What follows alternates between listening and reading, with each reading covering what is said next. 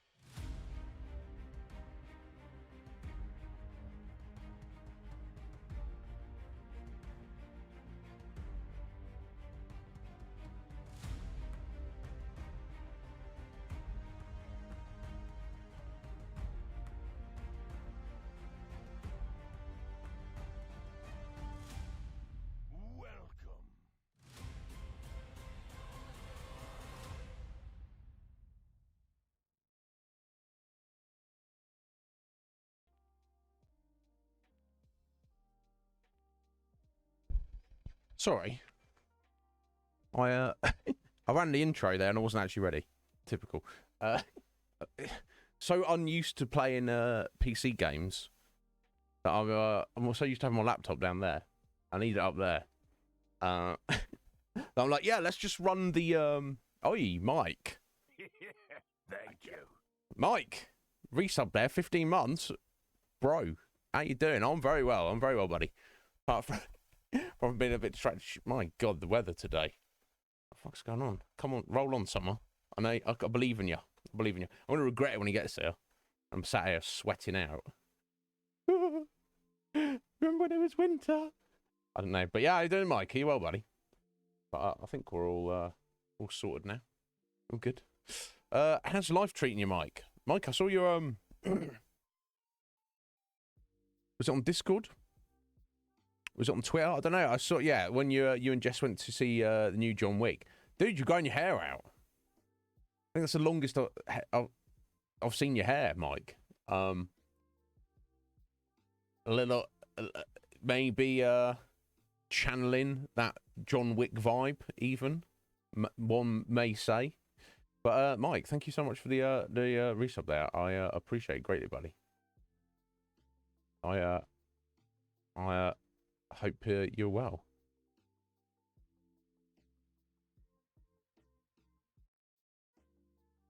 Yeah, no, it's looking good, dude. It looks good as sushi. Not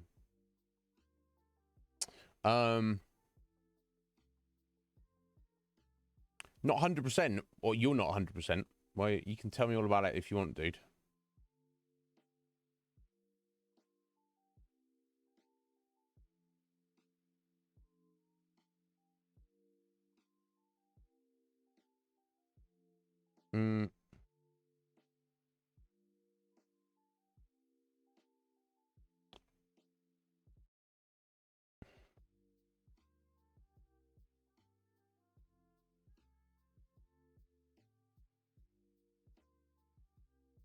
Sorry, something just caught my eye there. Just get rid of that.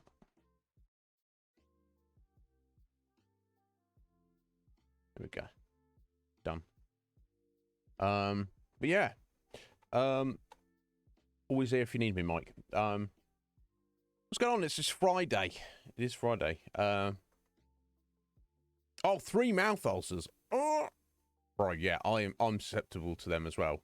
I technically have one in my lower jaw behind my bottom front teeth, right down there. Not as painful, but yeah, I'm very used to them. I once had one that was directly on the very edge of my lip, in the middle of my lower lip, and I was like, what the on my lip? What the fuck? Sort your life out, mouth ulcers. Yeah, annoying, like painful, but more just like annoying, isn't it? The 3, one's bad, 3. Still going to work, bro. Respect. I hope they appreciate you for that. And how's it going? Is it all right? Is it? I mean, it's never good, but is it at least tolerable? And just got to think about the money. I know you said they've been a bit weird about certain things a couple of months ago, but Hopefully that's all settled down now. Oh yeah, that is something I can discuss briefly. Saw a little article pop up about new Resident Evil 4 remake. God, I want to play the game.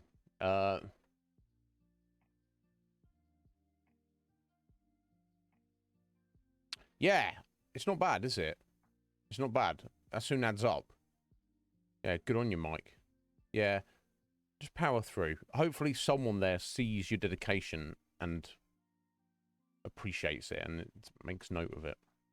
But yeah, we had a thank you to for guiding the raid to Dr. Blood Vomit. Quite wild name. Yesterday. But yes, Blood. Dr. Blood Vomit. Blood. Bloody. I don't know if they're down with that. Blood. Seems like a very nice person. Very nice indeed. Excellent voice as well. I can't remember the name of the game they were playing, but it looked wonderful. By the time I'd taken care of my stuff and got back, they'd already read it out. But yeah, friend of Roots, a friend of mine. We'll keep an eye out for them. Nice enough to drop a follow back. That's cool. Never needed. But, you know, if good to keep an eye on someone. I suppose if I guess if we get raid, I don't automatically follow somebody back. But it depends. It depends how the raid goes, and how the conversation goes, and what the vibe is. I guess. But yeah, here we are at the end of the week. This week's flown by. Doesn't every week. Every week does. But today specifically, yeah, I don't. It's janky old weather at the minute. Roll on summer. Yeah, this so I saw an article popped up. It said basically gamers are being whiny little bitches about Resident Evil 4 remake. Not all, obviously, but some. The reason being, so there's different difficulty settings on Resident Evil 4, as you would expect. And there's New Game Plus, like there was in the original. But there's a slight twist. So in the original, you had, I think, not easy, normal, and professional difficulty. In the remake, they've added an extra one apparently it's called Hardcore, which I guess is hard mode, and professional, the one that's harder than that, is locked behind completing the game. I think you just complete the game once, maybe on easy, whatever, you unlock professional, can play it again. However, your New Game Plus files can be carried over. So professional's the hardest difficulty, but if you just carry over your New Game Plus items from playing on easy or whatever, and all your money and all your ammo and everything, it kind of makes it fairly trivial. And if you're an achievement hunter, a trophy hunter, that's what I would do, and that's what I would imagine most people would do. I think Liz said yesterday, her significant other Jamie has got it and is blasted through it. That's what he was doing. He was doing his professional run, and he was running through with an infinite ammo rocket launcher. He's just yeeting it. Not difficult at all. Now, the professional setting on the original version of the game, it didn't have that. If you could, it had New Game Plus, but each New Game Plus file was restricted to the difficulty setting it was set on. So if you complete on normal, you do New Game Plus, but you can't up the difficulty. So to get the achievement on the 360 version of the game I've played, is there an Xbox One version? I don't remember. Probably. I love that game. Played it on various systems. You had to start from scratch, so it's very difficult. I remember it being it's definitely doable. It's no Akumu mode on the Evil Within, but it's tough. You know, I died plenty, especially near the end. I remember that, and in the middle, and actually just a lot in general. You have to be very careful, especially at the start of the game, with preserving supplies. If like the first enemy you come across, you just bang, bang, bang, bang, bang, bang, bang, shoot it with your gun to kill it. Then you have no ammo. And you're, oh, this is a problem. The idea is you're supposed to either take a headshot to stun them, which means you can follow up with a melee attack, or shoot in the leg to follow up with melee attack. And then if you knock them down, you can shank with your knife. So if you're very, very careful, you can kill a whole standard enemy, which may take anywhere between 4 and 12 bullets with a single bullet by using melee attacks and using your knife when they're downed. That's how you kind of have to play professional, at least at the start of the game, before you like get money and resources in. Which against a single enemy is not difficult. The problem is when you're trying to use those strats against like a group of 2, 3, 4, 6, 10 enemies, it gets a little bit hairy. But the gamers are crying about the fact that you can easily clear professional mode without having to do it from scratch. If you want to do it from scratch, you have to choose to do that. You don't just, the game doesn't force you to. And there have been these whiny neck-bearded gatekeepers who are always like, oh, the same and it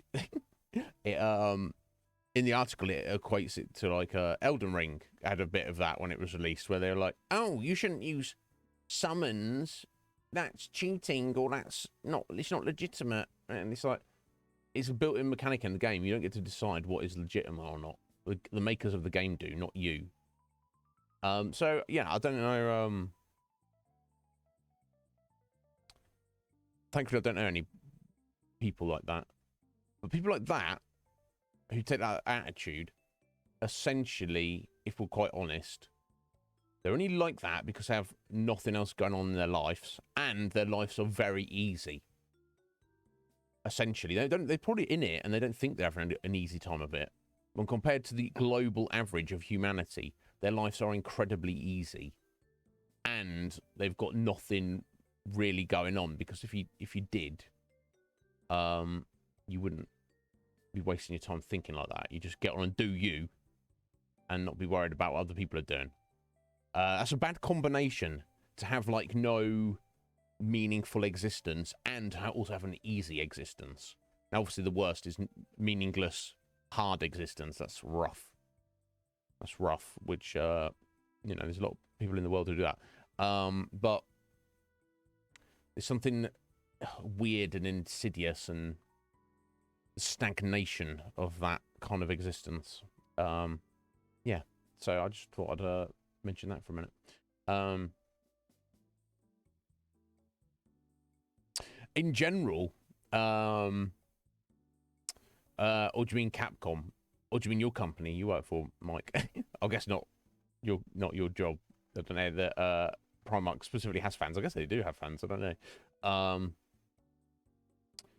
But yeah, you're gonna get a better product. But it's the eternal dichotomy. And my best example of this is Magic the Gathering. I love and hate Magic the Gathering in equal measure. Staggering amounts of both.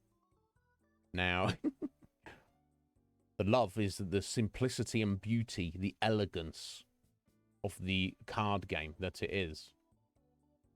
Wonderful, wonderful game. The hatred, though, is the marketing. It is a cash cow. The makers of the game, was owners now. They didn't originally create it, but Wizards of the Coast. They it's a money printing machine. That's all that is Magic the Gathering is to them. They don't actually care. And I can wax lyrical about if that what the game would look like if they actually cared about the integrity of the game, the meaningfulness of it. But they do not. So but because of that, Would I prefer that it didn't exist at all? No, I wouldn't. Obama waits right on out of my stream. Fuck it out of here.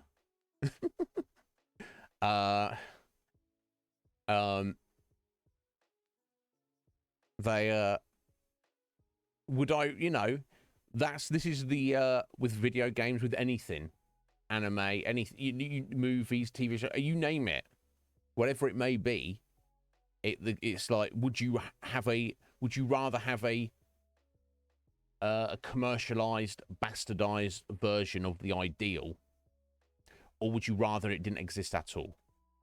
That's the problem, because you're not going to have perfection. Some things in their own domain may be perfect, but most things are not. Magic the Gathering can never be recovered from what it should have been. But do I wish it didn't exist or hadn't ever existed? No. I've spent so much time playing it over my life that and got a great enjoyment out of it. But I don't know. It's like that. So many things are like that. Yeah, and in terms of video games and Resident Evil 4 remake, Mike, I think there's as we go into the 2023 now, and as we go into the future,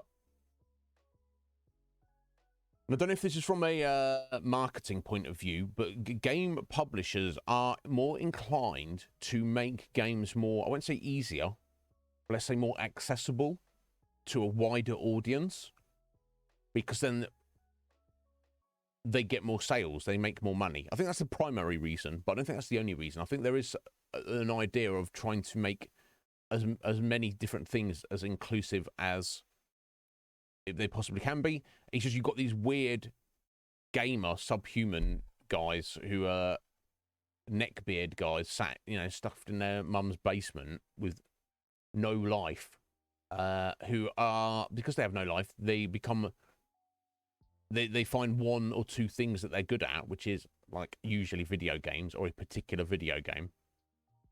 And then they become elitist and gatekeepery about that particular topic or video game or whatever it may be.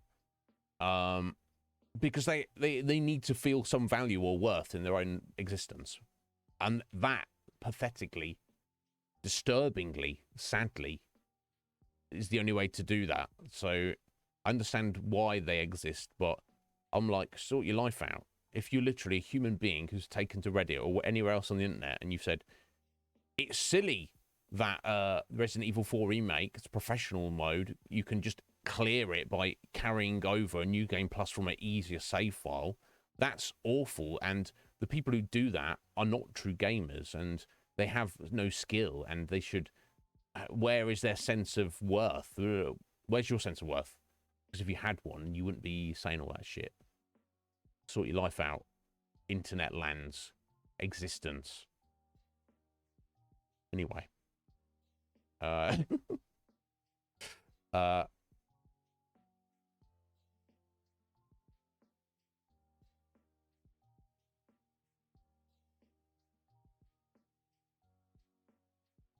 So that was my rant for the day. So yeah, here we are. I don't think there's too much I need else I need to mention. I guess we'll get into Inscryption, which is going fantastically. Oh, Root. Oh yeah, sorry, Root. We don't have we don't have links on, do we? And sort of took away your VIP. Yeah, I should just make everyone on the channel VIP. Yeah, that's annoying, isn't it? How are we going to get around that? How are we going to get around that? Because obviously there's people I'm happy to be drop links. Yeah, thank you, Root. We've got to find a way out of it though. How you doing today, Root? Are you well? I hope you are. Yeah, just say, I don't know if you just comment. Yeah, just saying thank you for guiding us to Dr. Blood Vomit yesterday. Keep eye out for them. Lovely person, seems like. Interesting game they were playing as well. I didn't get to see too much of it, but the presentation and vibe of it seemed very appealing to me. And the fact it's very story heavy as well. You know how I feel about that.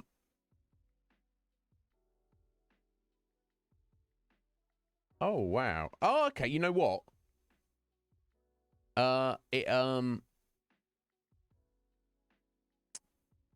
If you post a link and it comes up that it's blocked, it actually comes up on the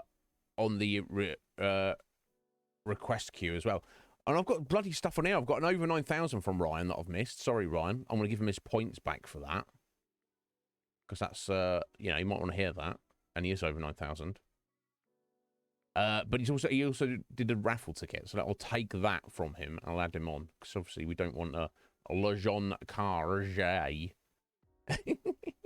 to be winning. So, and Ryan's always got to get his token ticket as well. So, which he hadn't actually done this month. So, there we go. Thank you, Ryan. Cool. Let's have a look at this. Yes, here we go. I'll drop it in chat.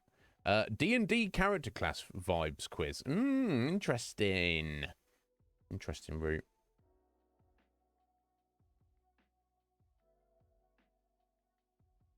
Yeah. Dr. Blood Vomit. You're like, ugh. But no, kind of like the complete opposite vibe. It'd be like, it's kind of like,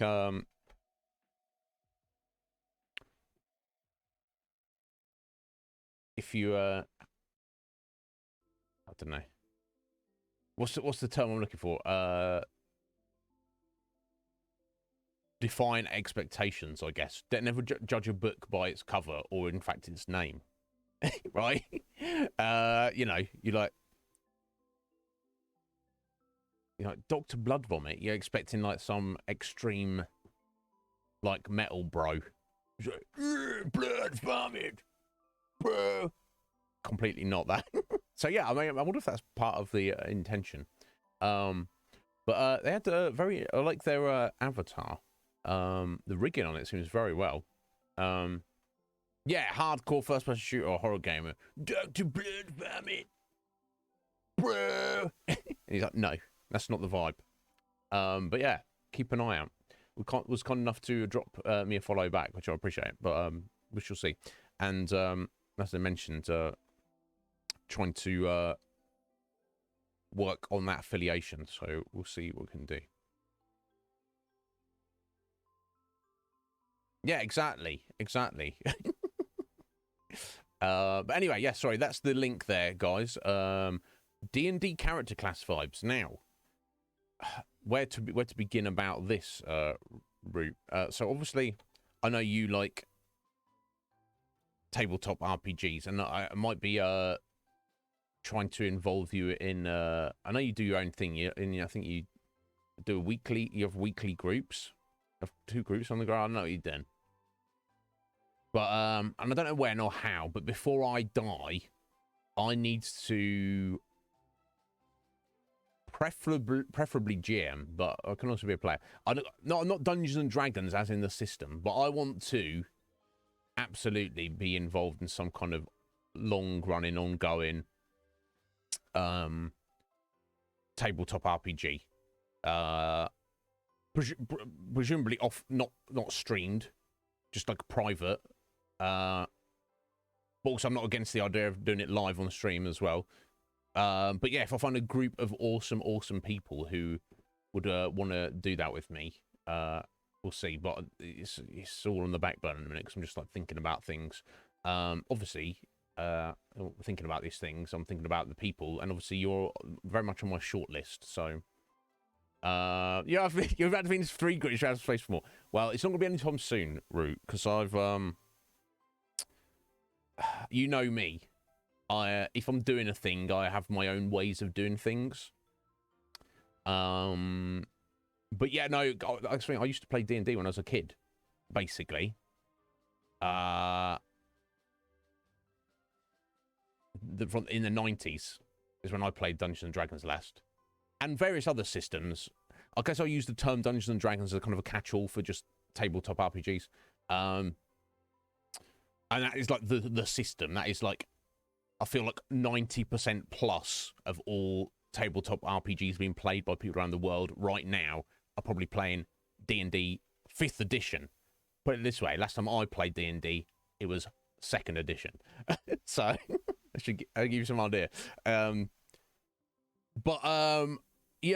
don't know about the system, and I don't know.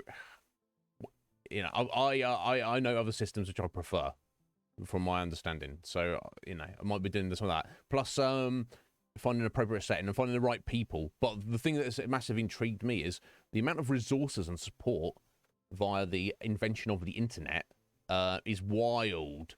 You can run your whole group online with maps and automated dice rolls and automated character sheets and all sorts of freaking wildness that I never could have even dreamed of many, many years ago. So I need to do a lot of research and reading and stuff. Not to mention, I'm not inclined to be like, oh, let me just pick up this setting here. This will do. More inclined to go homebrew route, which obviously that's like a million other hundreds of thousands of, not hundreds of thousands, thousands of hours of reading and writing and sorting things out. But if you're still with us in 10 years, Root, then I'll get back to you.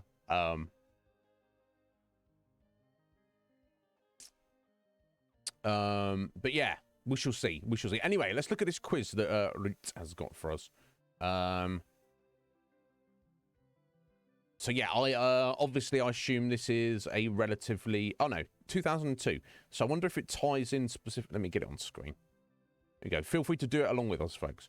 I wonder if it ties in specifically with 5th edition, or whether that's neither here nor there. And I wonder if it less than that, if it's Dungeons and Dragons specifically, or if it's just kind of like a more general kind of thing. But yeah, well, this is me we're talking about, Root. I get very distracted. But I'm that's the thing. I've been reluctant to talk about it recently, just because it's like it's nothing worse than people are hyping you up about a project or something, and then it never goes anywhere. I need to do a lot of work before I start trying to recruit people.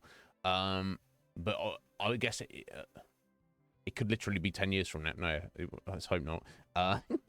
But I will be looking for at least players with potential of multiple players, even running separate groups at different times, or even doing one-on-one. I want it doesn't have to be set in stone with one group.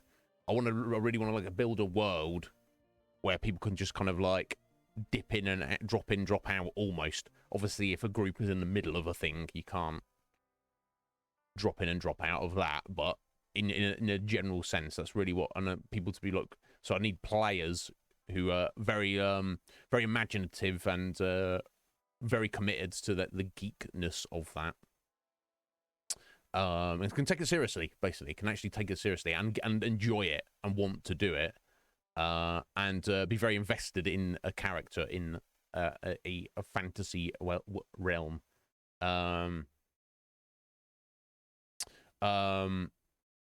Yeah, that's right. It doesn't matter with this quiz. It's still kind of the same thing. And in fact, me not knowing about 5th edition, I might not be able to see through the quiz we had yesterday about Final Fantasy Tactics, where I was like, I know what the result's going to be here. But also, even if people are not interested in playing, I would also, because obviously I'm going to need to build a world, and it's not mutually exclusive. But if people want to be involved in some kind of collaborative world building with me on that, I'm happy to, it's not a case of, oh well, I'm gonna want to be a player, so I can't be. No, you totally can. It's all open. I've got some pretty strong ideas of the fundamental framework, but it's a lot of, you've got to do all the colouring and shading, designing and building the puzzle.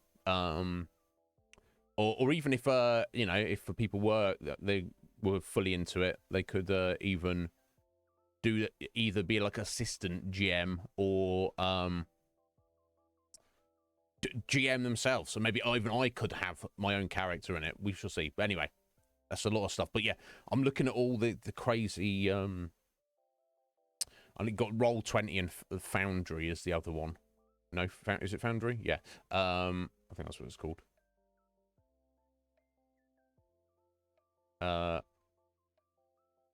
Yeah. I'm looking at those and just kind of like understanding everything it can do. It seems wild. Because that's what you want. With that kind of stuff, you don't want to be like bogged down with like, oh, let me take 5, 10, 20 minutes to check some rules and roll some dice, and everyone's like, ugh, let's move it along. Okay. So what I've picked up on it, Root, is Roll20 is the fundamental one that everybody's invested in, and then this Foundry is like a newer one. It's come out in more recent years. But has great. It seems like it's got maybe greater potential. But of course, if people are already like fully invested in a system, it's hard to move them. It's like if there's a new streaming platform that popped up tomorrow, called Switch. No, that's the Nintendo. Called I was about to say bitch then. Whatever. Let's call it Itch. There we go. And I was like, oh my god, this is like Twitch, but like everything about it is superior. But nobody's there, so it's like. Anyway, worry about all this later. Let's look at this quiz for now.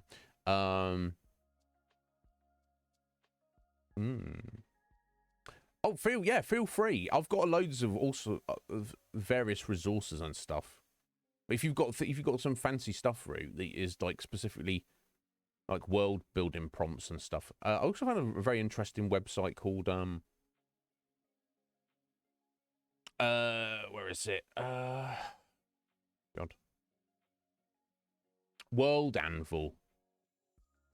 I don't think it has. It's basically like a resource just for like kind of the organization and writing materials. So it's not so much about stats and rules, and I don't know if it's integrated into those virtual tabletops, but it looks interesting. Something else I need to look at. I don't know if it's like if you've got Foundry, if you even need that. But anyway,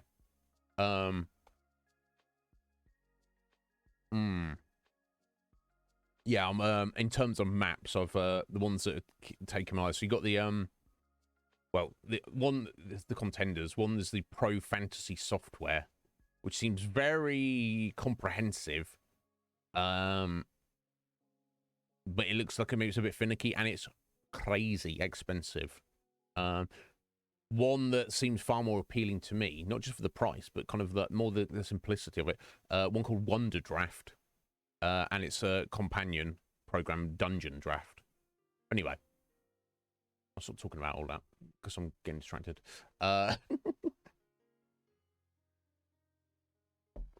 Yeah, here we go. Boom, here we go. Oh, let's shrink it down a little bit. You probably want to see my face to some small degree.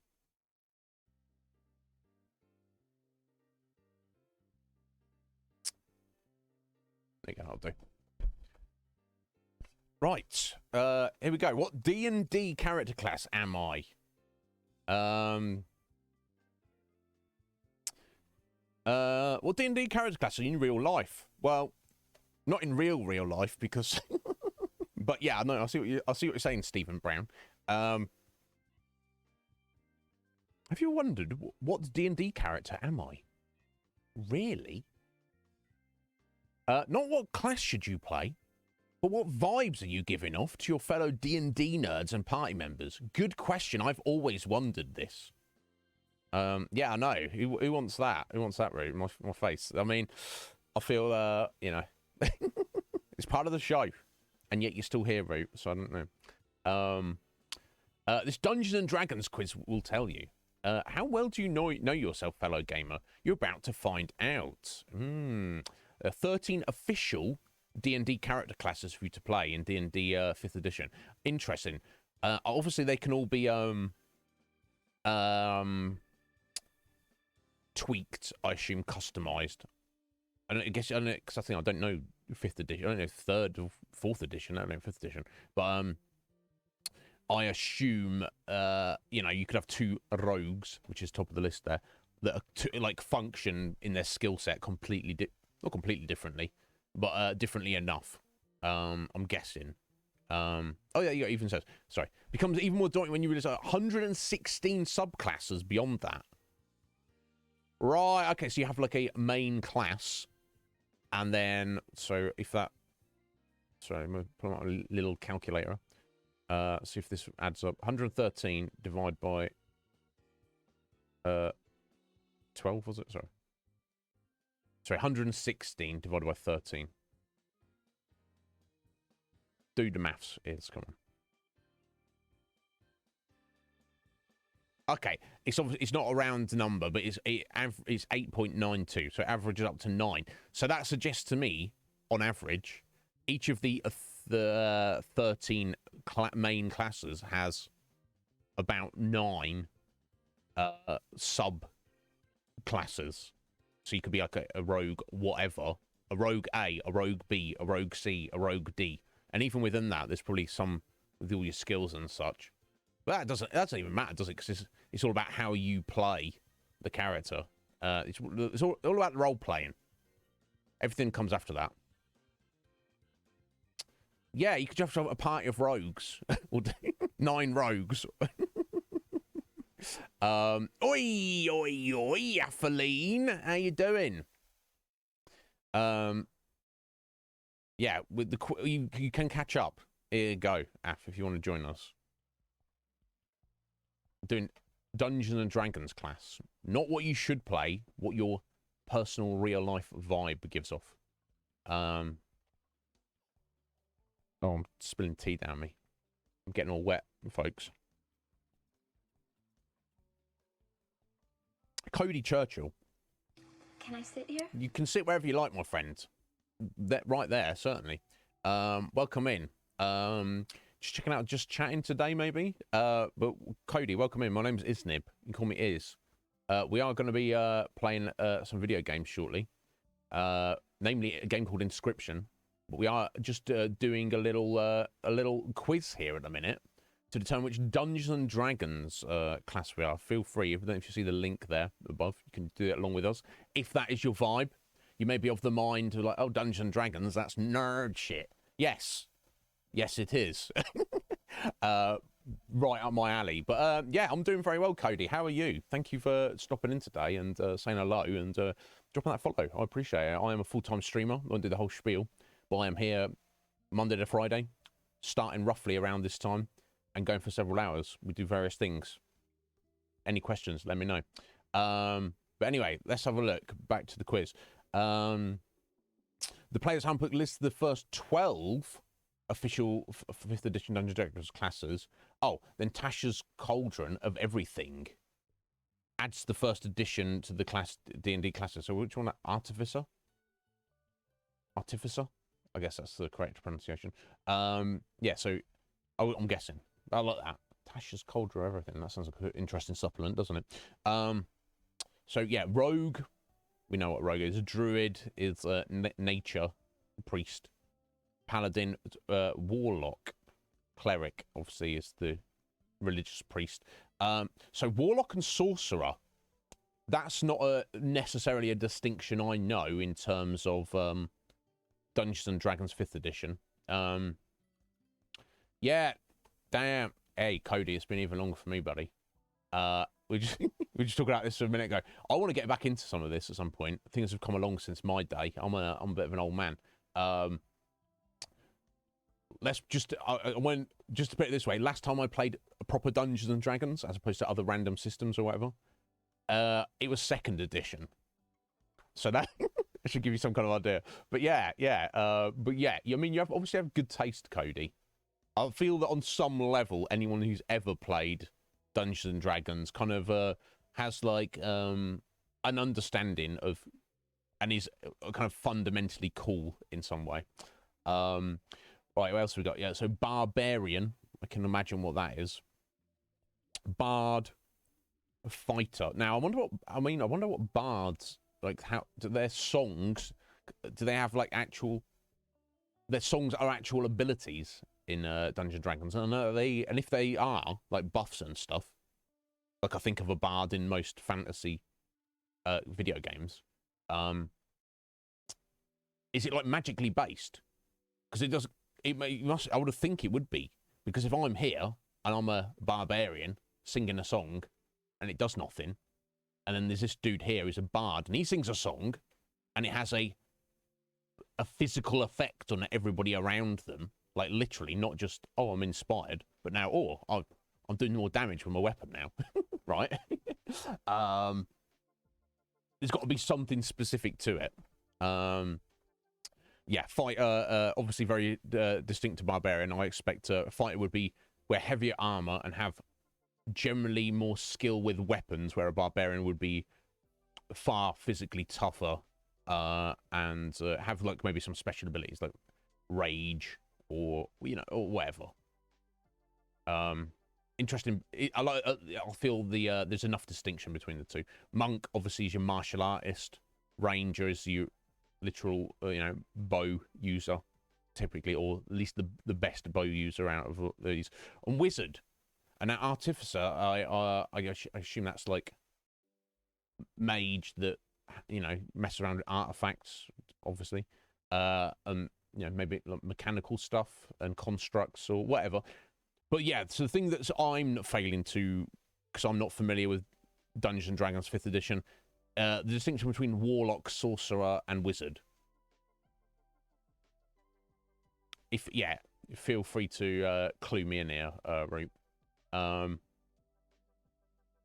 okay, there we go. Beat me to it, Roop. Okay, so a warlock is a magic user who literally makes a pact with some kind of demonic, some kind of entity, and they are like bound to that entity for magical powers. Whereas a sorcerer is just born with extreme natural magical abilities.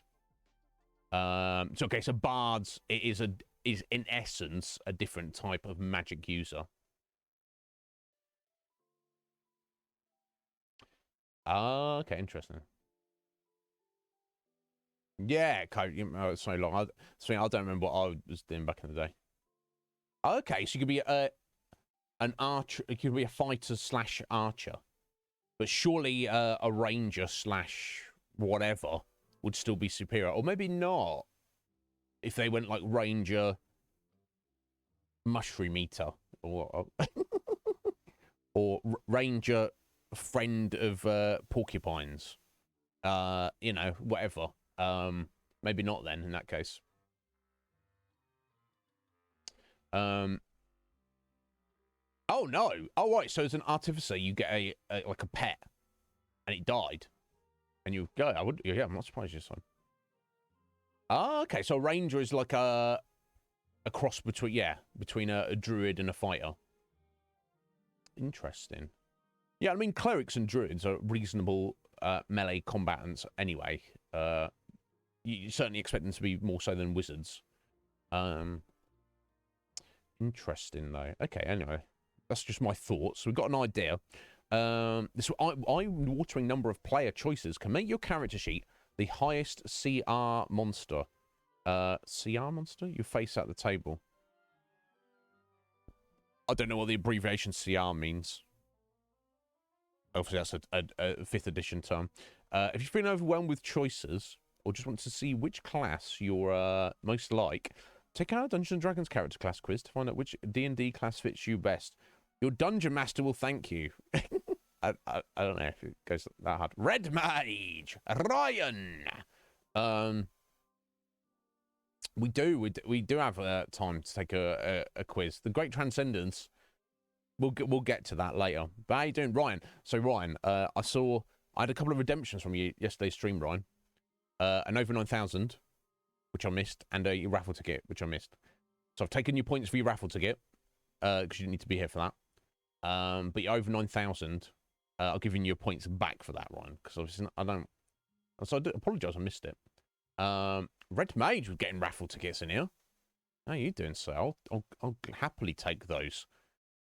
We must all come together to defeat Lejeune Carge. Okay, and you're doing a fine job of it, folks. I appreciate it. Oh, sorry, let me I want to see what's going on there. God, yeah. Good job I didn't click on the tab with the pornography, isn't it? No, there isn't one. I'm only joking. I'm trying to be funny. Or am I? But Red Mage, thank you so much. 9 raffle tickets for you, sir. Love to get your input, buddy, with your gaming knowledge and history. And of course, if you don't win, you're gonna flex anyway. So, you know, no harm, no foul.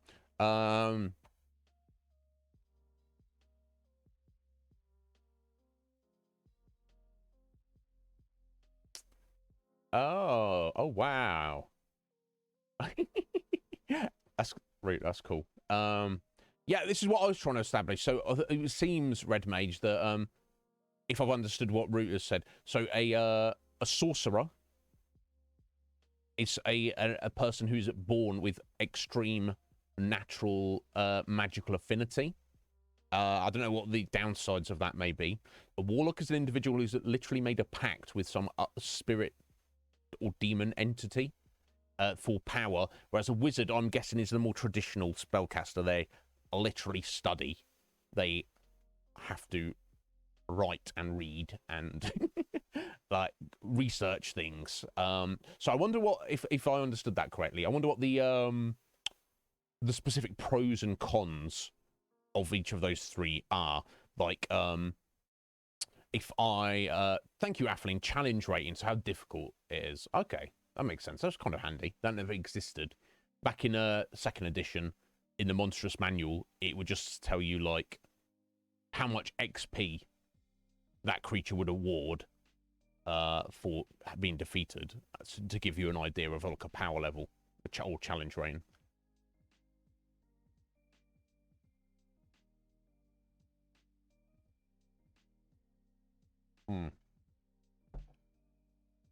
Blood Hunter as well. What the hell is that? Okay, thank you, Atheling. Generally, wizards have the largest number of spells to choose from and can swap every time. Right, okay. So you, yeah, that's what I think of as like a mage, a wizard from second edition. You have like a spell book, and there's X number of each tier or levels of spells you can memorize to use X number of times each day. It should be day, but long rest. So if you like, you taking the time to change those, right? Okay, so they're kind of more, I'll say, you know, they have more flexibility in their spell casting, but maybe they suffer a little less potency.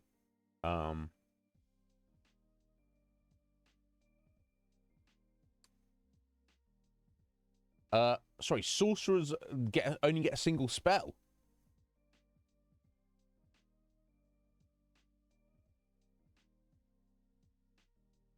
Yeah, clerics better be doing spells, or I'm putting a refund in. But yes, I hope you are well, fellas. Yeah, sorry, I'll drop the if anyone wants to do this along with us, let me just pull that link up again. Just a bit of fun here from Roots.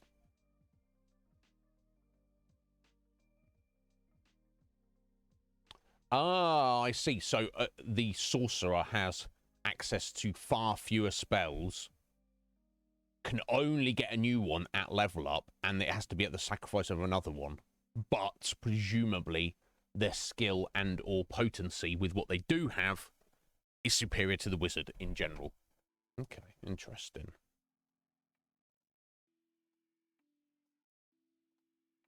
So yes, if you find out you're a crafty rogue with a natural 20 dexterity, oh my god. Or noble paladin, mystic healing powers. Decide whether you want to play your own class or mix it up by playing the opposite. Don't forget to choose your race. Alignment. Yeah, I'm not a fan of the idea of alignment. That's a whole other discussion. It feels like it. You know, people just do things. Your alignment is whatever you role play as. You know. Ability scores, adventuring gear, background 2. Grumpy mini. No, okay, yeah. Anyway, cool. Where's the start quiz button? You're not loaded up yet. Am I failing to see it? Stephen Brown, where is the button to start your quiz? Let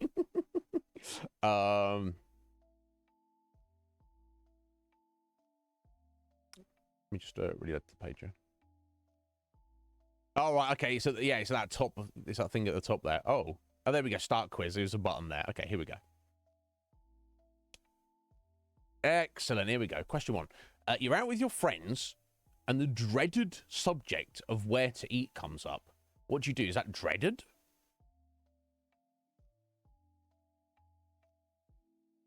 Now, obviously, this is to define our character class in Dungeons and Dragons, but I take the questions as though it relates to me, Iznib, the real me, based on reality. So that's how I answer these questions, because I feel like I give a more accurate reflection of who I am as a person. Because most of the time, if I was a player in a game, tabletop RPG, apart from maybe some nuances related to my character or the setting or the story, I'm mostly just myself. I'm not like I'm not trying to be something else. This is a sandbox for me to live another life as myself, if that makes sense.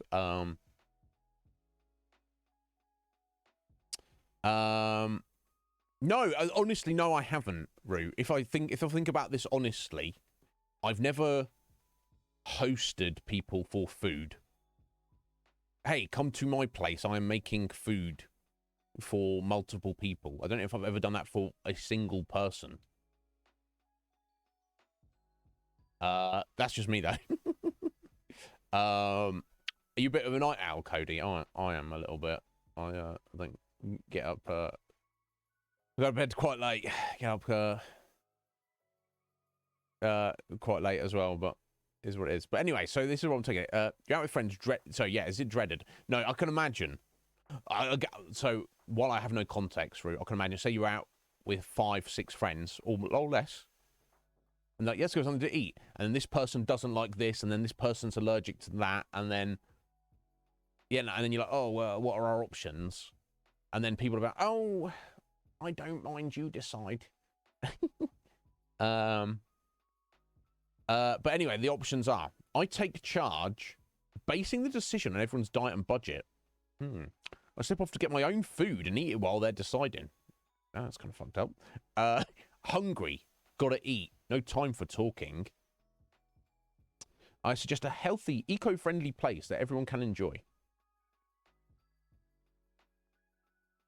Where we eat doesn't matter to me. I'll find something I like anywhere. Eating should be a complete sensory experience. I suggest the place that's known for their food and music. Yeah, some of that is very appropriate to me. Some of it is very not.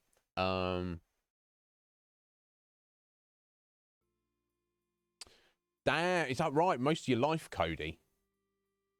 Damn, respect. Yes, you're probably very used to it now. Good on you. So, Cody, do you, when you finish at 6 a.m., do you go home and sleep right away? Or do you, like, hang out and then sleep before you... Is it work, play, sleep? Or is it work, sleep, play? Because I've worked weird shifts, not like full-on night shifts like that, but I'm always like, have to have my fun, enjoyment, or relaxing time after work. My friend Lejean Cage, he's the opposite, and also I think Maleggio used to do it as well. They would wake up, regardless of what time of the day it is, like hang out, have food, play video games, stream. And then be like, okay, sorry, guys, I'm off. I've got to go to work now. Go and do their shift at work, then come home and immediately go to sleep. That's difficult for me to do that. It has to be the other way around for me. Damn!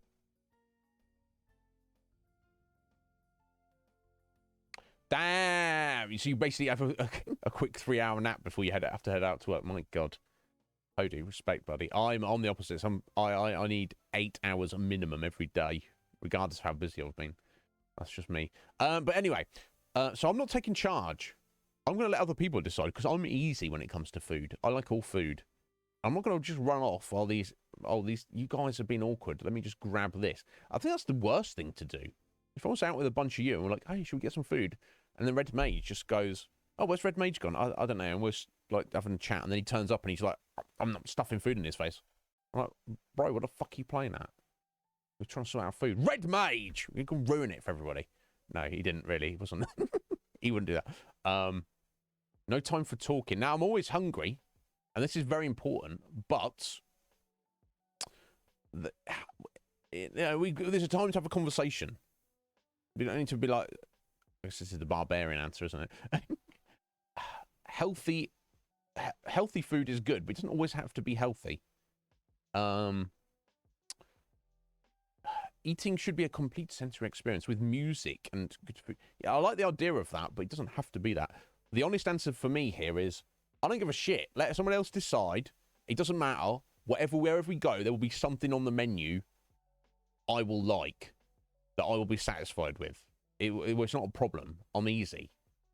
Doesn't matter to me. There we go.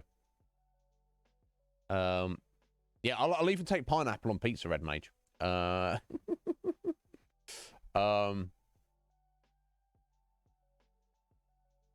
Question 2. Your friend wants to go shopping, and they give you a list of places they plan on going to. Which are you most excited about? Okay. Probably none of them. I don't like going shopping for myself, let alone my friends. But let's see the options. A small local bookstore. Old record shop. Huge outdoor sports store. New electronics retailer. A metaphysical store. It's a store that doesn't really exist. We're going to a store of our imagination. Is that what it means? You're a wizard, Ryan. Oh, root as well. A store that sells stores. Is that literally what it means? Oh, is that what it means? You feel, Athaline? I would have called that an esoteric store, rather than a metaphysical. Or maybe there's even a better word than that. But okay, we'll take that as it is. Okay. Crystals and tarot cards and stuff and dream catchers and incense. Are they selling weed? No, they're not. It's not a dispensary. It's calm yourself. Alternative apparel place in an old factory. I'm excited for them all. I always find that what I want and magically get the best deal I'm out. I don't do that. So honestly, of those, if Root was like, yeah, it is, we're going to all these places. I'm like, oh, Root, we have to go to all of these places. The one that I would be, I guess, most excited about, aside from the, okay, I mean, I'm not against the crystals and the tarot cards and the rest of it, but yeah, I was confused then. I was like, it's what it meant by that, but let's assume that's what it mean. Yeah, exactly. So it would be the small local bookstore, absolutely, because if it's all like secondhand books, even if you don't find anything, it's just like a nice vibe. I like it. I would have one. I would own one myself in real life if I could. Yeah, I mean, if it was like brand new books, but if it's like piles of like secondhand stuff and it's all dusty and it's like a maze and a treasure trove, yeah, I'm gonna assume. I'm making assumptions. That's what I want. When you're walking with your friends, which do you tend to do? Okay. Interesting. This, I don't think about this. This kind of it depends who the friends are and where you're at. But anyway, let's go to the options. I'm in the front so I can keep anyone from getting in our way. I walk in the front, making sure we're going the right way while watching for traffic and other hazards. I walk in the middle so I can enjoy the company of all my friends. I'm in the back, usually deep in my own thoughts. I'm usually in the front, wherever I need to be to keep everyone together. I loosely follow the group. I do my own thing, but also pop in and out of the conversation. I don't notice when I'm missing. Okay, interesting. It kind of depends, doesn't it? If I'm in a place where I've never been before and I have no idea where we're going, I don't feel I should be leading from the front. Because I'm like, if I go and like visit one of you guys, and you're like, "Yo, it's we're going out on the town," I'm like, "Yo, let's go," and they're like, "Wait, where are you going?" I'm like, "You're going the wrong way." I'm like, "I'm just going, bro. I don't know what I'm doing." But if it's like somewhere, if it's like the town I live in, then yeah, I'm typically.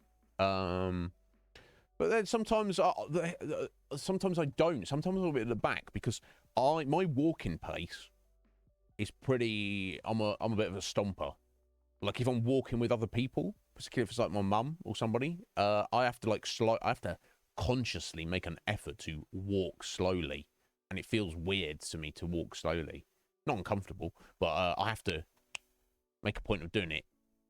Even if I consciously think, oh, I need to not walk so quickly, but I'm not consciously thinking about it, I will walk slower than my usual solo stomp speed, but it will still be much quicker than what is required in the given situation. I'm relatively tall. That is true, Root, but I'm also, I guess it's like maybe not agoraphobia because I'm worried about wide open spaces, just like social anxiety and just general weird anxiety, awkwardness. I don't like to stroll. If I'm outside, if I'm out of the house, it's because I have to go somewhere and do something. I'm not just out for fun. So I'm at A and I need to get to B. So I'm, if I can exert a bit more effort and save a few minutes, I want to do that unconsciously. It's not even a choice. I'd find it difficult to slow down. So yeah, so it definitely wouldn't be in the middle of the group. And I wouldn't say loosely follow the group. So it might be at the back in my own thoughts. Yeah, I don't tend to, like, if you're walking down the street with me, I'm not going to like engage you in conversation necessarily. Now, if it's just me and thee, I might. But if it's like a group, like if there's like 3, 4, 5 of us, I would probably just let everybody else talk. I'm here if they need me, but I don't need to be the center of attention or, make small talk or anything. But depending on the place, I might be at the front, like leading the way. I don't mind leading the way, necessarily. Yeah, it varies. It varies. But if I was in front, people getting in our way, I don't know about that. Yeah, going the right way while watching for traffic and other hazards. In the front, wherever I need to be to keep everyone together. That's obviously very important as well.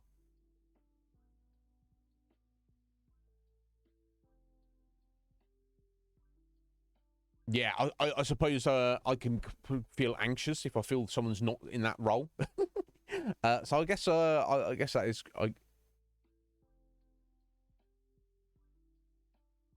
I guess I'm going to go for that one. Usually in the front, wherever I need to be to keep everyone together. That makes sense. 4, you're going to get some new footwear. Which are you getting? Sandals, trail shoes, boots, skate shoes, tennis shoes. I don't know, but whatever I get will be perfect. So obviously, based on this question, it's obviously is talking about real life, isn't it? Because I don't think in most fantasy sets they have like tennis shoes, for example. Typically. I don't know, but whatever I get will be perfect. Usually not. I'll research the best possible option for my specific needs. I guess technically that's true. I'm not, light up sneakers or maybe Heelys, roller skates. I guess my needs are not such that, like, if I was going mountain climbing, I'm not just going to get skate shoes, even though that is kind of what I'm wearing all the time. So I guess technically would be the most accurate. Yeah, I'll do the research. Actually, I don't specifically do research because my footwear is for walking down the street or mostly just sitting in my house. So I guess I do the research part of it. That makes sense. We can light up sneakers. Yeah, I'm not against it.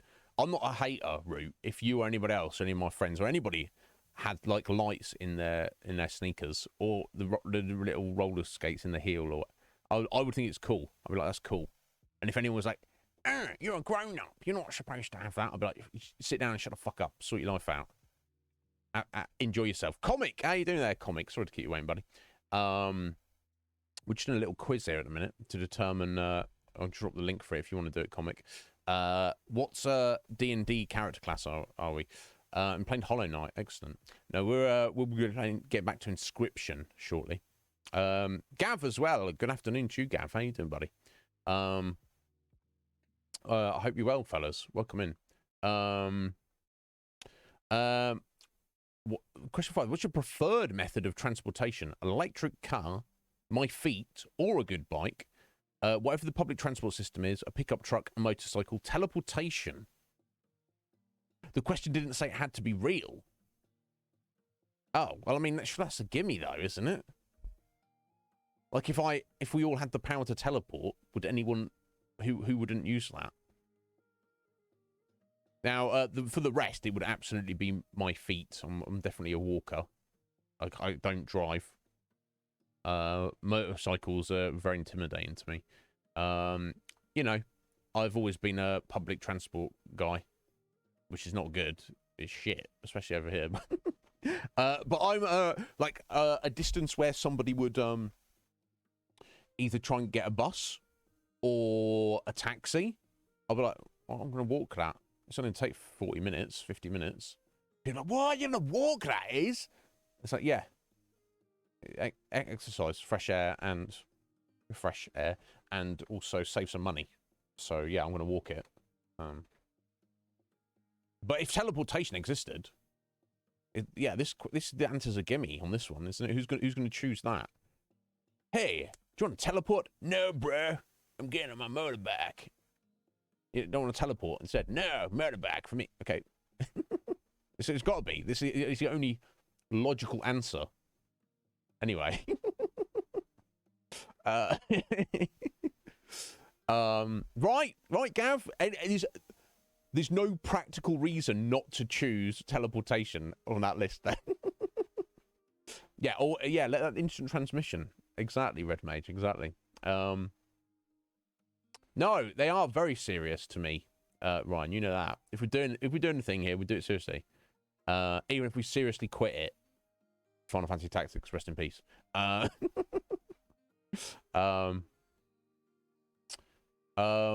So 6, yes, you're going to the zoo with your friends.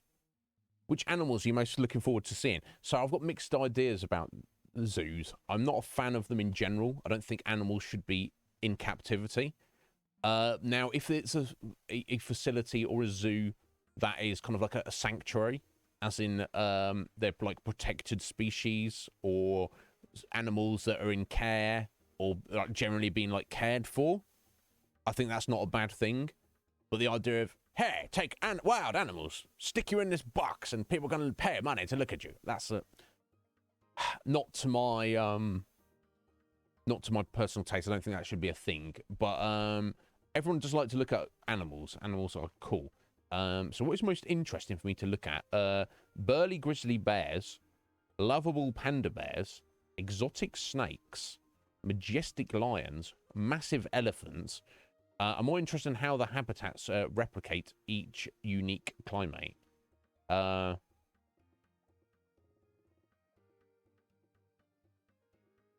not even sure exactly what that statement means.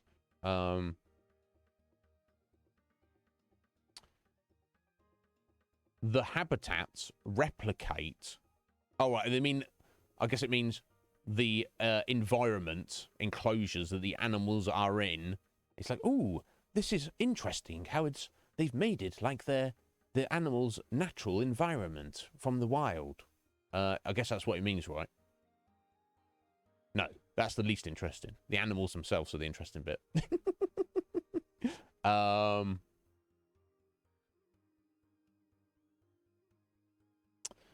Yeah, majestic. That's nice. That's not how you spell majestic, is it? Majestic spelled with a J, isn't it? The majestic. A lion mage. That's cool. Yeah, okay, cool. I didn't spot it initially. Then I looked at it. Yeah, red mage is down with the mage Estic. They're Leonins. Yeah, exactly. Exactly. Right.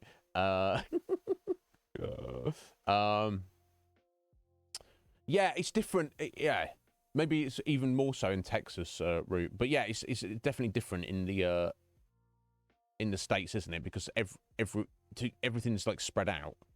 You need transportation to get anywhere. That's why like everyone has a vehicle.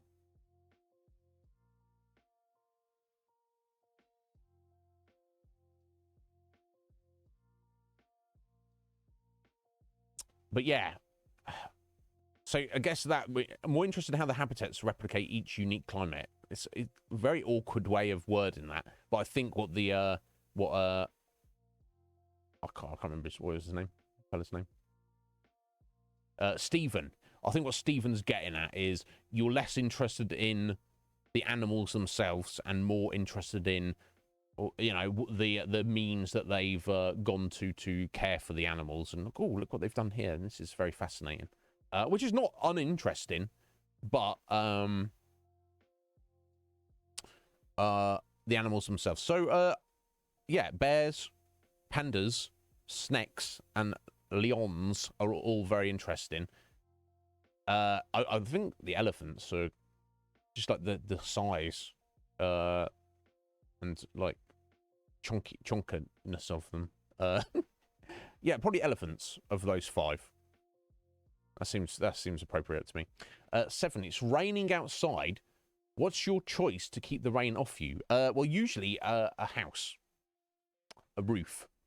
That's the one that I usually go for. But anyway, classic oversized yellow raincoat, waterproof full-length hooded trench coat, a sporty hiking jacket. I don't need protection from the rain.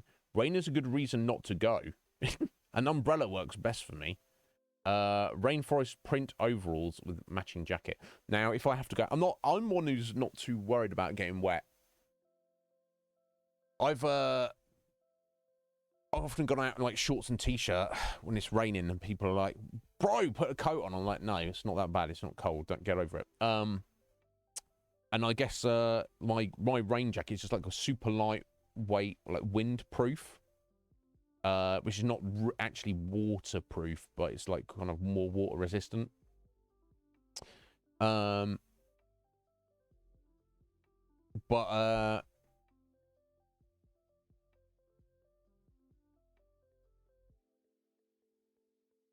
yeah, maybe a little bit.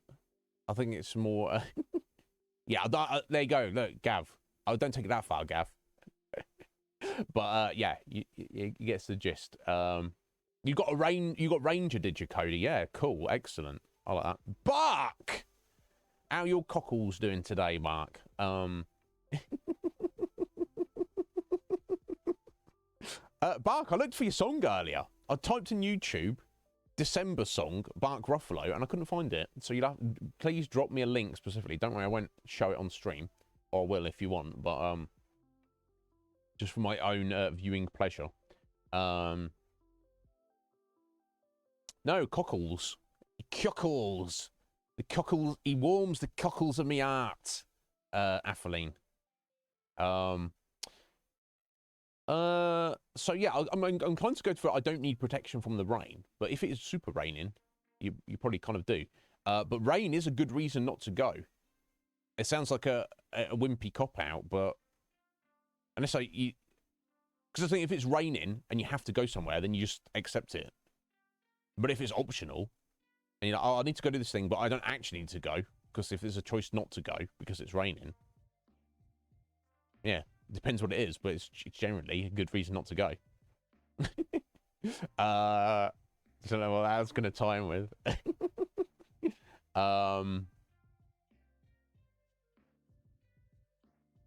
Bart's going to sing on stream. Oh, has Bart got a channel point redemption for that? Anyway, when you're doing a group project, what role do you typically fill? Oh, don't get me started on this. I'm usually the project manager. I make sure everyone is doing what they should and everything gets done. I'll try. I'll fill whatever role is needed. It depends what the project is, doesn't it? Group? I don't need a group. I take the critical, high-pressure role that only I can do right. I'm the presenter. It's the obvious choice for me. I'm the best at the technical part. Seems like no one else knows how it works. Cody, thank you for stopping in, dropping that follow and hanging out, buddy. But yeah, Monday to Friday, always here doing something. You're more than welcome to join us anytime. But you get on that nap, bud, and I hope you have a great life until next we speak.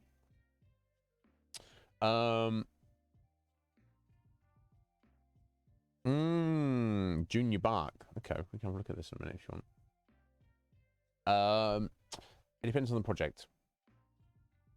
But in terms of like we can use in reference of recent project of the Conflux or upcoming project of potential world building for tabletop RPGs. I guess I am usually the project manager. I have like the overall vision, and I try to rally everybody together and kind of work with each person individually. Like, you know, what can you contribute? What do you want to contribute? What can, you know? Here's your task. You let me know what you need from me or the team for you to facilitate the execution of your task. I guess generally in life, I've always been a bit of a loner. But I think everyone needs a group. You kind of actually do. You might think you don't. I'm happy, but if it's someone else's project and I came into it and got invited into it, I would happily fill whatever role. But I suppose, if I'm honest, I'm not like a backseater. I don't feel like I am. But if I have doubts about the project manager, it's going to make me less invested in the project. Like if I'm looking at it, they're not doing a very good job. Why should I put in the effort if they're not putting the effort? Critical high pressure role that only I can do right. I guess that's somewhat correct. If there's a particular thing and I genuinely feel that everyone else involved in the project cannot fulfill that role, I'm not just going to give it to somebody else and hope for the best. If I genuinely think I can do the best job of it, and yeah, I will step into that. I like to think I'm generally a good presenter, but I can waffle on a bit. You guys know this. A little bit. It's like, get to the point is, what the fuck are you talking about?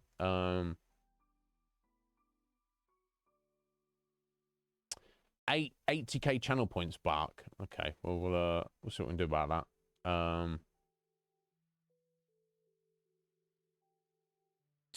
Technical parts, I can be depending, but usually there's someone even more technically minded than me. What's most appropriate? What do you typically feel? I'm going to say project manager. It seems a bit cocky, but typically that is how it goes when projects are getting done. Talking about tabletop RPG specifically, back in the day. This was after Dungeons & Dragons, but excellent setting. None of you will have heard this. Very niche. A game called Slay Industries. Super cool setting, like super futuristic dystopia. Essentially, well, like one corporation, Slay Industries, like owns everything. There's all like weird, esoteric secrets and clearance levels and stuff.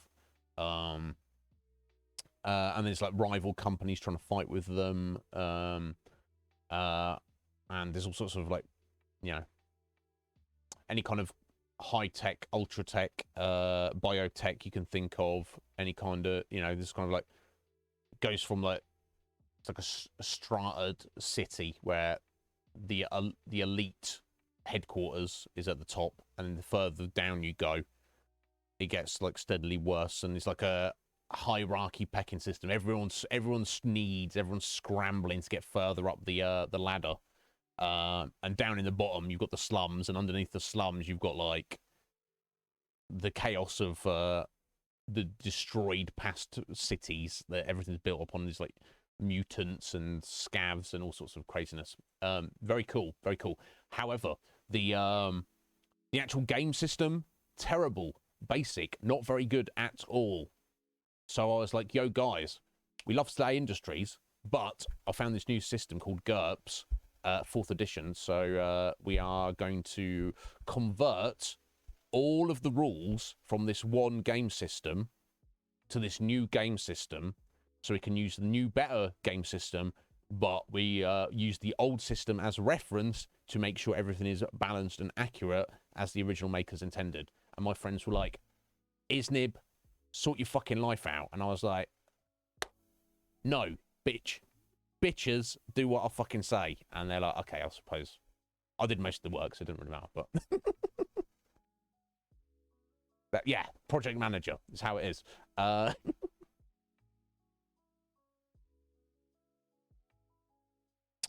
will let me know when you're there. I want to see Mark sing live. Question 9. While at a park with friends, a lost child comes up. She cried. How do you handle it? I pretend I don't see them and quickly move away. Oh my god. There's plenty of other people around. Someone else will deal with it. No.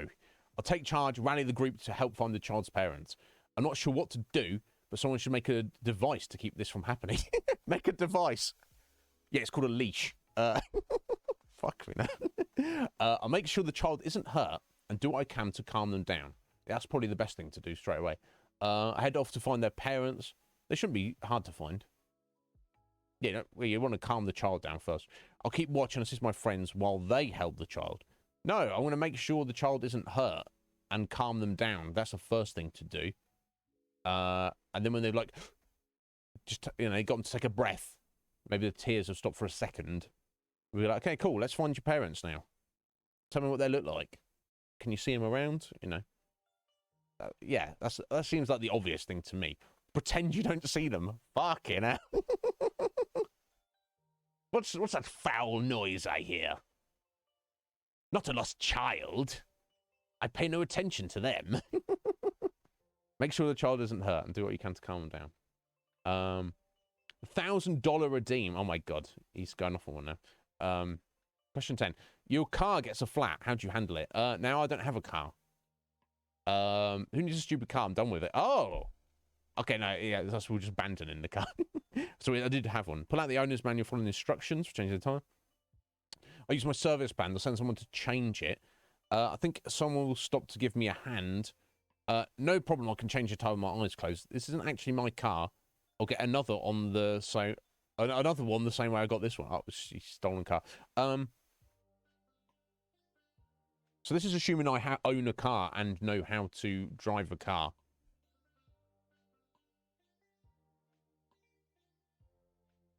I'd like to think if I did own a car and know how to drive, I would have the foresight to learn the ins and outs. Now, not to repair a broken engine, but something purely basically mechanical, like a flat tire, changing a tire. I'd like to think I would make the effort to learn how to do that. I'm not just going to assume that someone's going to stop by and help. But you probably would have a service plan anyway. So we have to consider the hypothetical that I do own a car and I do know how to drive it. So if we take that to its logical extension, you don't have to abandon your car. I'd like to think that I would just get on and do it myself, especially with my mindset of not wanting to deal with other people. So let's go like that. Pretend like it isn't there, but just keep driving. No, it's fine. 11. While we're out with friends, a stranger stops to ask for directions. What do you tell them? I consult my friends, make sure I get the best information so I can give them the best directions. I don't know where they want to go. I do know an awesome pizza place. They need to... No, not that. They're not asking for that. I'll personally guide them to where they're trying to go. No. I'll give them the wrong directions. They should prepare better next time. Maliciously send them the wrong way. No. I tell them about different tools they can use, such as a smartphone or a GPS, and then give them my personal recommendations. How passive-aggressive can you get? I have some fun intertwining the directions with the story or riddle. No, we're going to consult with our friends and give them the right information. 12. Which of these describes your ideal bedroom? Oh, interesting. Serene setup to help me achieve my center and state of restful peace. I like it dark with blackout curtains and macabre curios. A roof, a door, a bed, and a place to store my gear. That's it. Books and book accessories. A magical feel. Okay, who doesn't like a magical feel and books and book accessories? But I don't need them in my sleeping chambers. I need to be a creative space with inspiration and ways for me to create again. Now, it depends where you live and what your situation is. I have 2 rooms. I have my bedroom, where I store stuff and clothes and where I sleep. And I have this room where I stream, play video games, eat my meals, and do my workout and everything else. I wouldn't be against like having bookshelves in your bedroom, but I feel they're more practical to have in your. I don't need them there. I'm not like doing work in my bedroom, like sitting down to work on stuff. Bedrooms for sleeping and storing shit. I don't need to be in there otherwise. I don't want a roof over my head. I prefer the night sky. That's insane. Now, the night sky is beautiful, and there's obviously some benefits spiritually to sleeping under the stars. You don't want to make a habit out of it. So,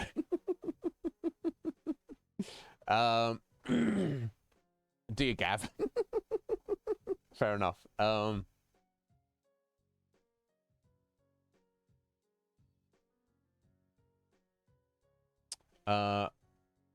Yeah, I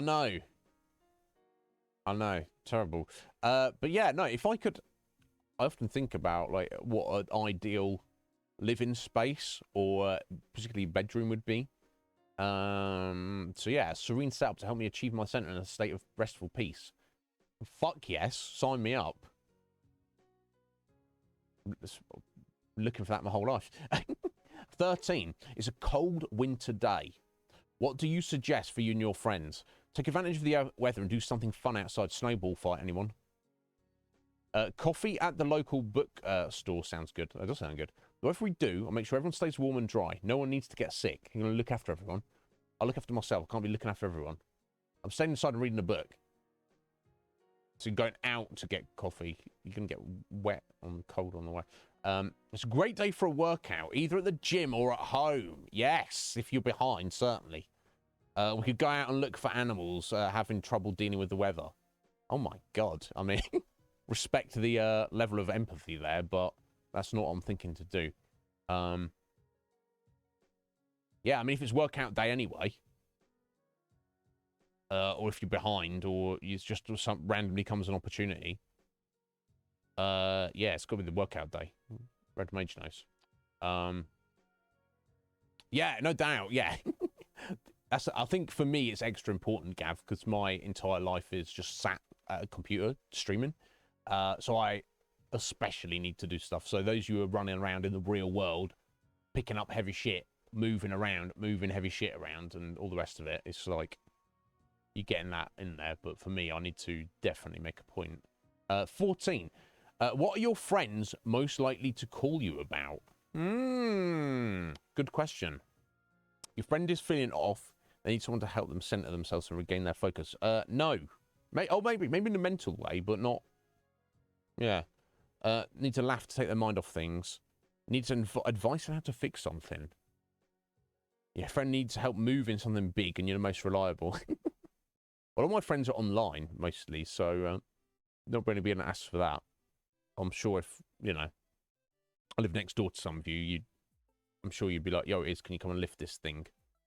What thing though? Your friend wants help getting revenge on someone, or at least planning it. Fuck my life! I've never been asked for that. Have to be very extreme circumstances for me to take part in that. Your friend needs advice, and your advice seems to be right. how is that different to this?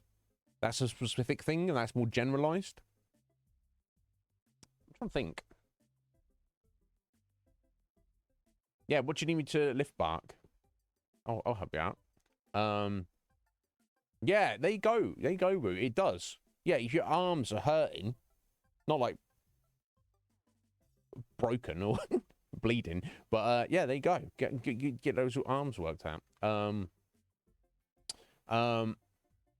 Yeah, my computer is okay. Whereas what the fix something, my computer's broken. I did yeah, I mean, a few weeks ago, Squidge was having problems with her capture card, and I stepped in to try and help her out. I didn't know if I had any answers, but I did give... Yeah, so I guess that's... Sorry, Squidge, we're going to use you as an example. So, yeah, I think that is the correct answer in this regard. Your friend needs advice on how to fix something. I think that's right. You know, I'm not that useful, but at fixing things. Yeah. And I could definitely give advice on stuff like that, Root, and I have done, but just using, you know, none of those were specifically directly defined. Anyway, 15 is game night. Oh yeah, bring it on. You might be playing board games, party games, or D&D. Why do your friends want you on their team? Who here doesn't want me on their team? Get your head out of your ass, is. All of it. I know the rules, and I'll make sure they're followed. Now, obviously, it's a new game. I don't know the rules. I'm relying on other people. But I'm the kind of person that if someone's like, Brute's like, yo, come play this game with me, I'll be like, cool. And Brute's like, I'll teach you the rules as we go along. I'm like, cool. I'll still be like, can you just send me the rules anyway, so I can read them myself? I want to know. Just so I like to just have that knowledge myself. I'll lead my team to victory. Yeah, I can get fairly competitive with some stuff. Depends what it is. So maybe that one. I'll make sure everyone is acknowledged and gets an opportunity to play. Yes, if we're talking D&D, absolutely. I'm not always the best at every game, but always try my best, of course. You can't expect no less. I can say luck doesn't matter, but my team seems to win a lot more than they lose because I'm on it. Again, depends on the game. Win or lose, I make the game fun. Yeah, it should be. I've definitely played games where when I used to play Magic the Gathering with actual cards many years ago, people I would play with would be like very victory. Winning the match seemed to be far more important to them than it was to me. Like, that was the reason to play, was to win. Whereas, like, no, the reason to play is to play. A win should be valued, but a loss should also be valued, right? And they're like, what? No, they're like, like if they lose, they'd be like, no, I lost. And I'm like, why is that so upsetting to you? I don't know. I don't know what it is. But, yeah, so I like the first sentence of this. I know the rules. I'll make sure they're followed. I'll lead my team to victory. I certainly would try to, but it's difficult for me. Like in a lot of these situations, I get because I'm getting excited about it, and I'm like, yo, guys, let's do this, and it's important to win, and I can come across as a bit not belligerent, but a little bit too controlling, and I do need to be checked for that. If I'm on a team to do one of these things, I definitely want everyone to partake and be acknowledged and have an opportunity. There's nothing worse than like a tabletop RPG dynamic where you have like a couple of players who are very outspoken and confident, and then someone maybe it's like the first time or they're not too sure, and they kind of like get pushed to the wayside. No, I'm not about that. You at least can't force people to get involved, but you've got to encourage, haven't you? And acknowledge them. Yo, Squidge! How you doing, Squidge? Don't play games with Mark. Try hard. It depends on the game. No, I like I like losing as much as winning, as long as I feel. But yeah, anyone who's like, "Brr, I win." We'll play Monopoly, motherfucker. Sit down. It's you're tired, are you? Oh, you Liverpool. Oh, you got another Comic-Con, Squidge. Oh, interesting, Gav. Is that in person or is that online? Now, and did you say it's her first time running a club or it's the first time ever playing the game? And are you taking part yourself? Damn, Squidge.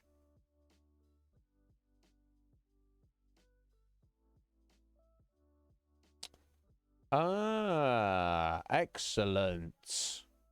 Excellent, Gav. Respect. Absolute respect. I assume they're doing 5th edition. Well, yeah. Just gotta have fun with it. That's all you gotta do. Yeah, it's the novelty wears off soon, doesn't it, Squidge? Anyway, I'm glad you're all right at least. 16. I would give you this quiz, Squidge, but we've I can give it you anyway if you want to do it. Just you whip through it maybe, but D&D character class. 16. You and your friends are traveling to another country. What are you most likely to do? Spend a lot of time reading up on hotels, transportation, and attractions before we go. Okay, so... Okay. So this is going to be what research are you doing before you go? Okay. Find the best natural attractions and any interesting animals I haven't seen before. Okay. Could be dangerous. I don't know where you go, what these animals are. We'll check local customs and find places with positive energy that we can visit. I'm going to find unique items only available there so I can bring them back and resell them.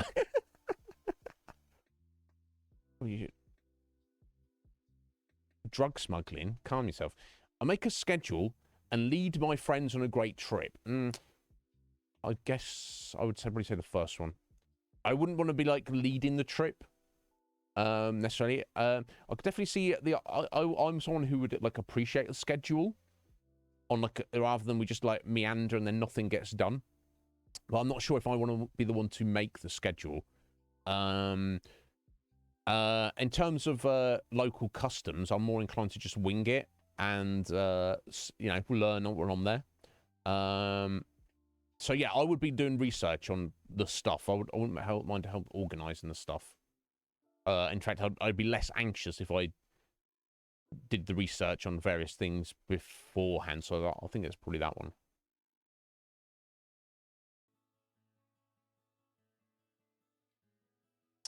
Oh wow, oh Gav, very cool.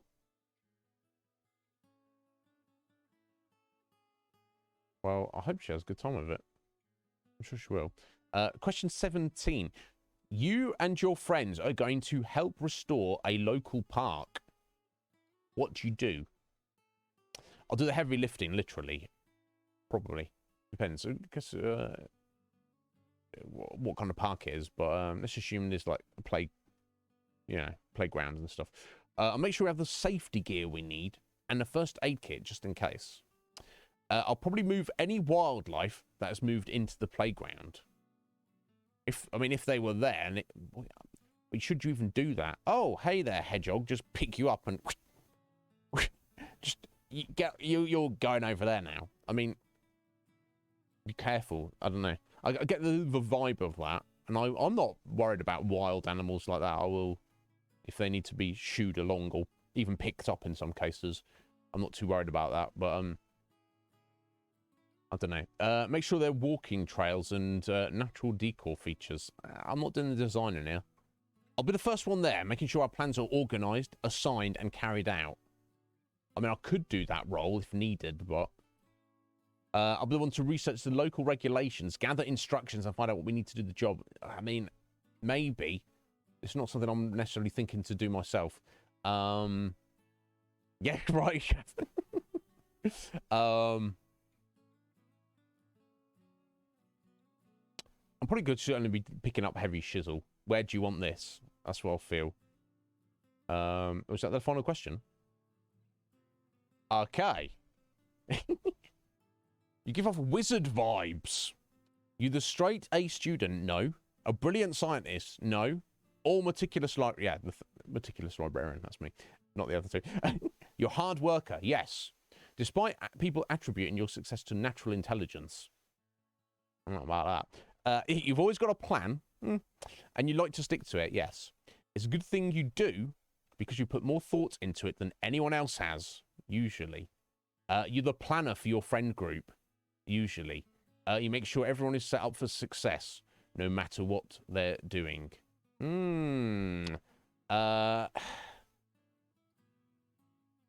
Iznib.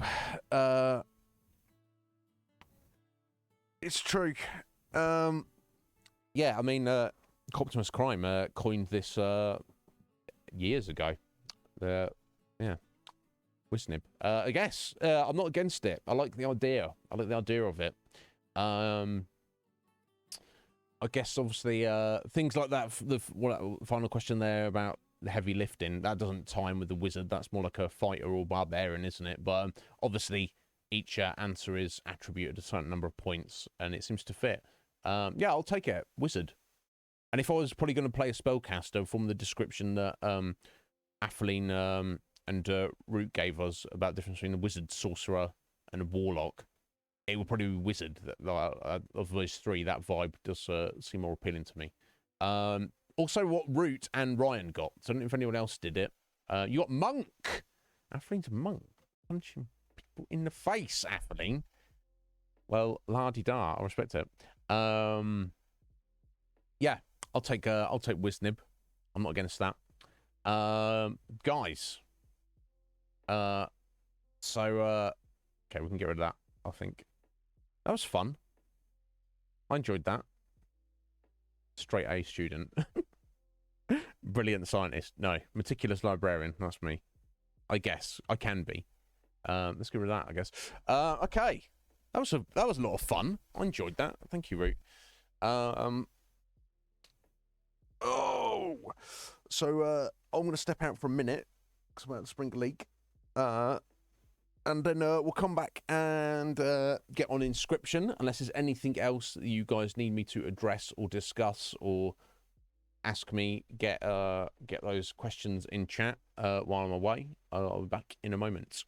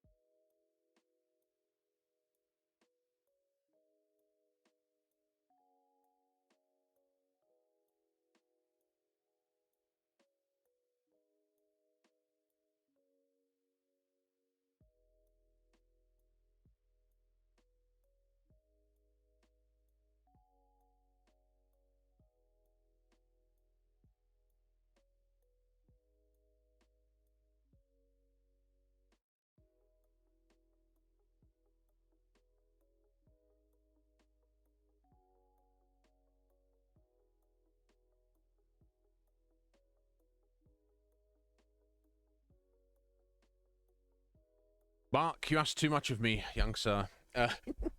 Urchins. There we go. Yes, young man who doesn't ask anything of me. Thank you for the luck, Root. Yes. Oh, sorry. was my meandering through that quiz keeping you distracted, Root? Root's like, fucking hurry up, Iz. I've got Ravenswalk here. Very well, Urchins. How are you doing, young man? I hope you're good. Right, okay, let's get the inscription sorted out here.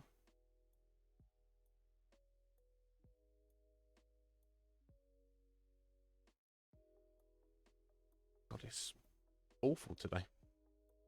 Okay, fair enough, Root. Let me off there. I appreciate it. Well, thank you, and I appreciate that, Root. That's what it's all about. Right, okay, cool. Let me go ahead and pull the inscription up over here.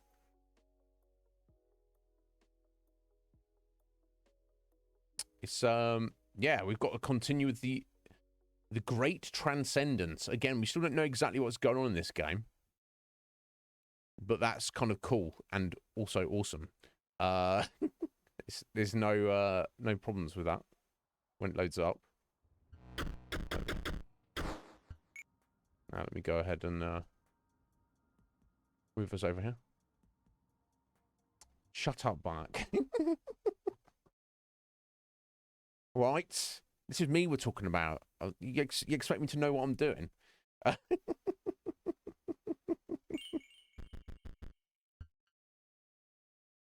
hang on, sorry, I need to... Oh, there we go. Cool, it's come through. Yes, the new game is blocked. So I guess if you go into the actual options and reset the save data, that like clears the whole game and allows you to start from scratch, doesn't it? You're getting a doggo, Urchins. Well, well, well. What is the factors of the maybe, of the might? Right, okay, we are right back here. So I think the first thing I want to do is head out of this area, if I can remember how to get out of here. Wow, it's about going the wrong... Ah, okay, yeah, so we've got the clock there.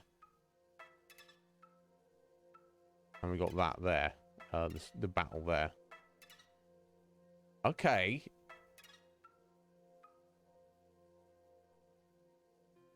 Is this where we entered the area from? I feel like it is. Do I have to... I don't have to set the clock to that specific time, do I? It's like 10 minutes to 2. Oh. Let me guess what you're thinking. Go back to the waypoint, refresh your items, maybe go to the shop. Yeah, that's exactly what I was thinking. I actually want you to win, but it can't be that easy. You can go back to the waypoint, but all the rogue bots you've cleared in this area will respawn. So, you sure? Well, no, in that case, let's just press on. Okay, I'll see. Now it says rogue bots, I assume it just means like random battles, right? Okay, this is where we've got to go. So much to see. Indeed, buddy. Right, there we go. Got Grizz coming in there. Transformer. They transform on their first turn. I guess they don't until they're on the board.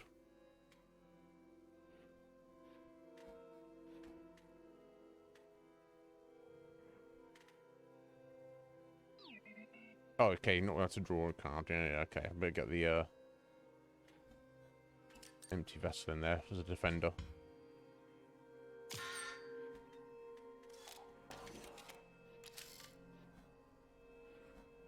Right, so Grizz is a 4/4. Changed to a 0/4. Okay. Then we've got the Sonia there. 2/1. Yeah, what you could... I guess you just have to remember what they turn into. They move first, then turn into something, don't they? So I could probably put the sentry drone down there to kill that, I hope.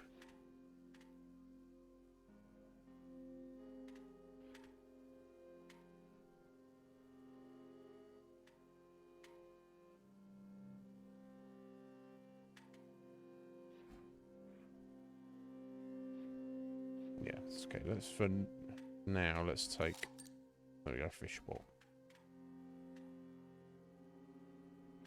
Okay, we'll put a sentry drone there. And hopefully. Perfect.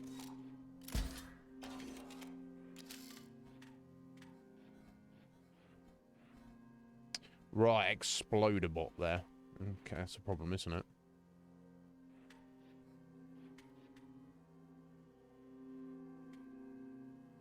Okay, that draws a random card, gift bearer. When a card bearing the sigil perishes, Fishbot has to die. A random card is created in your hand, which I guess could be anything, couldn't it?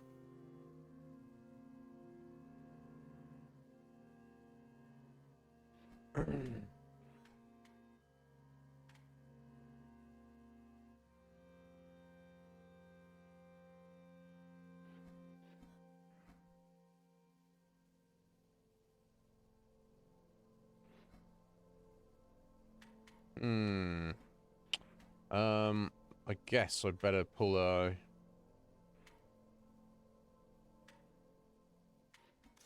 little empty vessel just to block some damage for a turn.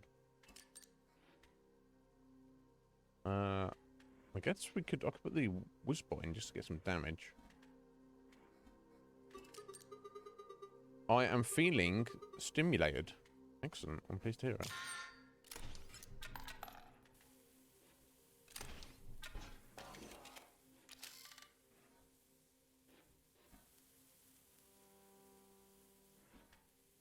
Okay, it's on its next turn, isn't it? I see. Now, it's got 1 point of damage coming in there. The blocker there, so that should be fine.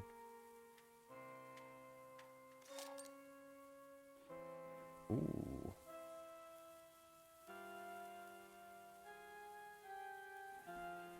I kind of want to save that. Although I suppose I want to get rid of that. I could, double gunner in middle.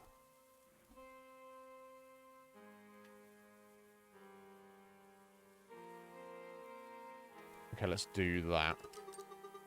Okay. Not exactly what I wanted to do, of course. I thought that would be blocked, but stupid lonely Whizbot.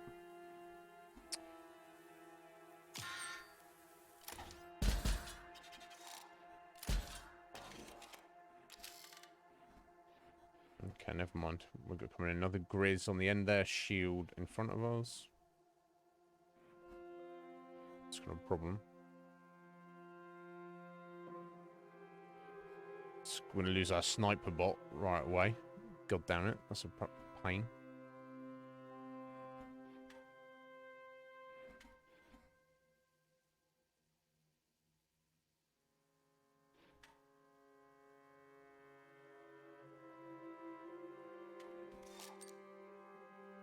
Our own Grizz.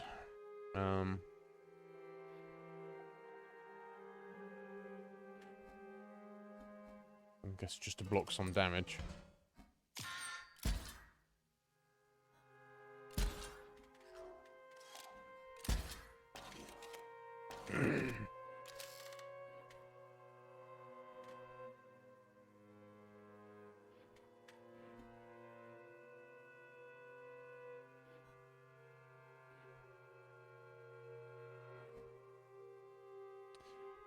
Okay, I would get rid of that. Okay.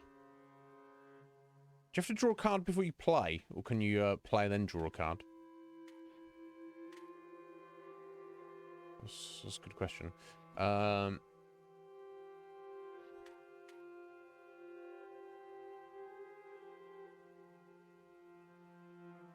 I can't play much of anything anyway, so I might as well take that. Okay, I'm just going to put the double gunner here. Now, he will die, but he comes back, and that will just take care of Grizz there. Oh, wait. I thought I'd select him.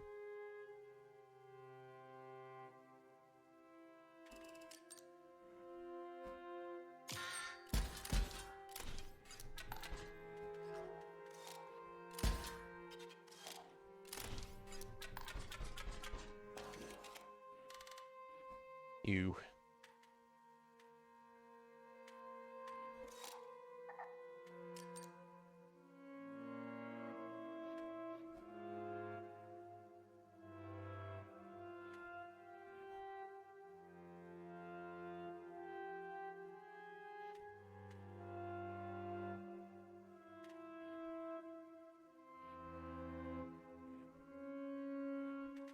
Okay, I'm going to hang it off on him for a moment, I think.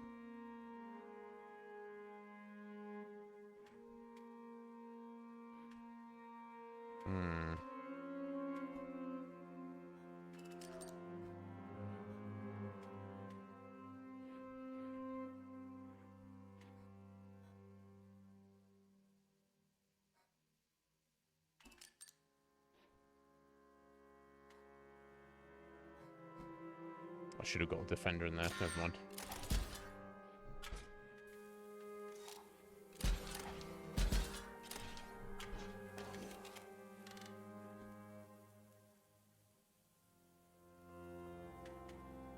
It's really mad because I'm putting the double gunner in here.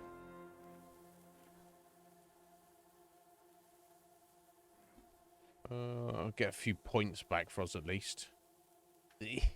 Ew.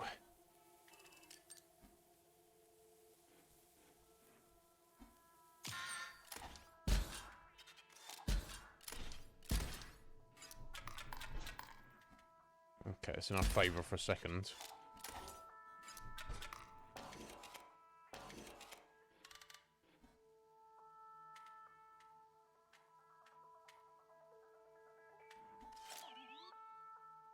Ah. You concede? Happy? Now, Ryan, you said yesterday there's never... By him conceding, I guess he's literally saying he recognises he maybe he's got an empty hand. There's nothing in his hand. But I'm better to force the attack through, aren't I? I think it's the idea.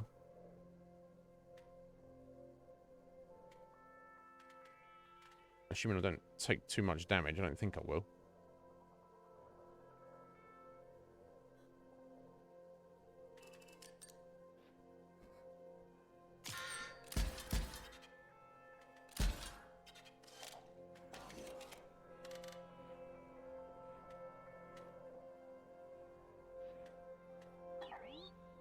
Oh, yeah, draw a card. Okay, always draw a card.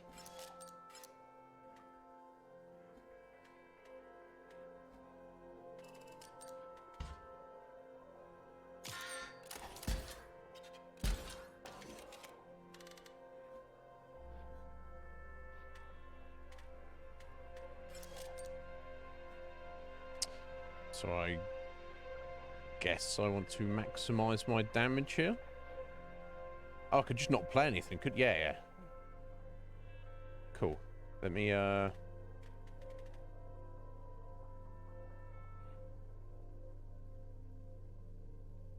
let's put Grizz in there. So we'll do no damage this turn.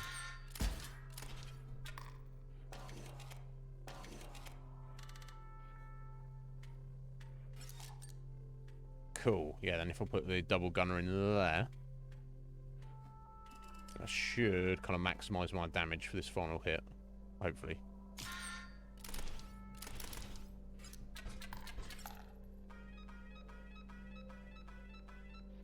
Nice.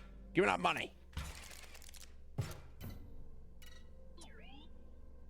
The guy who used to live here was totally sloppy. I don't mean he didn't keep a clean cabin. It was his plays. Oh, it's talking about Leshy, isn't he? He'd make misplays left and right. Cared more about lore and flavour. You get it, right? Perfect strategy is all that matters in a card game. Maybe. Maybe not.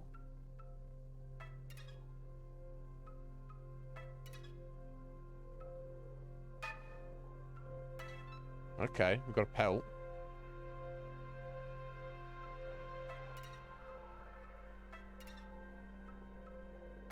Got some money. A single dollar.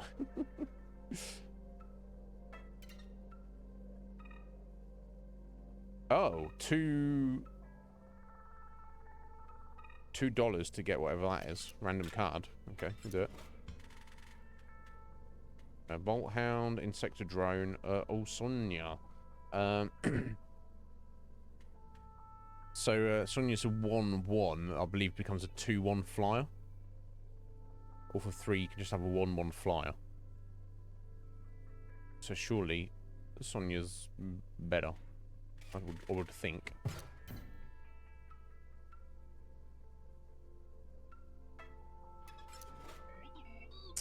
I'm not the trader or anything, but there's going to be a little give and take here. You have to trade one of your cards for one of these. Why is that? Ah, there's Quill for 5. I don't remember exactly what he turns into. And they've got an Exploder bot, which, I mean, they're pretty good, because when it dies, the creature opposing it, as well as adjacent friendly creatures, are dealt 10 damage. So, could be good if they've got a chonky creature I can't deal with right away. And it's cheap, but obviously I have to be careful where it's placed. So, I think I'll take the Explode bot. Okay, what will you give me?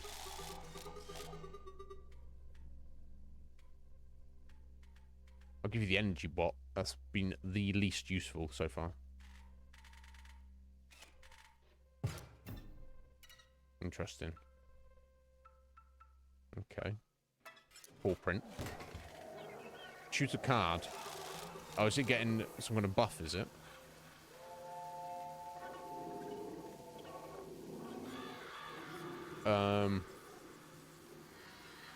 We don't know what buff it is getting. Unfortunately, our robot is not here. So I guess we'll take the double gunner. As he's already kind of chonked, so we can make him battle. I assume this is going to make him battle. Okay. Oh, given beast affinity, he's transforming.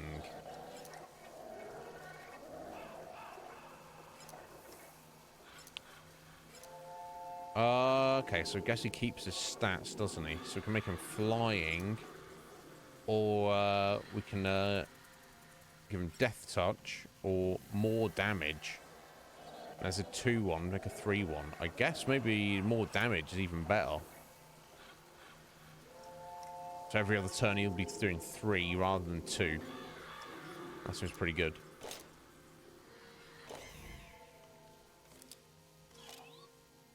Really? Alright. I mean, it doesn't seem like a terrible idea. We'll soon find out, though.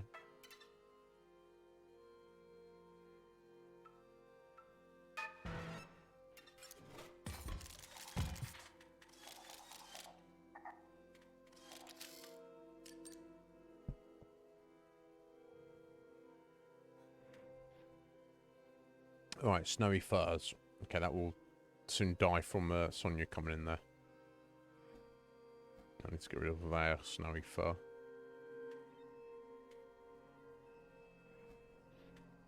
Only got one. That's as you would expect, but it's kind of pointless to put the yeah, I guess I'll just pass the turn.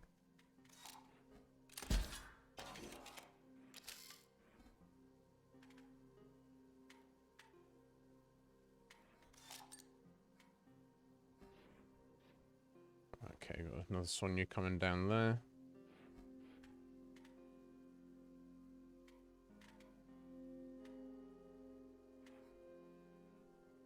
On one flyer, that's a problem. So I'll be able to hit that for the damage. I'll transfer. But then it will die, so I guess I should just put this guy in anyway. Maybe just block. Next, that will be flying, so it won't make it be able to be blocked. Okay, I'm just going to chuck this guy and just do point of damage at this point. Not too much else I can do.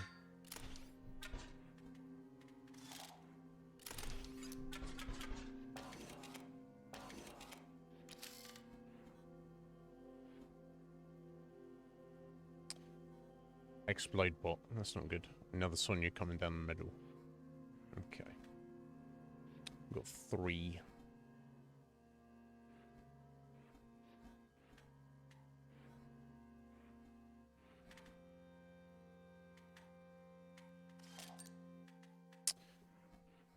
Yeah, getting slapped around a minute.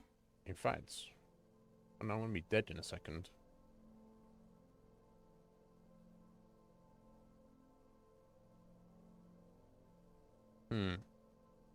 I might have to use the bot. Yeah, so I was thinking to put the sniper bot down the middle to kill this coming in, but that still means I'm going to be taking...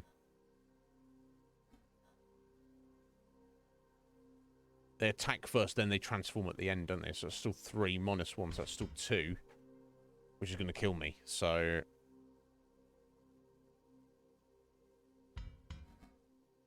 I think I'm going to have to just...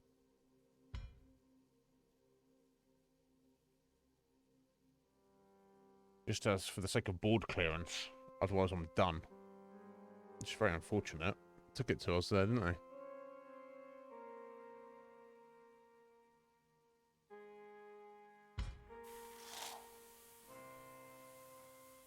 Not ideal.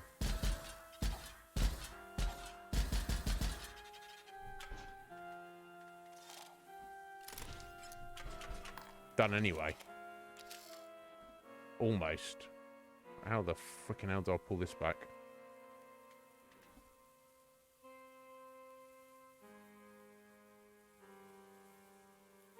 I don't know if I can. Actually.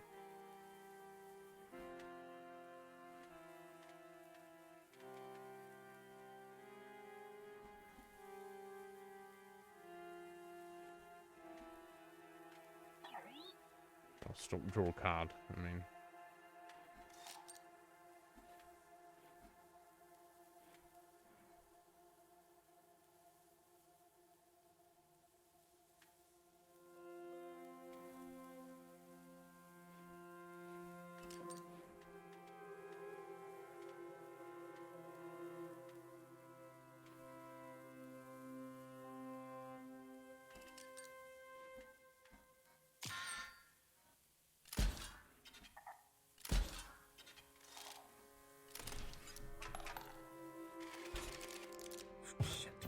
Yeah. Indeed.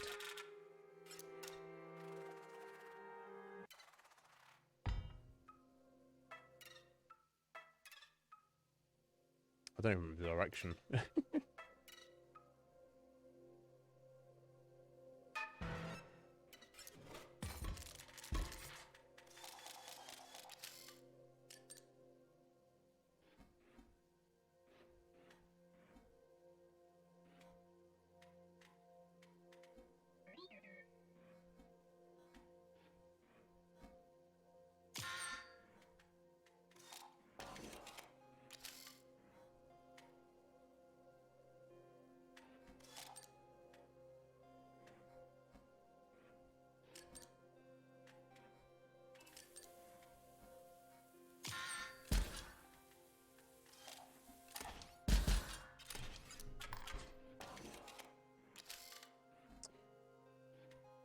I assume that even if all the money is just, yo, Scotty, not much, buddy, not much.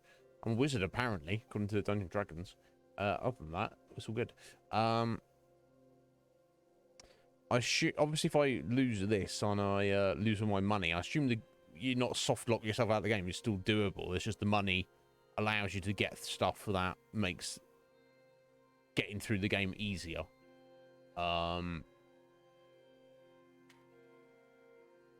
I'm assuming. I'm not making so many assumptions about things. But so that's how it be.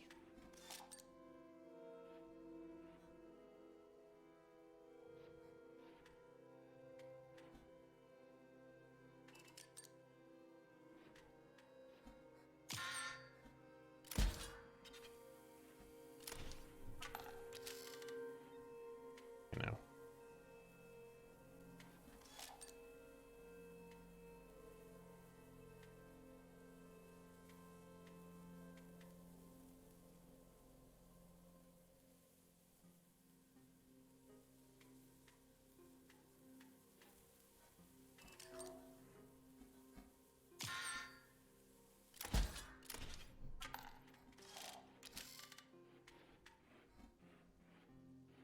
Get out there. Alright, Grizz. Okay. It's unfortunate.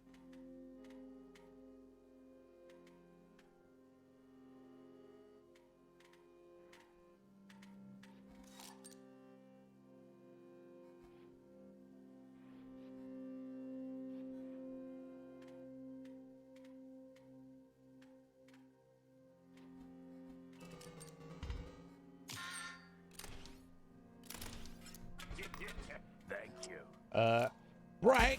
Brecknan? Alright there, Breck. How you doing, bro? Life is good. How's it going for you, buddy? Welcome in. What's going on, friend? Been a while. You looking after yourself, Breck? And how you doing, Skewy? Yes, I've heard, yeah, I've heard that as well. Skewy. But thank you so much for the sub there, buddy. I appreciate it. How's life treating you, Breck? Look at this. Sort your stream elements out, Sky. Gotta do something. Gotta do something, bud. I'm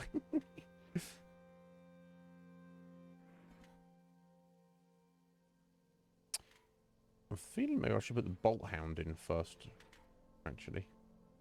And take a card on. That's what other options are. Sunya. Let's put the Bolt Hound in there.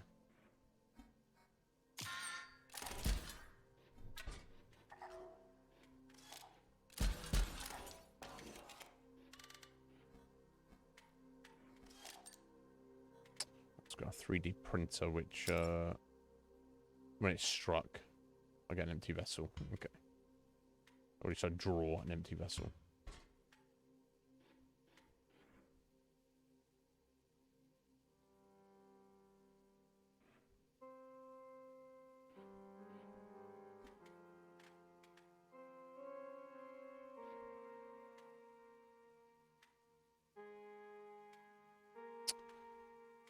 Yeah, probably putting Grizz, I think.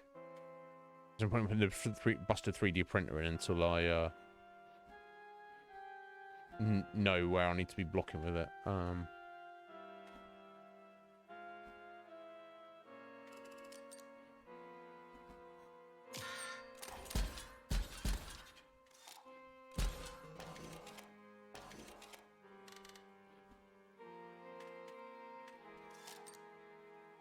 There's our double gunner.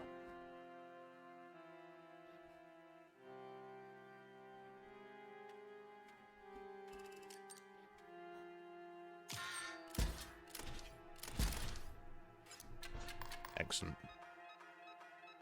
Good result.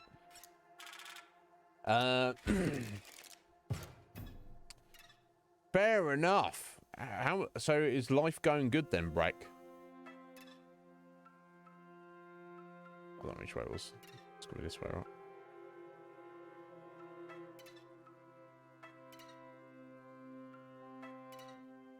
There we go. Thank God for that.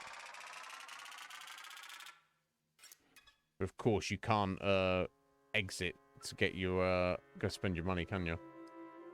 Okay, let's I will just get lucky on a bit more lucky on the draw this time.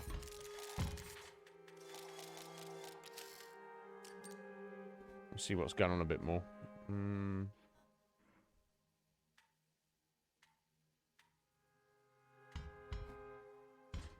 Okay, let's put an empty vessel in to block the damage coming in there.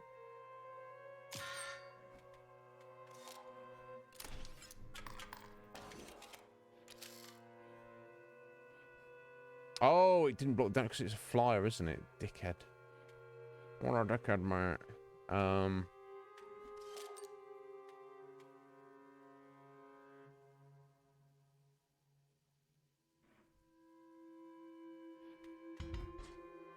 Practically genius.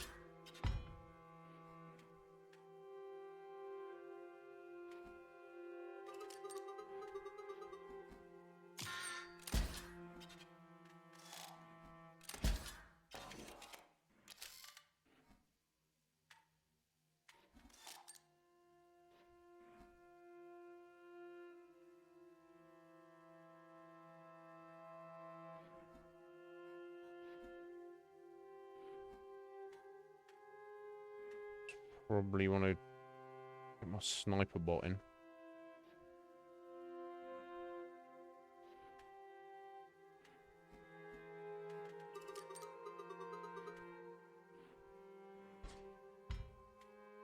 Always forget he's going to move.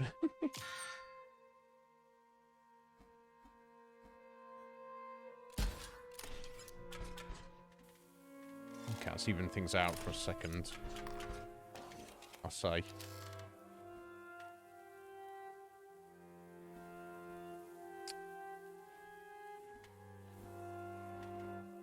I got 4.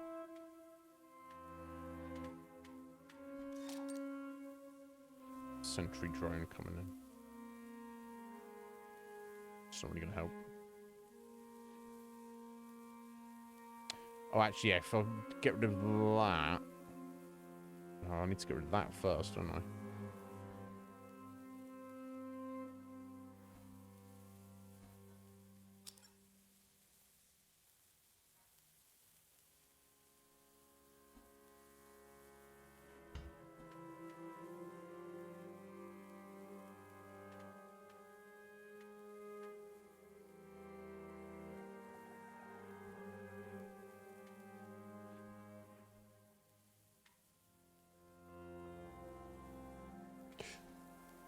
Okay, if I put the Sonya in there, that's not ideal.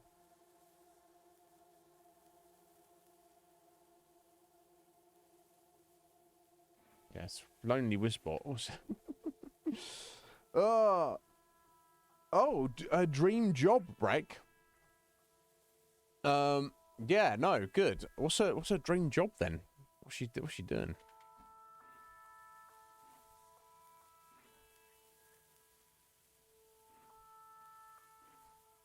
Okay, not ideal.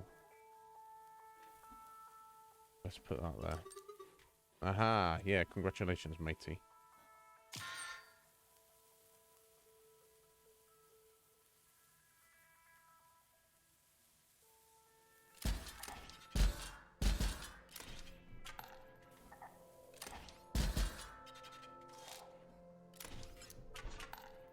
Oh my god.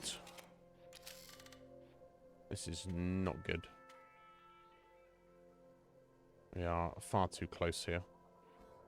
We fly next turn, so I can kill that. That's going to come in and do that Sonya there. This is blocking that. Grizz will step up, but he won't be attacking on his next turn.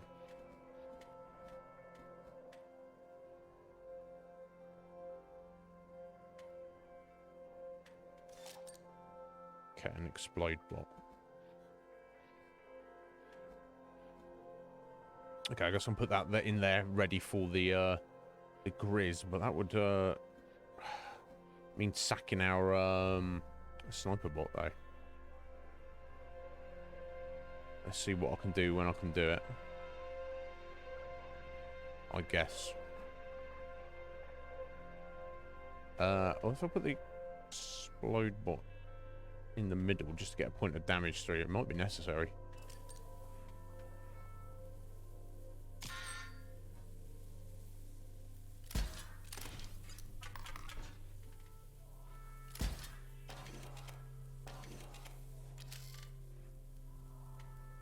Okay, I do have 6 now, I believe, don't I?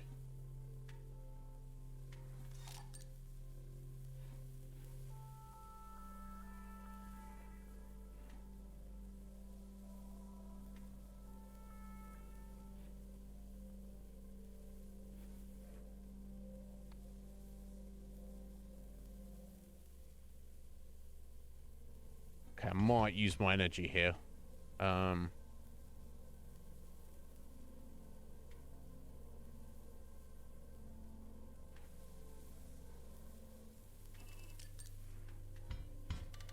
Yeah.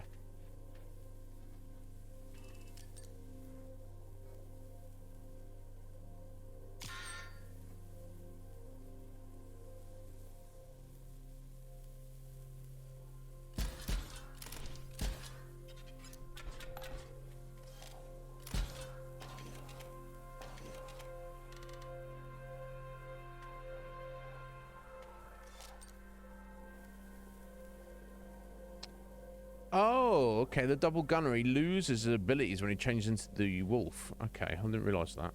Never mind. Still works. Missile defense satellite engineer. What? Bruh, that's some heavy stuff. Igniting exact dream job. Good on her. That's amazing, dude. Tell us congratulations. She'll be like, who the fuck? Iznib, who the fuck's that? But yeah, congratulations to her, buddy, and obviously on the baby. And your life is going good, Break. I'm very, very pleased for you. Right, okay, so I'll use the sniper bot to get rid of the Grizz. We have 3 points of damage through, and then I guess we've cinched it this turn, just about.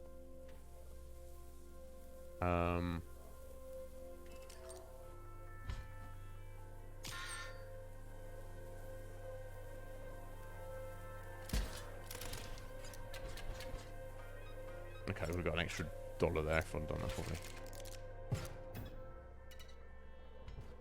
Right to the cabin. Thank God for that. Your items are replenished. And those bots back there are permanently offline. Excellent. Thank God for that. And I guess I can... Yeah, foul backwater. Lovely. I assume I can fast travel now? Head down here. And go to the store. Oh, 16 Robo Bucks for animal buff. Surely I want this item here, don't I? Yeah. Can't remember exactly what it does. It gives nano armor to your bots on the board. Yeah. So everything gets an extra hit. Yes, please. Thank you. So I guess I'm probably just gonna get things in order. Right. Okay. I'll come back for the pelt. I'm not even necessarily sure what exactly we need the pelts for, but we shall see. Right. Okay. Let's get back up to the backwards. Oh, okay. So I guess this is the same map, isn't it? This is just the robots version of it. So Bottopia. Because in the previous act, we're in the 2D pixel land. Leshy's place was up here. Yeah. You can even see the layout, the shape. Look, there's the undead hand, the skeletal hand. So if we head down here, we're gonna get to Gramora's place. That'll be the robot place, and then the magic place down here. Interesting. I guess we just do them in order. I guess it doesn't really matter. There we go. Eerie. This Uberbot just sits here in perfect darkness. Is it just waiting for challenges? Maybe it's letting its photos develop. Yeah, indeed. The next boss is pretty cool. You'll actually need to think about your plays. I always try. Whole new mechanic. Uh-oh. Okay. Where were those files? Unpacking a photographer.zip. The lens is my instrument. You, as well, are my instrument. You will aim, and I will capture. Aha! Play me. Yes, I will in a second. Okay. So what have we got going on here? Nobody knows. Everything seems as it is at the moment. Interesting. Whoa. This is my friend. You will aim them. You produce a photograph. Or you may decide not to. That is your choice. What?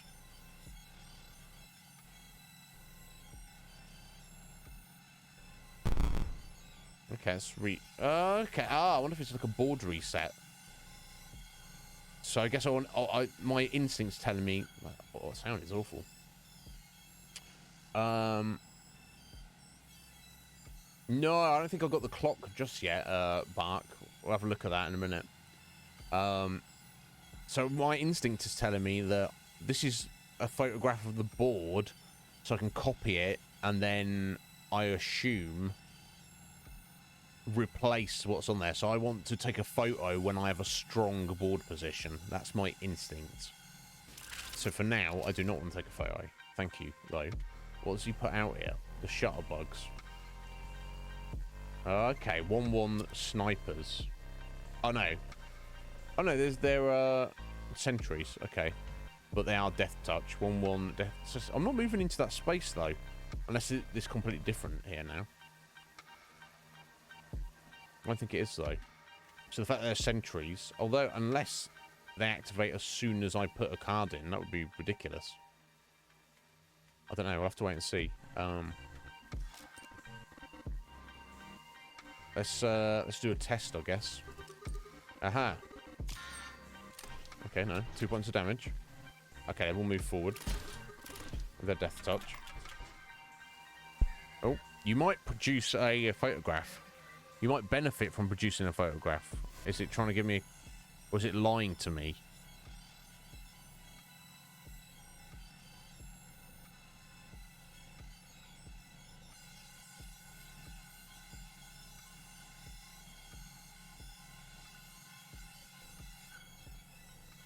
Let's just... Okay, let's go for it. And unless I get the benefit of those... My friend will remember that photograph. My friend will allow you to use that photograph. To what end, you will see. To use when, you will see. God, the music's very dissonant.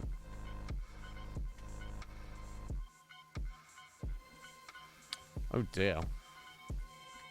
I'm inclined to pop my bombs right now, honestly. Because I need to clear these out. I'm going to take 5 points of damage and the match is going to be over. Which is pretty brutal.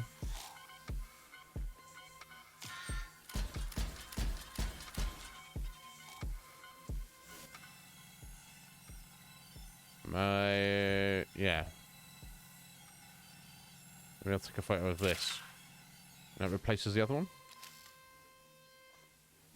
Okay, we shall see. I'm alright for the minute, though.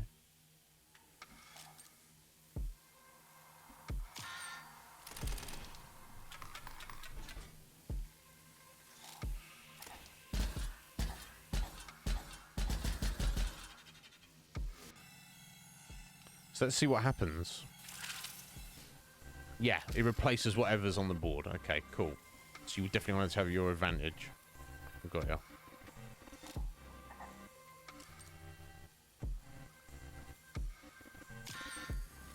Okay. So I use my bombs to great effect there. To win. Yeah, you've dealt me a blow. You have. You've dealt me a blow. Recalibrating personality matrix. Oh, jeez. Okay, no, I don't want to take a photo because I don't want you to have those defenders there. Although, oh no, I don't have a photo at the minute though. So if I want to keep these bots in my as my photo, I do technically need to do that.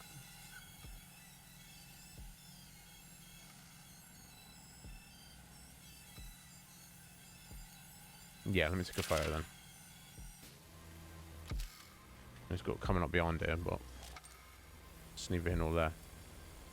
2 grizzlies.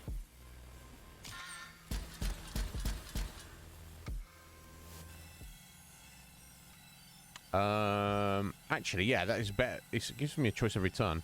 That is actually more advantageous because I would have taken a point of damage. So.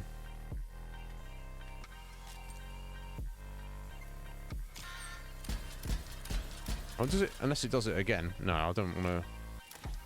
A photo of the grizzlies there.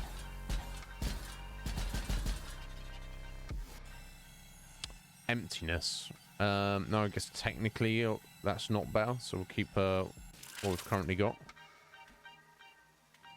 Okay, so we've got 6. We've got a Shutterbug coming in. When a creature moves into space opposing a card by the sigil, dealt 1 damage, so it's just a 1/1 death touch. Okay.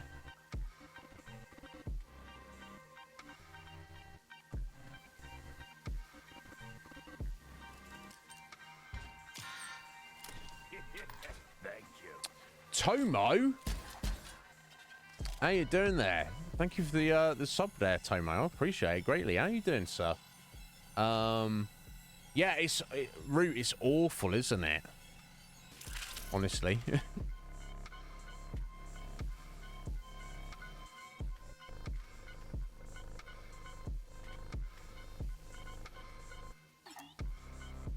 Okay, cool. I need to draw first.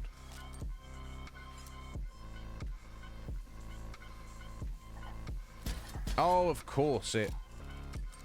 Oh, balls. I'm going to need to get rid of this somehow. That's my, Thank you. Hold on a minute. What's going on here? Root. 5 gift subs there. Thank you, Root. Thank you, Tomo. Guys, you don't need to do any of that. More floppy disks than Microsoft in the 90s. Yeah, it's a bit like that. Well, thank you, Root, for those gift subs there. Oh, belated happy goof thing. Okay, cool. Bless you, Root. Thank you so much.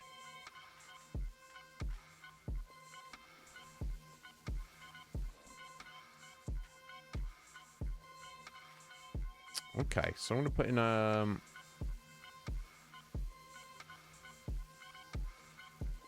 sniper bot. Let's get rid of that. I'm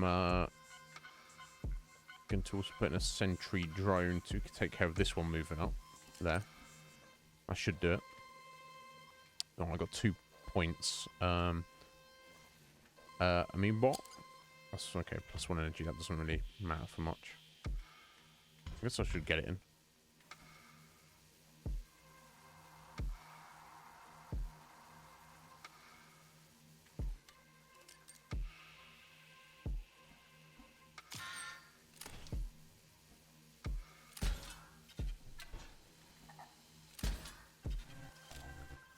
Okay, now I should take a photo of this, because this is definitely a very strong board setup here, relatively.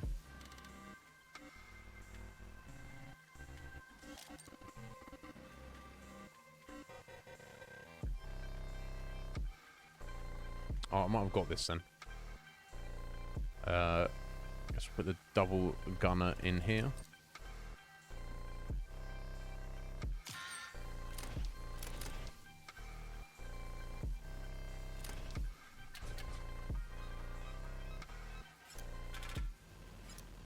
Couple of dollars. Tomo, it's a fascinating game. Aside from just these mechanics you're seeing, it's like a battling card game. The absolute and extreme weirdness of it. It doesn't make sense, but it's like a mystery. You're going to France tomorrow, Tomo? Oh, biggest bouldering spot in Europe. Oh, damn. Nice. Those you don't know, Tomo's very much into rock climbing. Like, very much so. But yeah, I'm doing very well, Tomo. I cannot complain at all. Okay, so I guess we've cleared 1 of 4 of the sections of Botopia here. Okay, $2. Oh, yay. $3. Okay. Okay, and this is what Leshy's grave here. What are we doing now? Remember your side deck? That useless thing with all the empty vessels. Not useless, but yeah, I find myself using it less and less. It's about to get you less useless. Awesome. Oh, your pick will be installed on every empty vessel card. Oh, okay. So you can make them defend against flyers. Or give them an extra point of armor. So you can take 2 hits. Or they can do a point of spike damage.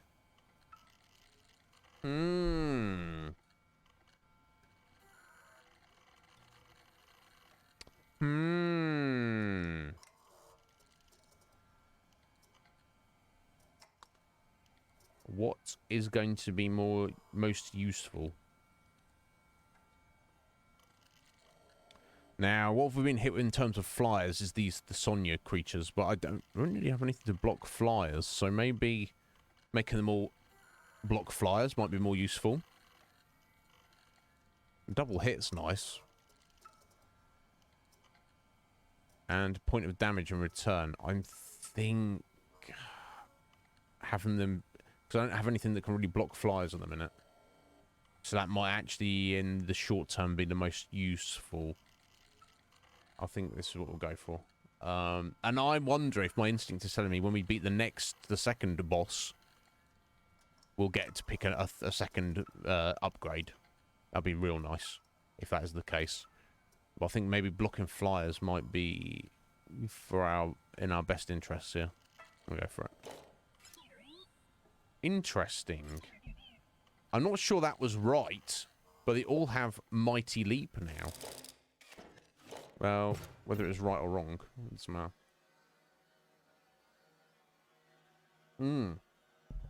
Homo, it's fine. You come here whenever you want to, buddy. I appreciate your continued support. It's greatly appreciated. But yeah, just know that you're out there living your best life. That is more than enough for me. Oh, memory card is full. Okay, what we're going to do about this? Charge your battery up again. There we go.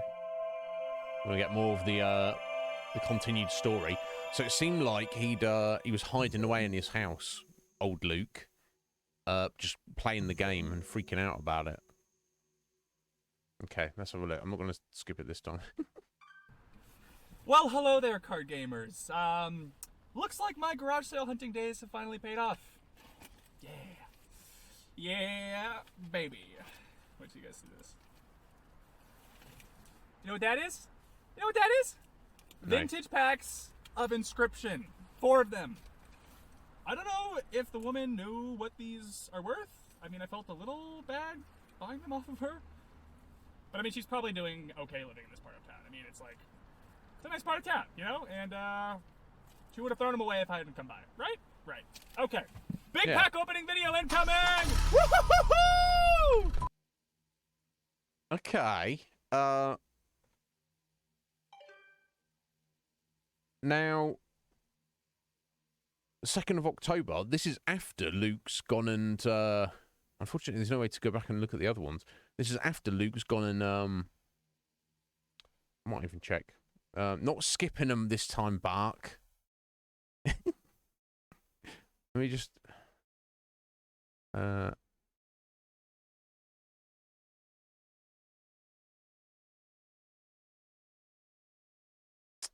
gonna find it, from yesterday.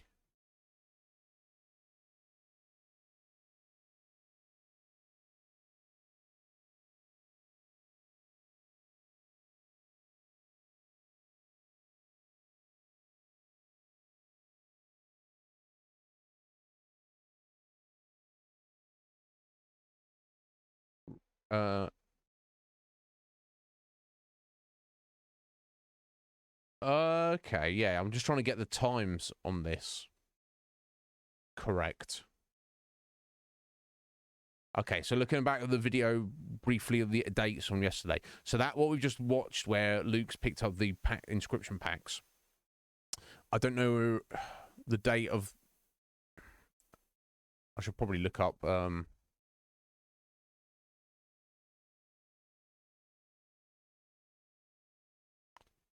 1 second.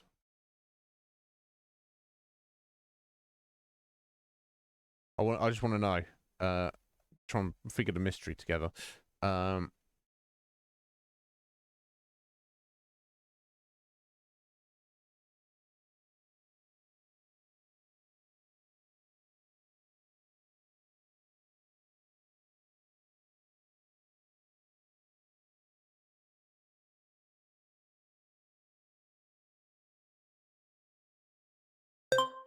No, I don't need to. New video here. Okay, so this guy's got the videos, but he's not. I need to know the dates, bro. I need to know the dates, son.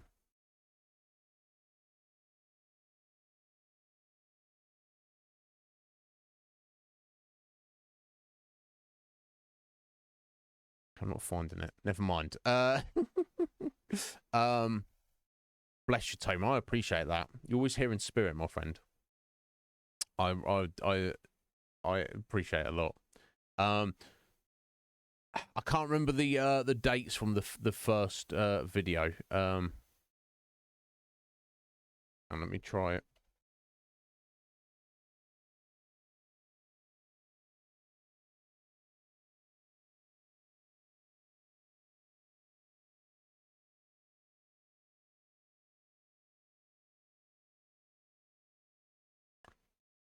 No, I can't find it. Let's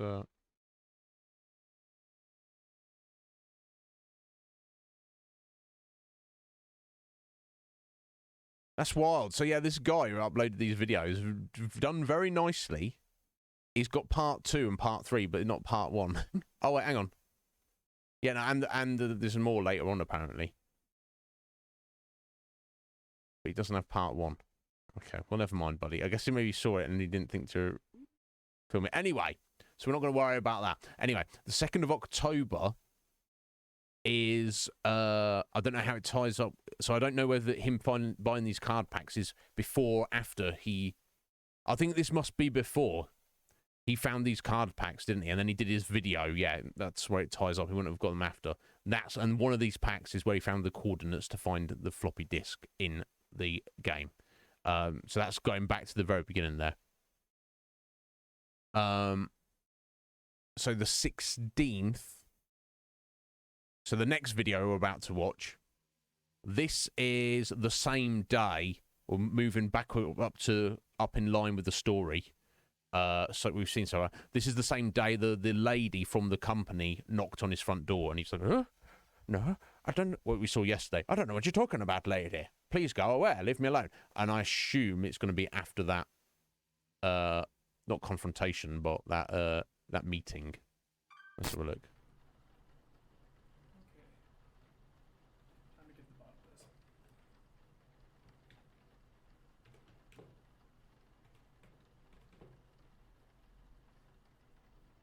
And this is before when he's phoning. No, it's probably after. Hello? Hi, hello, is this Mrs. Hobbs? Hi, my name is Luke. Well, it's very nice to speak with you as well, Mrs. Hobbs. Listen, I was at your garage sale the other day, and No, everything... That's curious that he'd know the phone number of the lady whose garage sale it was. Unless she'd kind of like, unless he found the garage sale, there's like a garage sale get-together website, and maybe you got to post your contact details. Yeah, some kind of listing. Yeah. Either way. Everything's fine, thank you. I was just wondering if you remember those playing cards that you sold me? Those... Yes, those ones. Inscryption. Okay, yes. so she knows the name of the game. They were your daughters? Mm-hmm. Would it be possible for me to speak with her? She passed, isn't she? Oh, okay. That's why... Oh. That's why, obviously, she was selling them. So Mrs. Hobbs's daughter, whoever she is, died. And she's like, oh, well... So Mrs. Hobbs doesn't know what freaking collectible cards are. Okay. Interesting. Oh, no, I'm so sorry. Oh, it was a while ago. Interesting. That's still... terrible. Yeah, not recently. Oh, it's nothing really. I'm sorry to have bothered you, ma'am. Her name was Casey. Oh. That's a lovely name. Now we know that Casey is one of the cards in the game. So is Luke going to end up as a card in the game? Oh my god. Sorry, what? She worked for Inscryption? I mean, she Oh. worked for Game Funa? Okay. Curious. Ma'am, would it be possible... I see. Okay, yeah, do you think it'd be alright if I called you back later? I'm just trying to get to the bottom of something. Okay. Okay, thank you so much. Okay. Alright, have a good dinner. Bye. Where's the clues here then? We've actually got a still of the static. Telling me these clues in this mess. These guys are having me on. Ryan's like, there's loads there. I cannot see. I can see just a mess of colours.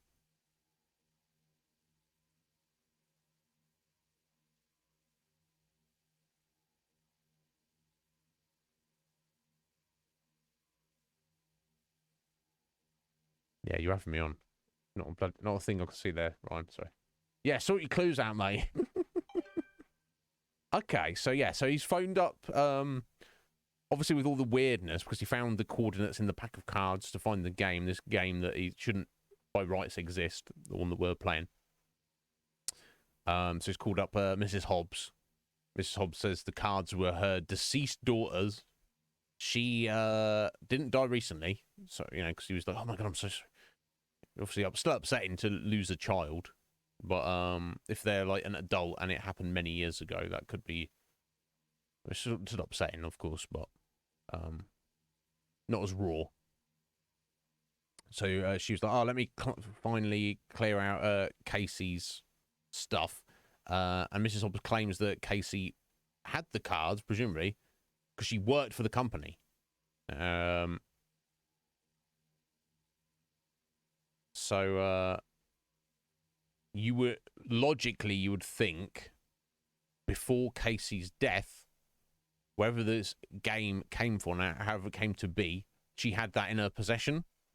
She went out into the woods, buried the game, the physical copy of the game, in the woods, then made a note of its location on one of the cards in the pack of cards and then sealed it up.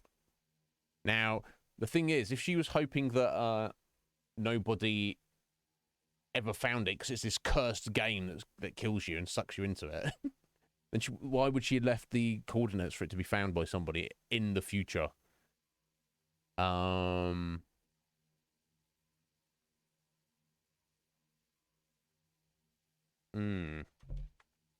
It's Bark trying to be clever. There's plenty to see when you don't use your eyes.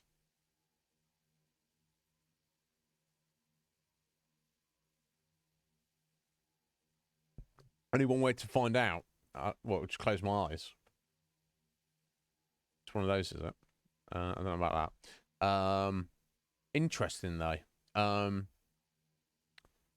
So yeah, so he's just, yeah. So how, I don't know what his next move is going to be. But yeah, we saw Casey as one of the cards of one of the people cards. I've got to pry my eyeballs out. Is that how we get the clues, Scotty? I think I'll live with the mystery, I think. Anyway, moving on. These articles mention death or injury. Oh my God. No one was killed at the facility, though tragically young video game developer Casey Hobbs died from fire-related complications. It's a video game developer. Hobbs died from fire. These articles mention death or injury. Oh my God. No one was killed at the facility, though tragically young video game developer. Okay, so Casey Hobbs was a video game developer herself, not for the card game company. That's where she worked. So some facility, maybe the Inscryption factory, but I don't know. But no one died at the incident at the location, but she later died. Casey Hobbs died from fire-related. Right, this is a fire. Okay, that's awful. Fuck. She was working late at the facility performing quality assurance on behalf of her employer, Game Funa.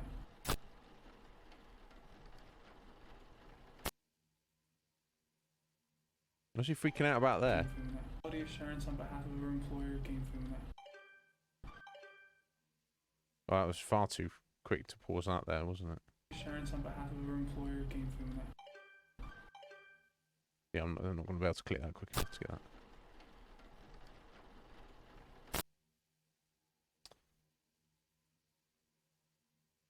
Yeah, what am I looking at here, Buck? Or not looking? Turn my eyeballs off. I don't know. I'm not seeing anything, buddy. Okay, interesting. The plot thickens. So obviously she would have dropped that off before she died. So the kind of, if she, I guess that's the article is referring to her. That's her trade. Oh, who was Casey Hobbs? Oh, she was a video game developer. She wasn't doing that as a living, but that's what she was. So there was a fire at the Game Funa card factory. She died after the fact. Obviously, before that, she had made her own bespoke video game based on Inscryption and then buried it in the woods. It's a QR code. Is it?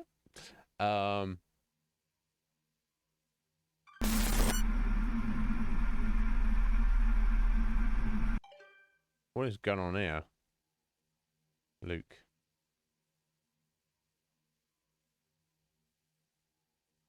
What's he looking at? Got some weird symbols on post-its. 3K.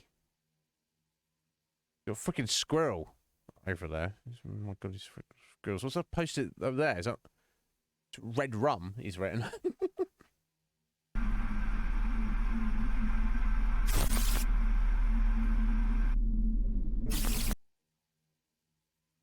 No, it's actually a QR code.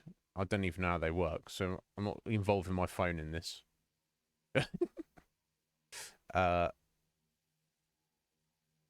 Okay.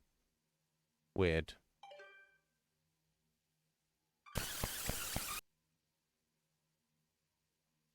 More whole lot of nothing. Okay, the next day. Someone is here. Oh, someone's in his house with him.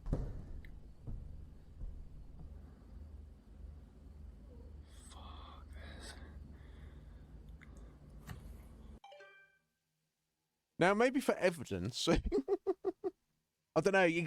Who knows, Root? Maybe for evidence. If you woke up in the middle of the night and you can literally hear someone walking around in your house, I'm probably not thinking to whip out my camcorder to like film myself. There's somebody in my house. Oh fuck. You either get up, you do a fight or a flight. You've got, I want to fuck this guy up, or you go, I'm getting the fuck out of here. But then I don't know, he's not mentally in his right mind at the minute, is he? Anyway. My phone's in the other room, so if I die before I can call 911, use this tape as evidence. Why is his phone in the other room? Even I might take my phone in my room at night time. Yeah. I hate Oh, okay. No, it wasn't. Oh, that was a thing, wasn't it? It was definitely a thing.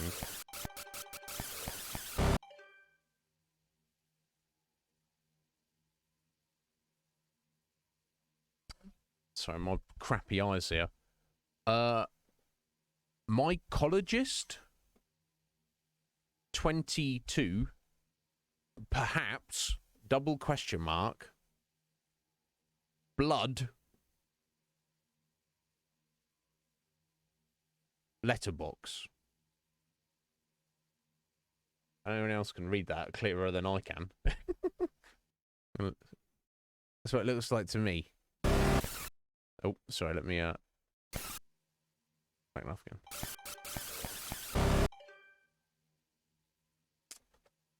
Yeah, mycologist 22, perhaps. It looks like the E in perhaps is a 3. Double question mark. Looks like he's split the words as well. Blood money. $, blood money. I'm not sure about letterbox, maybe.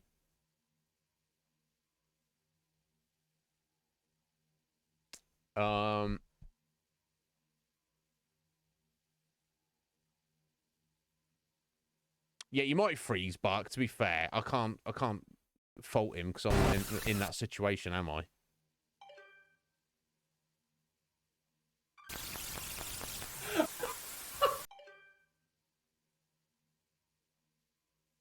You right there, Luke?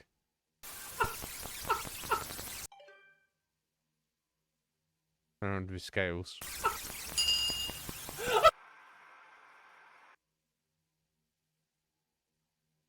I don't know if he's having a good time of it.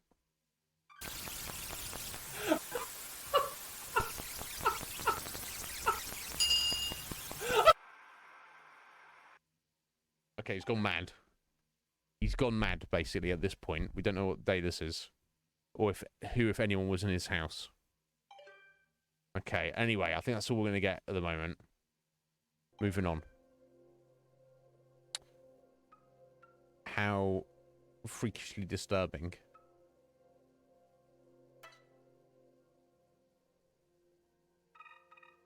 Okay, so let's head back to Eastern Botopia here. I'm going to head south this time. It's a little early, but I'm going to take 3 minutes here. Real quick, guys, and make coffee. Twigsy! Sorry, terrible timing you got there, Twigsy, but I hope you forgive me, sir. I'm going to step out for 3 minutes, make coffee, and then we'll get back on this, and, my God, see if we can get to the end of this. Yes, buongiorno, Twigsy. How are you doing, sir? I'll be right back. Hold that thought. I don't know. Her Story. I don't know. I know the name of that. I don't know what it is, though. I don't know if anybody else here has played that. It's gameplay, Twigsy,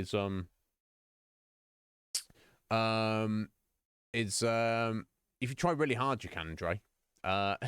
If you, so the core gameplay, Twigsy, is like a deck builder, roguelike, kind of. Although I've not really seen much of that. The times we've died, we've not really lost too much progress.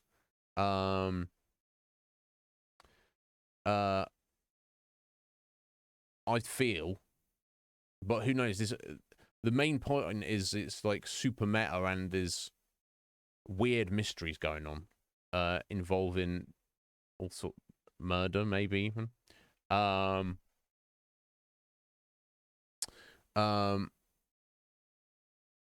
But yeah, similar vibes, you say, Root? Okay, but different. Anyway, guys, I'll be back in a couple of minutes. So do bear with.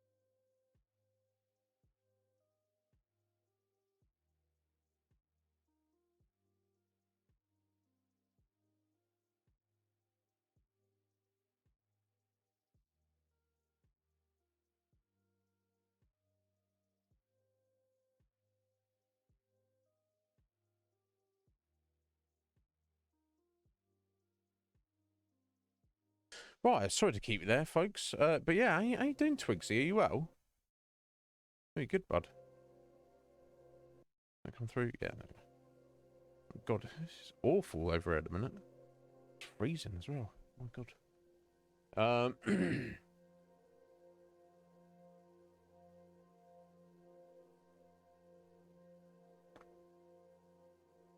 Right. I think we're back on track. Okay, so far so good. We've not lost any money yet, and we've cleared out one section of the four, presumably 4 of the map. So let us move on.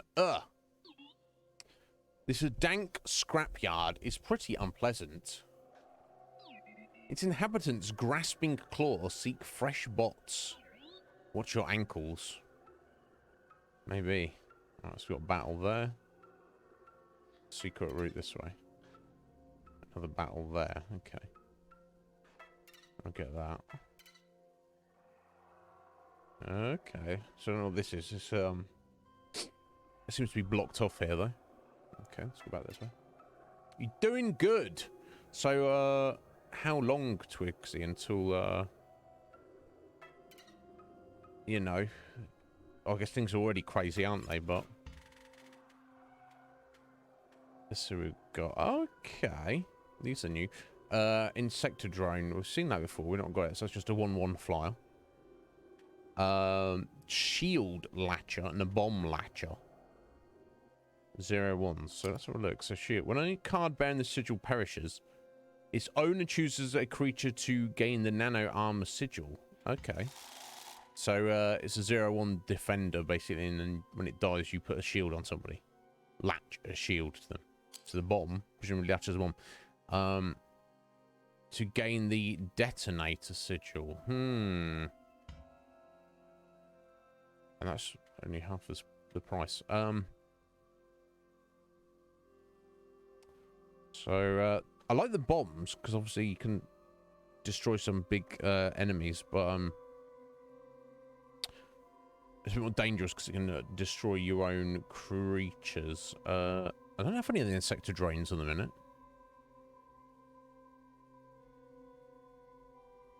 Maybe that's just better from a 1-1 flyer. Yeah, I'm inclined to actually go for that.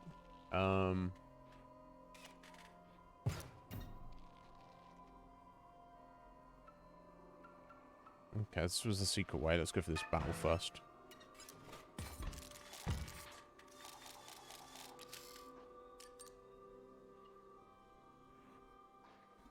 Tombstone 05. Repulsive. Oh, if a creature would attack a card bearing this sigil, it does not. Interesting. So I assume we can blow it up or other such things, but right, so something's giving them a +1 attack by the looks of it. So we've got automate in there and the bomb latcher. Okay. Lovely. Okay.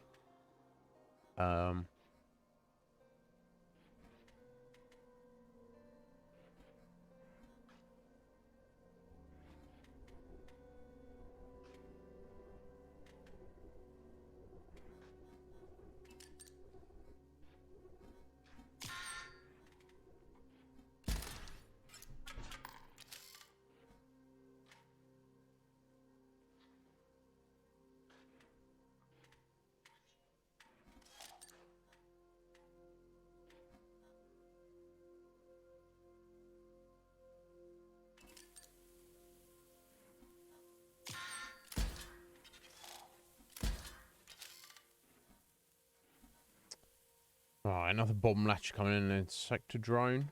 Okay. And we're looking at 3, is it? I believe so. Okay, so I've got my sniper bot there. Okay, so let's okay,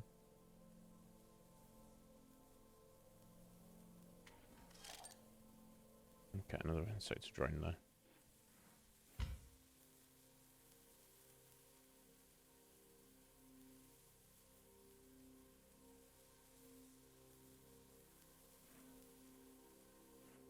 Okay, let's put our sniper in and put that there.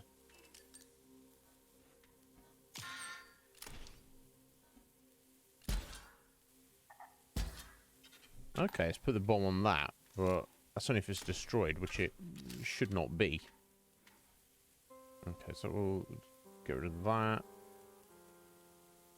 Okay, if it bombs that, that would bomb that, and then that would bomb my sniper bot there, but I don't think there's too much I can do about that. Right, he's got a double gunner coming up behind there.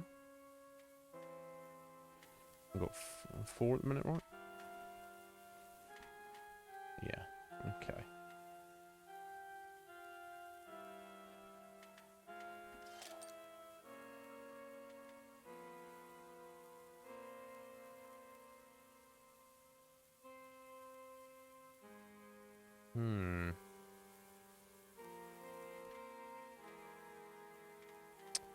Guess we'll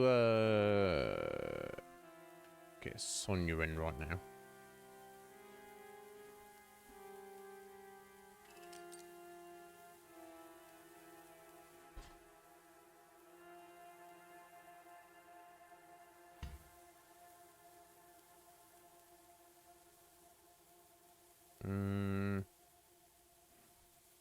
I don't think I need the extra blocker there at the moment. Unfortunate, but just want to get rid of it. Oh yeah, that was not smart, was it?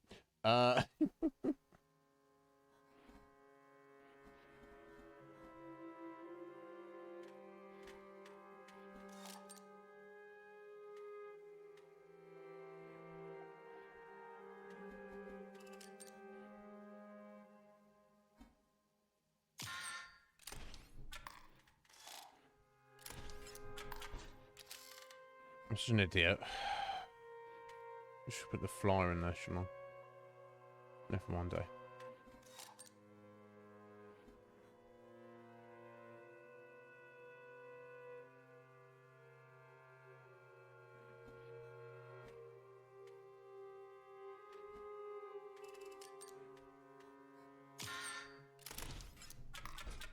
Or should have not put the flyer in there, rather.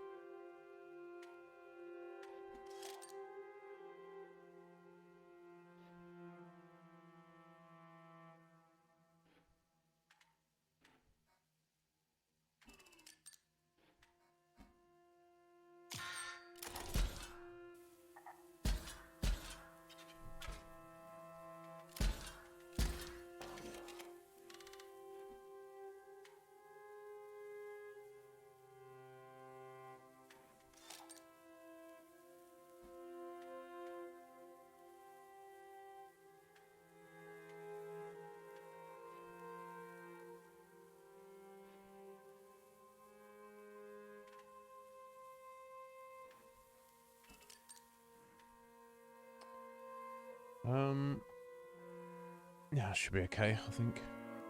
There's any benefit in putting anything else in.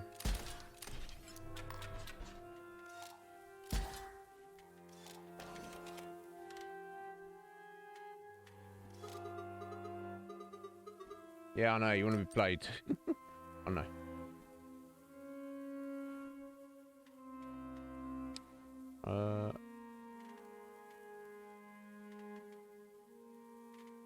So we've got the win here, so we'll just put them in just to maximise our damage.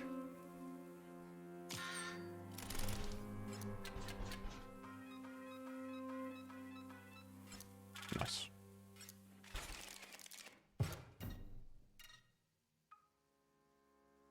Oh, I'd forgotten what the star meant. It did tell us yesterday. This is a cool one. I'll overclock one of your cards, give it an extra... give it an attack buff. But if it dies, it's gone forever. The fuck? Alright.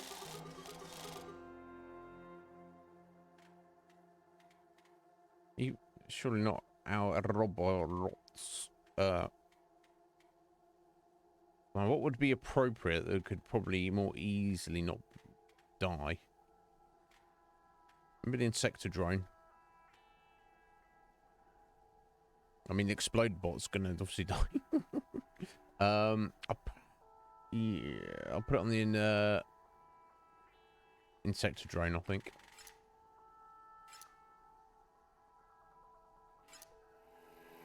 Yeah, so that's a 2-1 flyer, but if it dies, it's gone. Okay.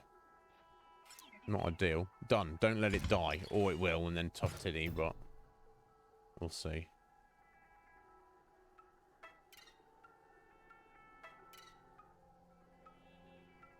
Okay, cool. That's the clock because we're committed to the... Oh, yeah, sorry. I'll, wait, can I... Yeah, I'll come back out already, can't I? Yeah, what? I don't think it matters, it. Yeah, because it was the same. Yeah, so I've got the flying thing on there. So I don't think I'll need to do anything else with the clock bark. Because I've opened up this section and this section, but we've got the clue of the flight with the 2 blank symbols. So I don't know what I'm going to use any of that for.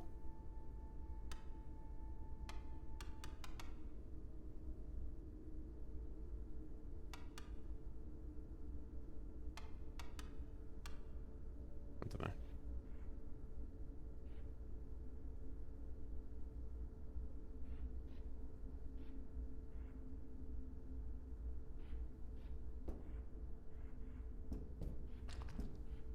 Oh! It's the goo man creature, wasn't it? What the fuck?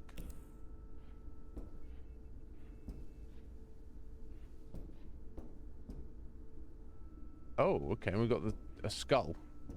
Well, it's not there before. About you. Oh, yeah. Oh, okay. We've got a photo, have we?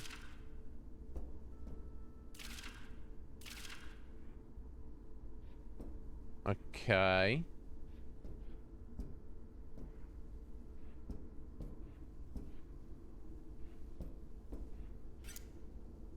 Yeah, these are already done. I don't think we need to do any more of these.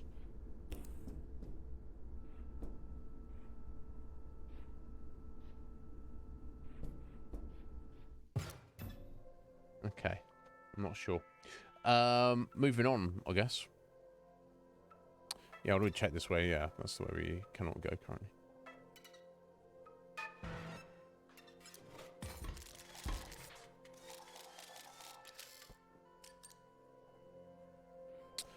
Okay, dead trees.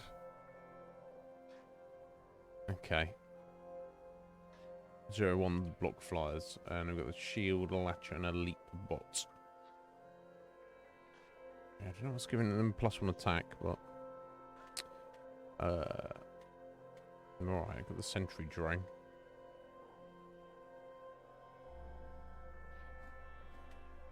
Probably want to get that in.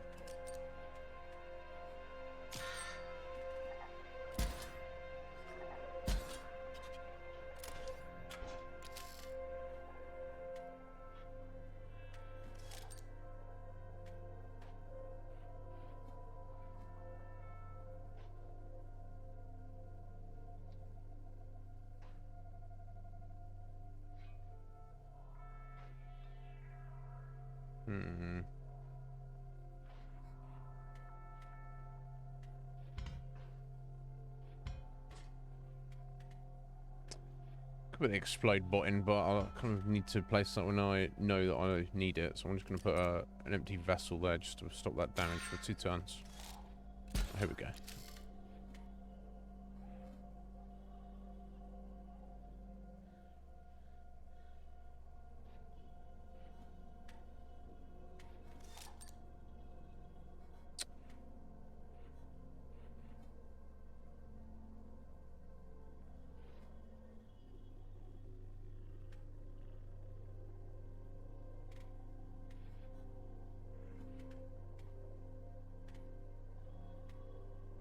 Let's go for it. Or maybe that's what that electric around it means. It's gone forever, but obviously it doesn't affect the computer. It's not really a thing, is it?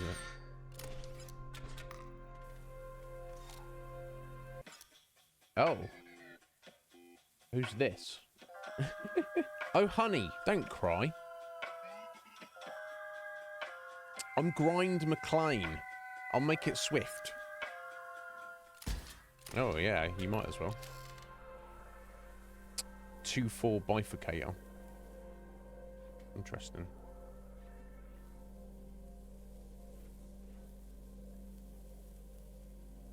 Okay, unfortunately, if I put my bomb there, that will get rid of that. Maybe let's use our fish bot. I think that works. That's reasonable. Oh, stop, draw a card. Okay, sorry, silly me.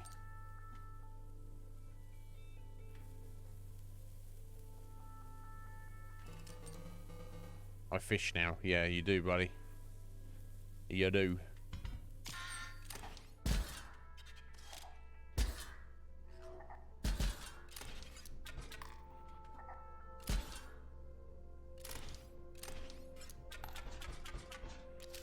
Yeah, gotta do something about that.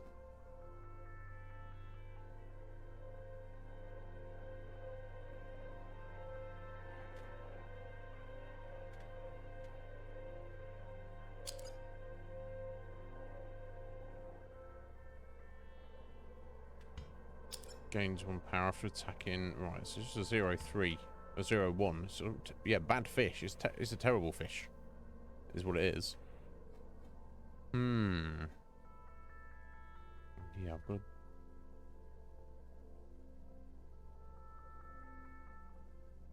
do something about grind there. So I'll put my bomb in here. That would kill it and stop 2 points of damage, and then remove the shield from that. Also lose my sentry drone, but I guess that's least of our worries at the moment. Oh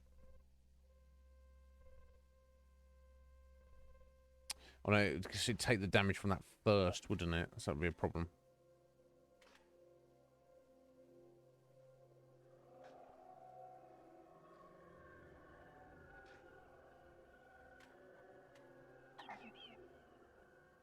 Oh, sorry, got to draw a new one. Okay. Sonia. Okay, let's put the explode bot there. Let's put a bad fish here, just to absorb some damage for a minute.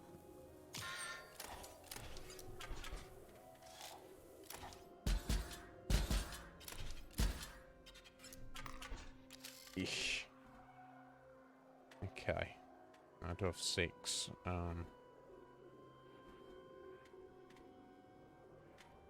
If I do 3 points of damage to that right away, it's unfortunate.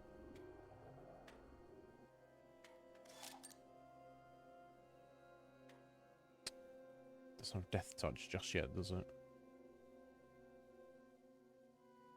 Oh no, the double gun doesn't anyway. Oh, okay. Well, I should be able. Yeah, if I use the energy, because obviously if we lose, then we're screwed anyway. Okay, so I've got my double gunner here. Okay, that was something like 2 points of damage. But we'll be 2 up, but then he's got shit coming in from behind.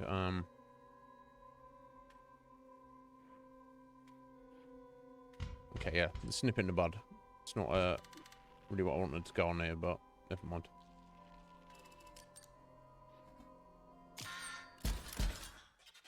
Yeah. Ouch! It's alright, darling. Remember the name Grind McLean. I'll be back. I do hope not.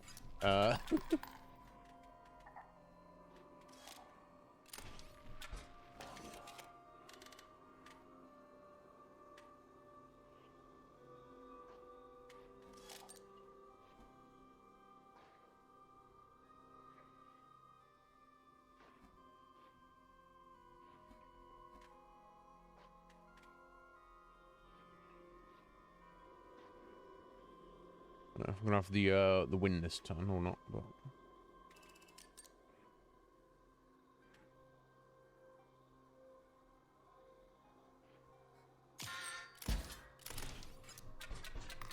yeah, okay, there we go.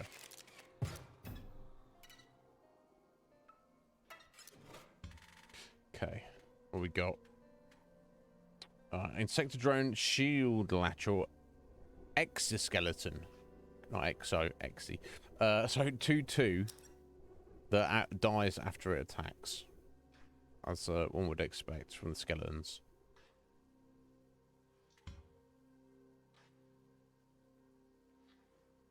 Hmm. 2 for 2. It's not bad. I usually have more stuff to play than I have energy to play, so that could easily get rid of something real quick. Yeah, I'll take the skeleton. Alright, anything secret hidden around here? Doesn't look like it. Okay, on to the next battle. Oh, the star means we're wanted, doesn't it? By the bounty hunters, which was McLean there.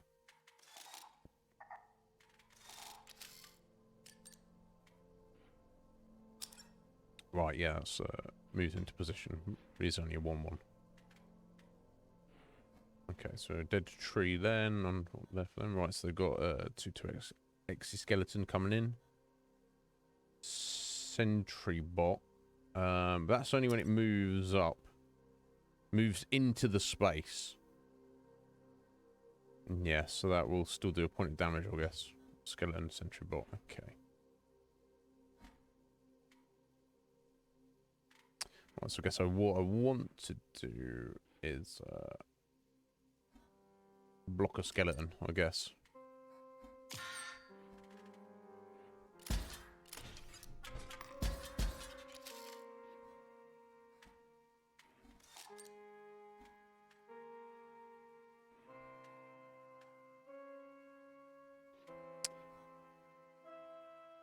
At least they're not doing damage for now, I guess.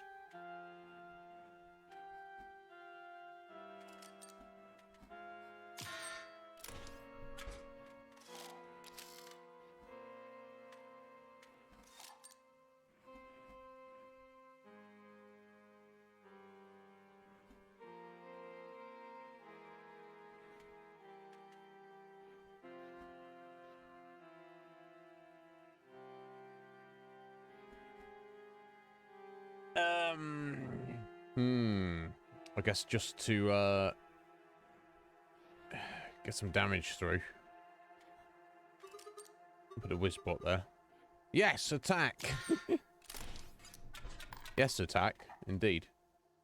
Yeah, we're a wanted man. Indeed, we are, Ryan. It's not what I'd planned. Oh, excuse me. Oh, it's got looking at 4. Got something good. No, too many 6s.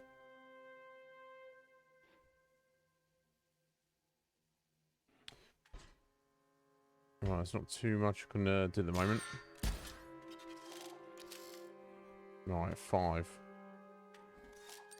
Another 6. God damn. Oh, okay. Well, let's we'll set it for next turn. Okay, let's get the 3D printer there.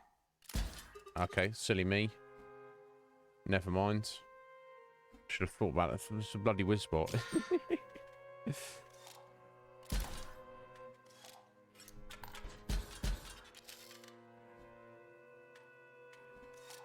Right, okay. We should better start doing something now. Okay, let's get the double gunner there. Seems like the obvious choice.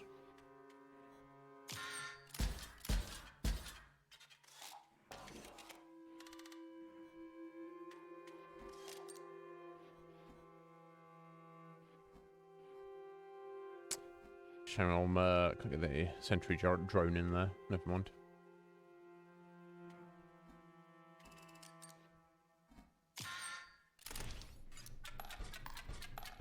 Got the win, doesn't matter. No over damage, but never mind.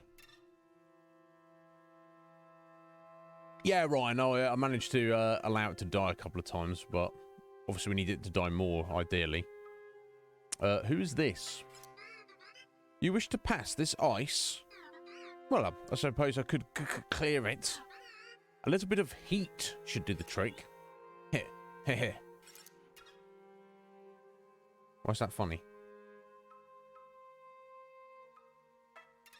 So let me look the secret way first.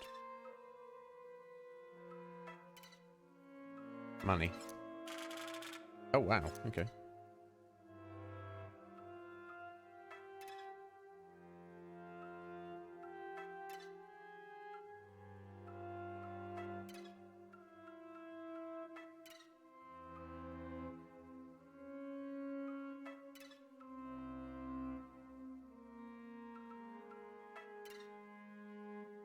Okay, so we just come in a circle here. Don't know what the point of that is. Never mind. Ready to trade? I don't know. Okay, so I take one of these and I have to give something in return. Yeah, I kind of like the idea of the skeletons a bit more, I guess, than the shield bot, and they're cheaper as well. Now I've got to give him a card. I might just get rid of the 3D printer. It doesn't seem to be serving me as well as I may have wanted it to initially. Yeah, I think we will. We'll give it the 3D printer over. Unfortunate. I just don't really want to lose any cards, but so be it. Okay, what's this for $4? Let's do it. Pick one. Pick one to do what?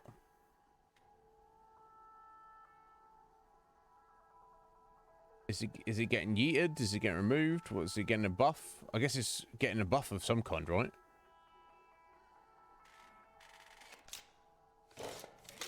Here we go. Give it another ability. Oh, a shield. Well, the shield doesn't matter. Okay, so you're not limited on your abilities. That's the... Oh, is that the sniper ability? I think that is, isn't it? Oh, no, sentry. Okay. It's dealt 1 damage when it stepped up to it. Okay. Well, I mean, all of those are good.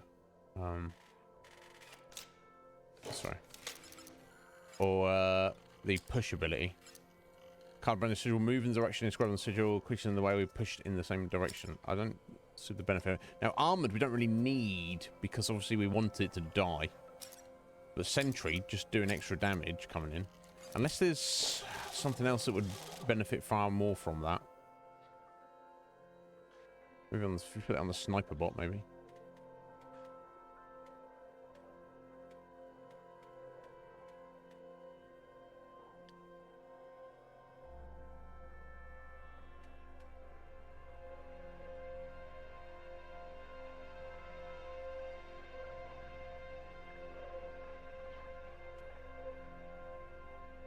It would stop, if I put it on the sniper bot, it would stop little creatures getting up in its grill and killing it, because it would do 1 point of damage to them as it approached it. Yeah, because our robot,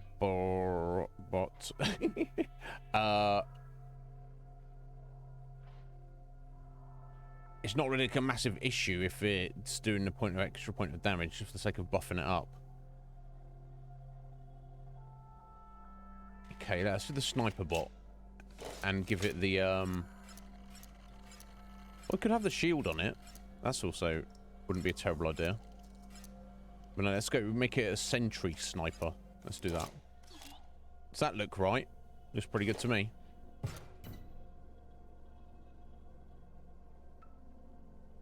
So I'm moving on.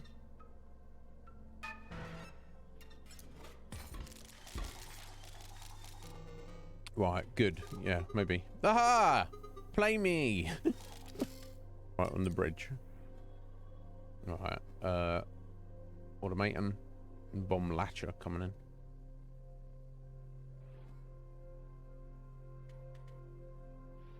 So I'll sort of try and stop the most damage here.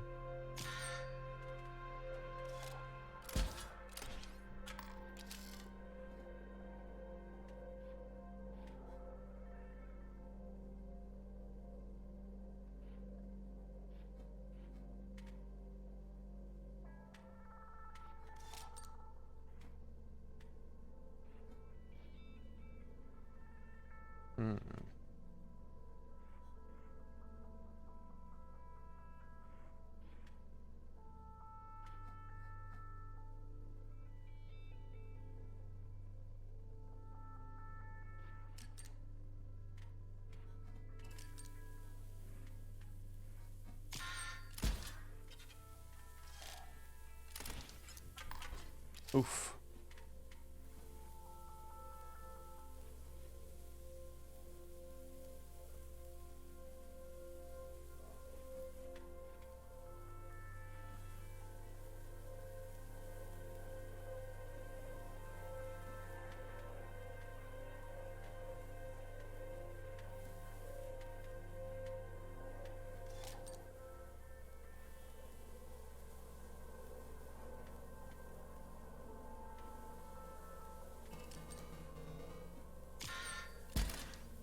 That was the best idea. But... no, terrible.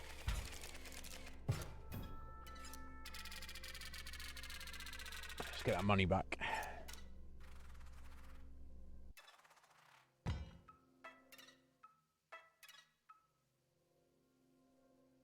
Oh, unless the ice is gone now, so I can kind of skip that fight. Maybe that's the idea.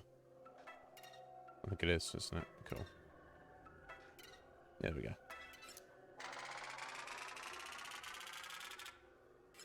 Okay. I'm trying to think about this one a bit more. Maybe it's on the draw. Maybe I'll just have to make a point of using my specials here a bit more. Okay. Sort of different order there. Nothing that's too fancy though.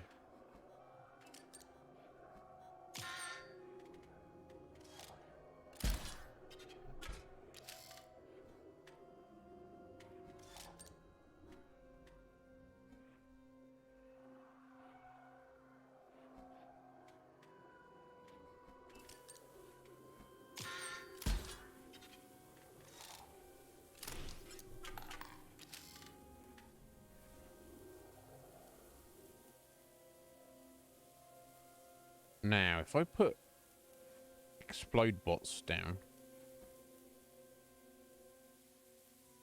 I would set off a chain reaction, clear them out. I would put a bomb on that. No, these two will still be fine, wouldn't they?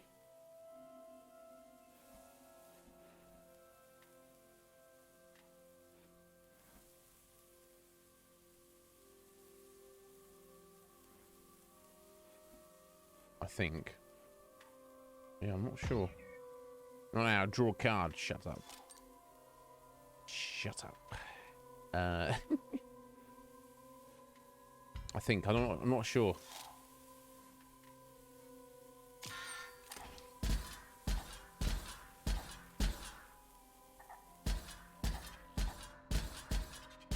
Yes, that's cleared the way, but we just died anyway. I don't know. Okay.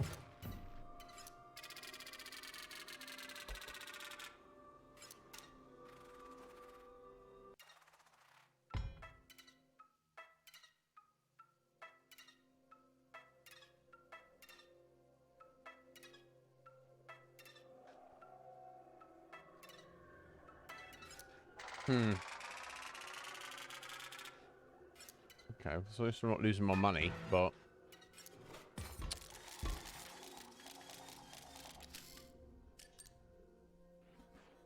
curious.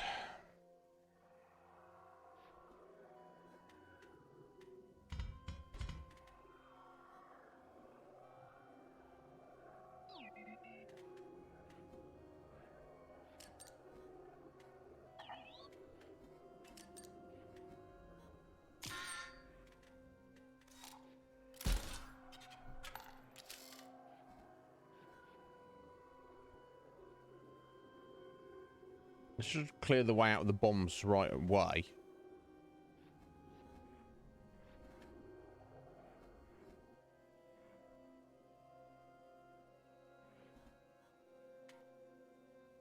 I'm not sure. Oh, cool. Unkillable. Now I wonder if he returns though.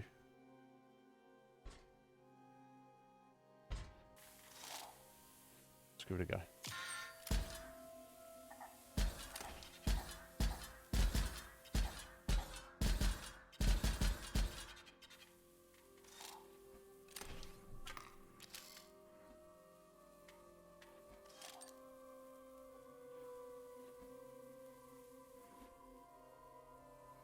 Okay, I've got to do something.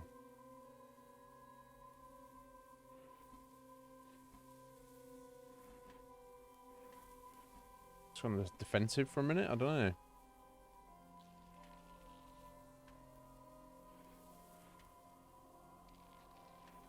No, it's not going to be enough, is it? Yeah.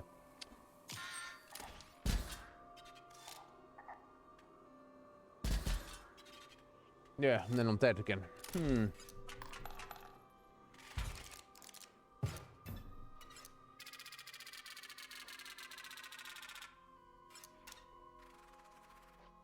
Well, I'll keep going because there's nothing else for us to do. So,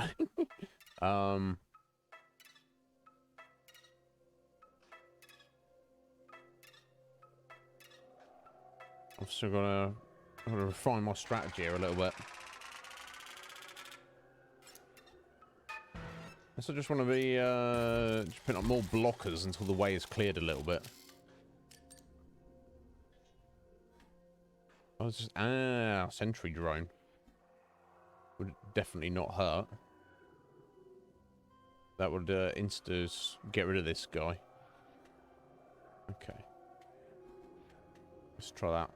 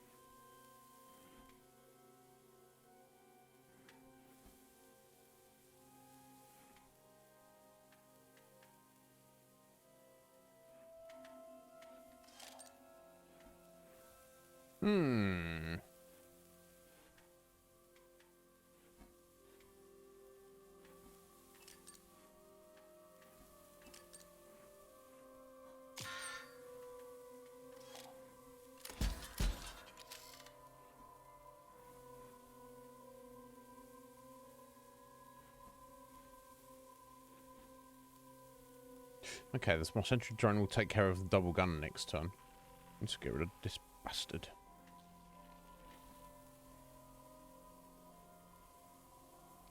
Which if I put my shield bot in, you should hit him.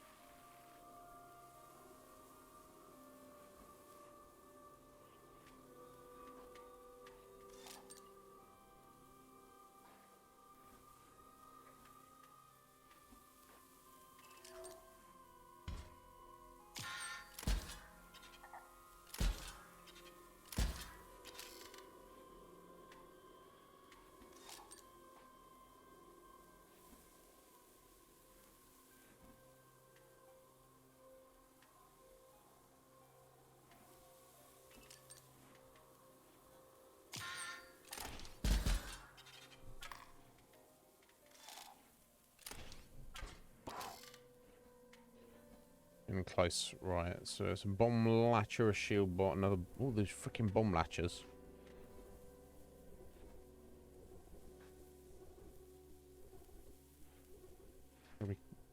Try and be somewhat careful here, but what we're gonna do? What, in fact, are we going to do?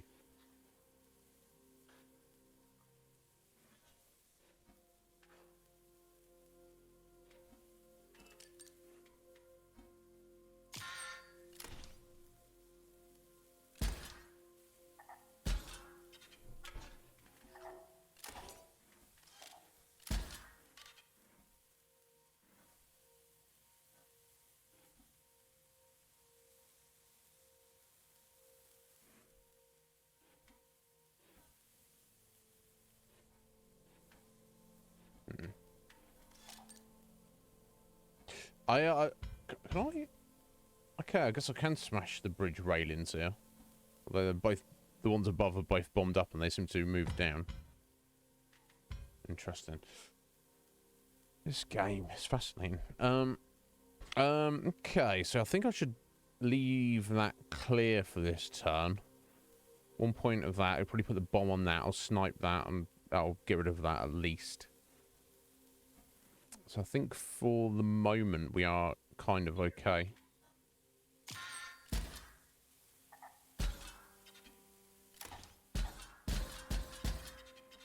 Okay, that's made a bit of space on my side here.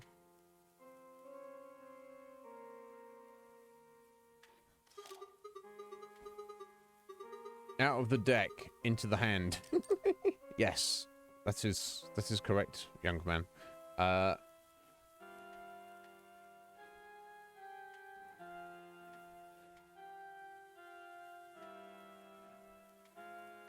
Okay, let's get the insector drone there.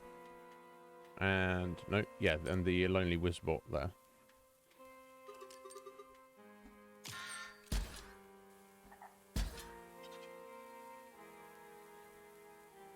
I guess, I might clear some space. Oh, no, of course. I'm thinking it's... Oh, we've got a bomb on it. That means it's insta-kill. No, it's not. Genius. Nice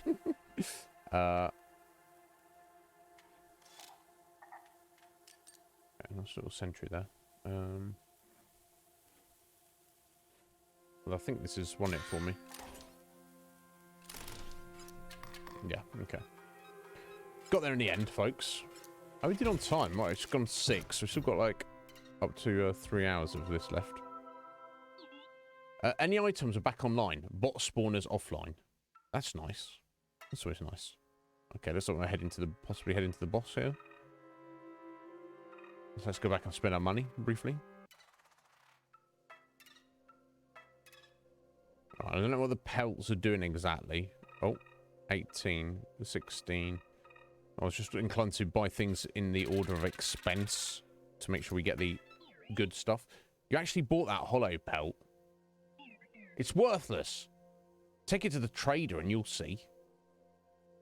Oh yeah, I guess we will. We've got a lightning bolt for 18.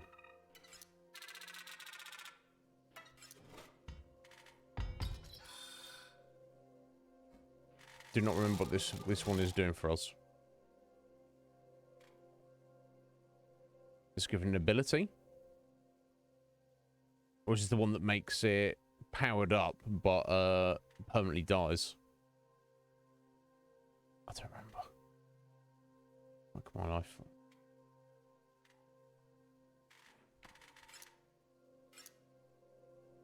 Yeah, okay, yeah, it is. +1 power. But so how does permadeath overclocked? Card around this sigil will increase power, but if a card around super is permanently removed from your deck. Okay, so I assume that supersedes unkillable.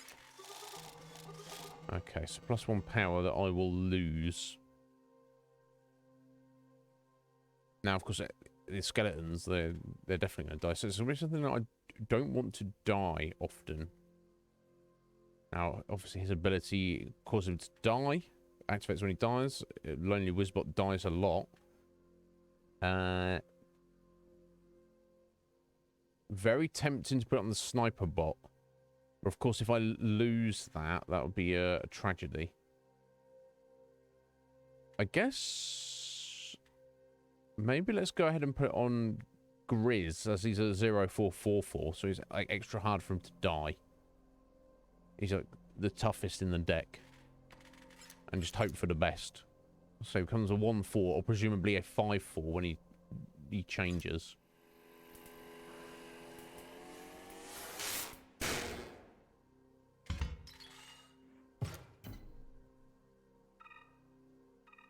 Okay, let's hang on to our money for now. So the trader. Where's the specific trader? He's not back up this way, is he?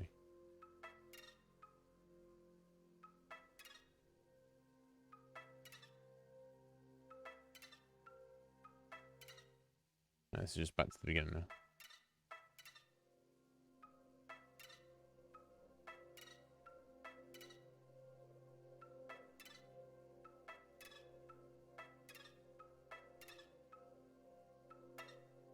I wasn't back where Leshy was it? No.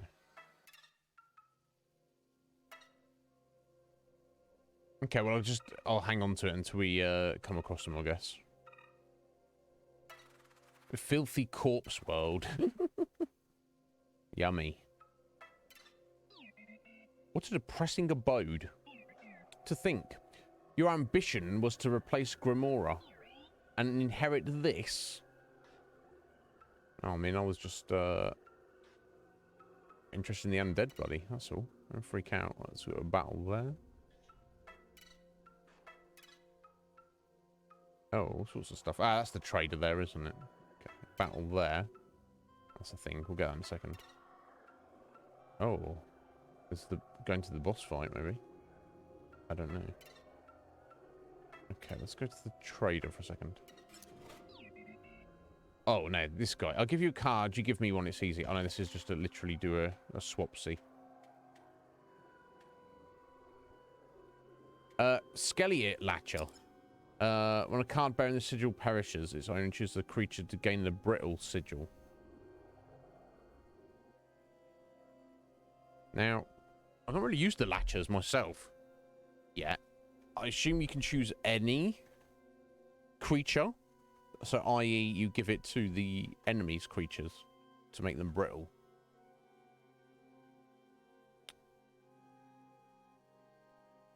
I'm not sure how I feel about it, though.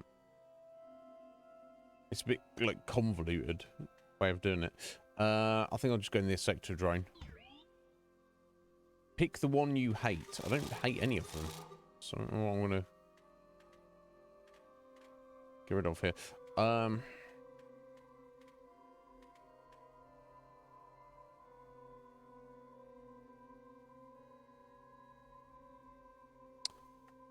Bolt Hound's not been doing too much for us. I might get rid of the explode bot because obviously you have to be very careful how you use it. Like, it could, you know, there can be instances where it's super useful, but it's not all, you know, it can be to your detriment as well. I'm risk getting rid of the exploder bot.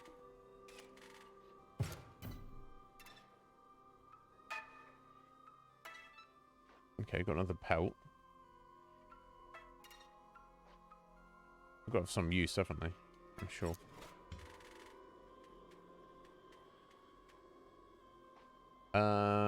Yeah, you can keep your latches. Give me another Mobot. Okay, so we've got a battle there. Battle there. Yes, what was up here? Oh, sorry, we've got that there. Which is power increaser.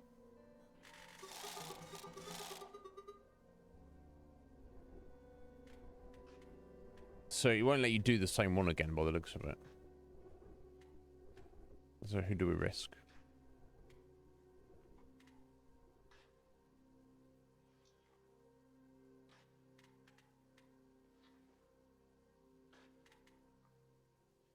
I think the other one was another insector drone, wasn't it? So let's do the same with both. We keep picking them up, so 2-1 flyers, not a bad idea.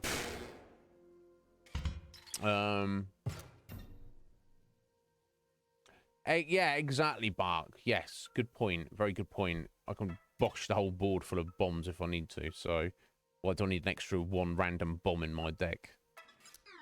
Right, Hull. We require a commitment to pass. You must agree to grant access to the archivist. Archivist, even. Do you agree to grant access? It is important. You must sign this contract. Oh, you cannot sign this contract. You do not have a writing utensil. Okay. Alright, so I guess we've got to go find a pen or a quill. Either way. Right, we'll go right first. Okay, let's give it a go.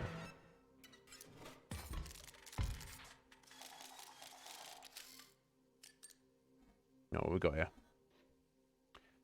Skeletons and sentry drones.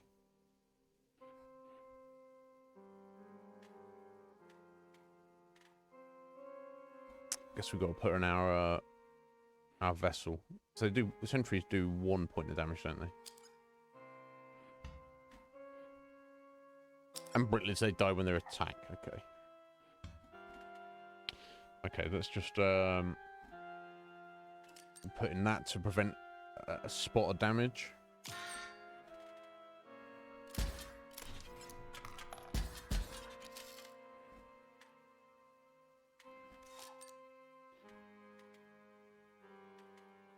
Okay, I'm putting a skeleton just to get rid of one of these.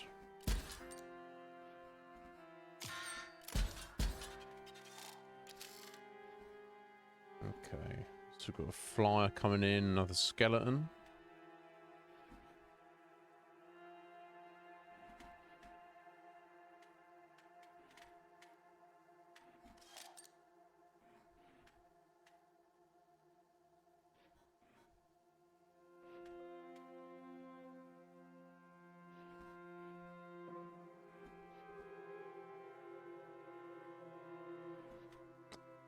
Okay, I'll put fish bot in there to on my next turn kill the insector bot. I'm gonna get slapped around for a minute, aren't I?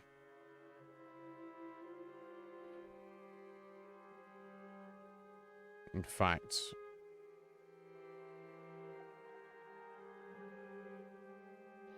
yeah, I might have to put something else in. Get this done. I think I will actually. It's very unfortunate.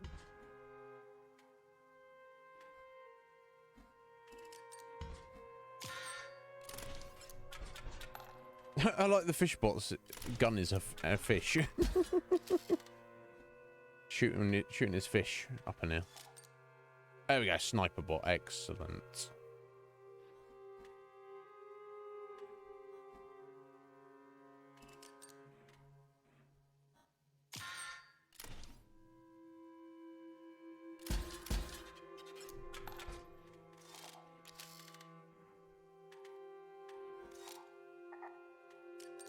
Oh, cool. Nice bifurcator. Oh, that's unfortunate. I lose my insector drone next turn, unless I somehow win the fight here.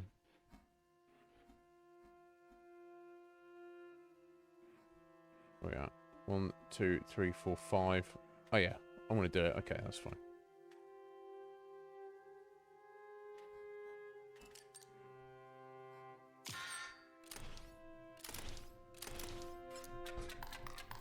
Cool.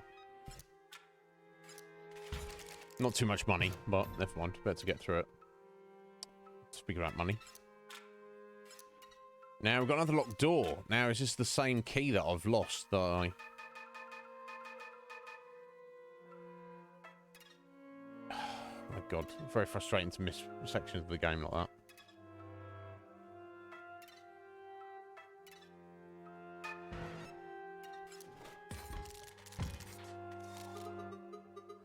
Stimulation.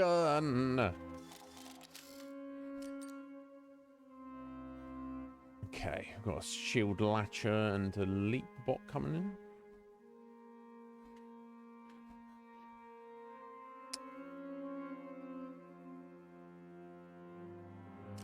So we turn to this guy, so we can get rid of that guy. Okay. Put the empty vessel there.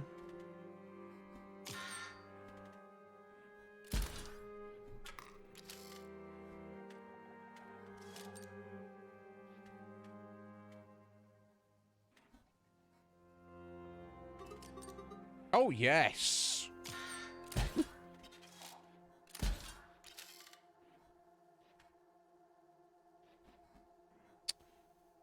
Sentry drone, superb. I mean, I need to not kill one of the shields to get that. Okay, so step into block there, doesn't it?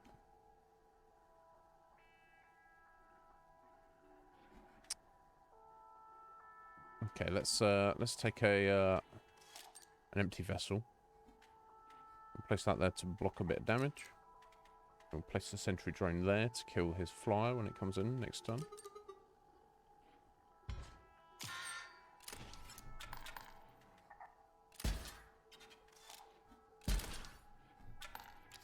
Cool. Now I got 4.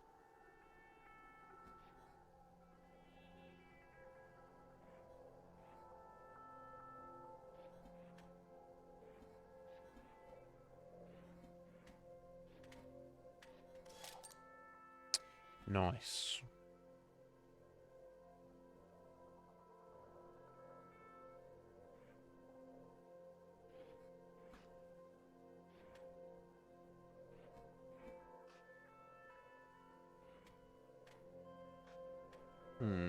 Let's go for... It's probably the sentry bot.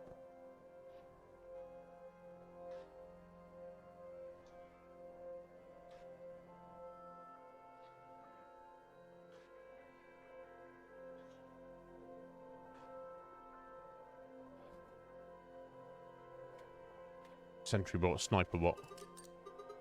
Oh, that shuffles him up, does it? Okay, that actually kind of works.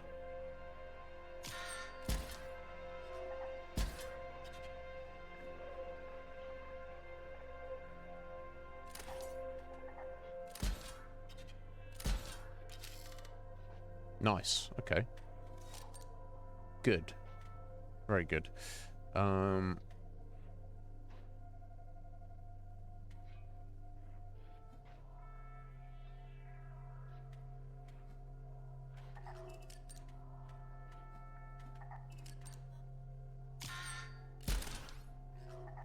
Oh, he gave me a shield. So you have to, if you die, your shield latcher, and you have no cards to put your shield on, you have to give it to the enemy. Well, well, well, well.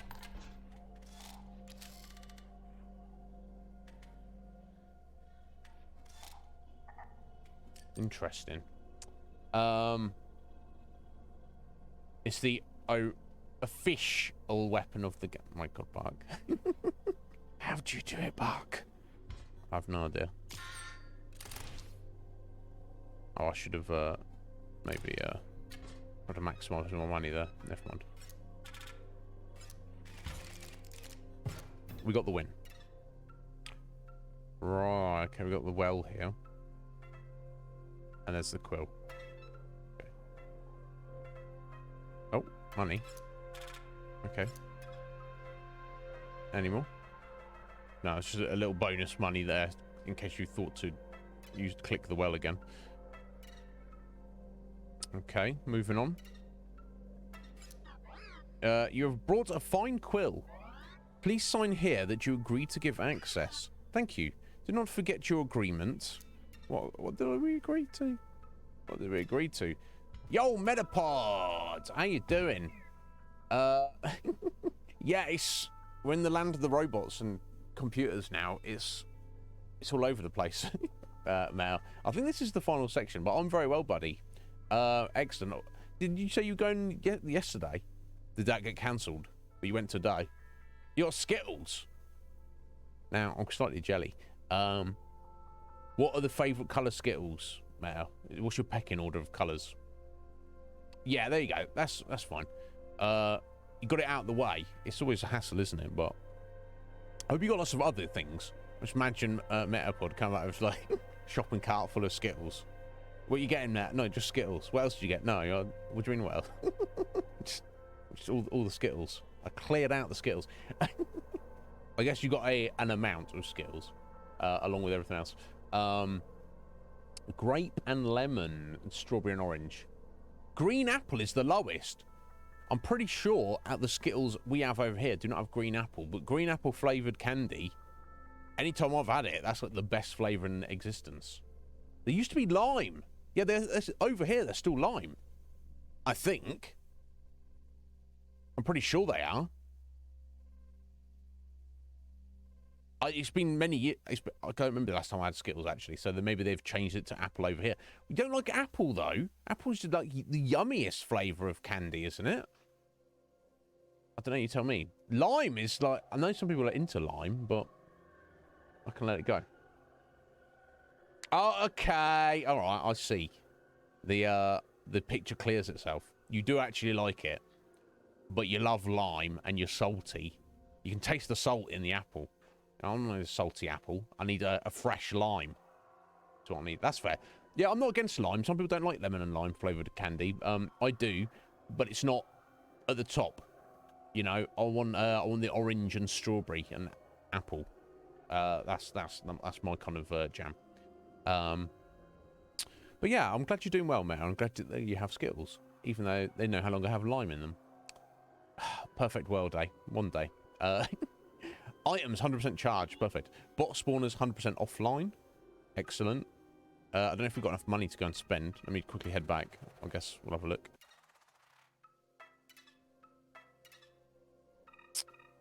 16 for this.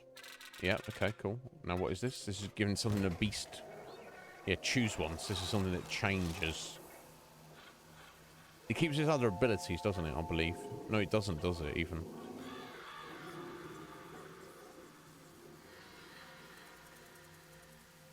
We could do the,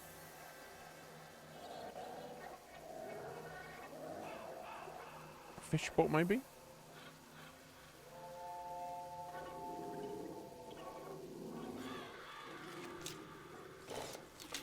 Here we go. Make him into the 2-3 wolf. Oh, sorry, the 3-3 wolf. Or the 1-3 death touch. Or 2-3 flyer. No, let's go with the extra power. Let's make him into a wolf. That can't have been correct. Why? Why can't it have been correct? He's like because you never know where I'm like. The game is telling us we're doing things wrong, but then the game is our enemy. So it's like, is it telling us we're doing things wrong because we're actually doing things wrong, or it's telling things we're doing things wrong because it doesn't want us to do those things? So therefore, it's actually the right things to do. Who knows? Only time will tell. There it is, the Uber bots you sought. These idiotic librarians worship it, as it sits here covered in filth and grime. Ready to clean it up? I don't know. We shall see. Oh, look, it's boss time.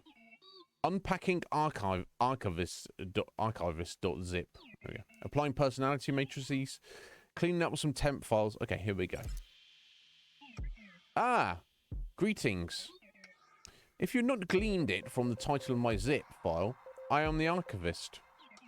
I eagerly await the opportunity to explore your hard drive. Files and directories are my speciality, you see. Indeed. So many files. So much stimulation. Okay, so what's going on here? Okay. So we've got the tombstone, 0 files that we can't attack directly. The librarians. 1-2 block flyers. Dead bite ability. When a card bearing this schedule perishes, select a file. Place damage on the scales according to the file size. Oh, so when these die, I take damage. A random amount of damage. Oh, fuck. Okay.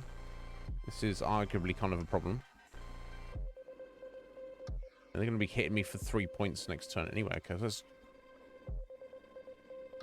chuck in an empty vessel to block a bit of damage. Oh, wow, they are coming hard behind. This is kind of an absolute gigantic problem.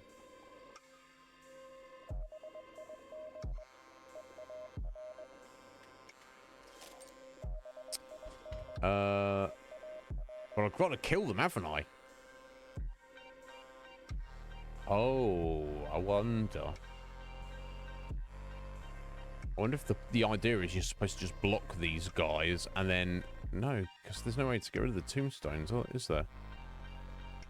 Got the music. I'm gonna try just fighting them. Outright fighting them and see what happens. Yes. Attack! We'll see, buddy. Okay, so that kills it. Oh, I should have inquired sooner. You will need to grant me access to your hard drive. Would you please acquiesce? I assure you, no harm will come of it. Ah, you see that? Permissions request. Grant Inscryption.exe permission to access your hard drive. Click on no. It changes to yes. Of course it does. Sphinx! How you doing, Sphinx? Are you well, my dear? I hope you are. What's going on? Here comes your actual files. I hope no one is watching. Oh my god. Now, do recommend... Oh my god, yeah. I'm going to get arrested. Do recommend an exemplary file to me. And do take into account its size, its magnitude, its bulk. We do... Oh wow, it's actually... Oh! Do I need like a small file? Is that the idea? Or do I need a large file? Oh my god, it's actually looking at more stuff in here. I'm trying to think what might be I guess I need a small file, right? Yeah, because he wants me to do a bulky one. Let's see what's on the horizon. I mean, some tiny little config file. Yeah, if I go to scripts, the script file, it's, yeah. There you go, 4 KB. A small file. but I do suppose respectable. Oh, wait, hang on. I'm supposed to look for a large file to take the damage, put the damage on them. Oh my god. A single point of damage was... Fuck. So what we need to do is actually go along and pick a large file. I thought I was taking the damage. Not... Okay, this is probably easier. Yeah, what we've got to do is do yesterday's stream. That's... Actually, some of those files might not be as large as... because I changed the encoding of the file type. I'm sure I've got some on my hard drive that are over like 40 gig or something.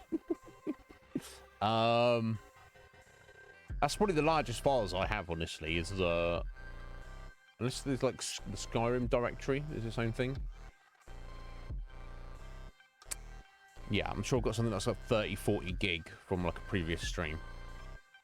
I don't think, of course, my pornography is in a single file. Obviously, that would be the largest.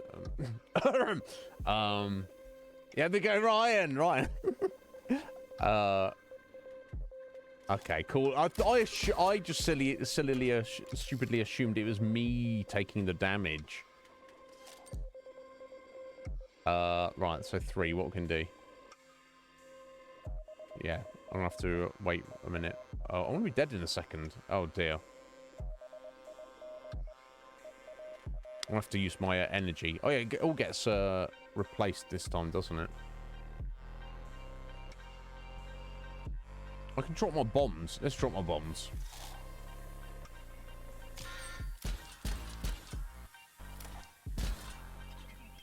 Again, do choose a file. File size and paramount. Here we go. So we go F. Yes, here we go. The Iznib Show. Who'd have thunk that the Iznib Show would feature in the Inscryption? Right, okay. 7 gig? No, we got... There we go, 36. Can do anything... 41. 48, 58. 64. Okay, let's see what else we got. Any more? 64? Yeah, I think that we're getting smaller now. Yeah, let's take the 64 then. Slap you on that, buddy. Where did it go? Oh no, I've scrolled down too far. Okay, let's go back up to the top. Yeah, go. My word, this file, it is, I may say, it is colossal. Yeah, it's been a while since anyone's mentioned the, you know, commented on the size of my file. Bravo. Now, go along and select a file. Recall that its vastness is your objects, yeah. Okay, so I want to choose the same one again. Or we've got to choose a different one, maybe. Yeah, okay. Go for the 60. Yeah. Magnificent. It is gargantuan. Oh, it's because I'm doing extra damage, isn't it? So I had to do it twice. Oh, because I killed the... yeah. Please select a file. This one, however, is very special.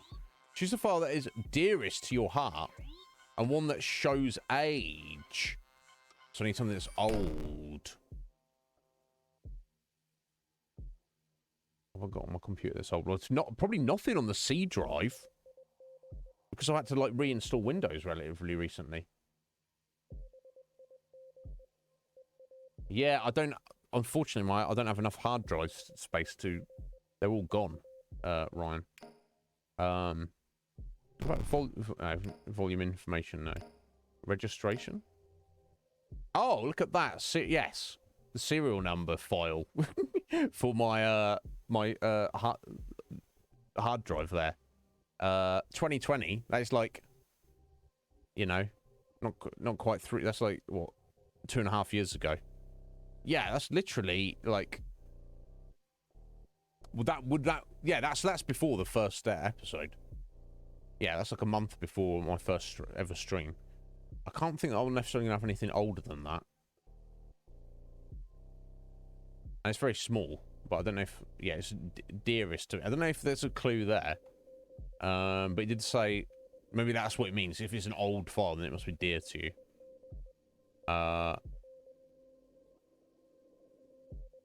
Is that going to be old enough? I don't know I'm going to have anything older than that. Let's go for that. Now let's place this file in the card. What? You didn't choose a file that was too dear, did you? For if this card dies, I will delete the file from your disk. You better not, matey. Please please do not tempt me. I'm completely serious. Shall we see what that looks like? Serial number.xml. Oh my god, this is fascinating. Marvelous. This file is not short-lived. It is not. It's been around 2.5 years. A file this mature is easily a 3.3. I wonder if I found something older or something even better.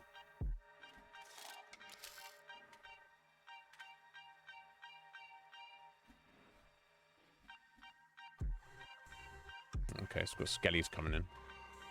Fascinating. Now, the Inscryption is not surely going to actually delete files from your system. That would be insane.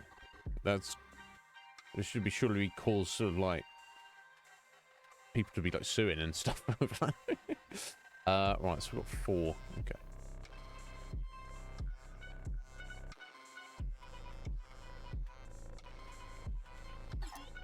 Oh, stop. I've got to draw a card first. Okay.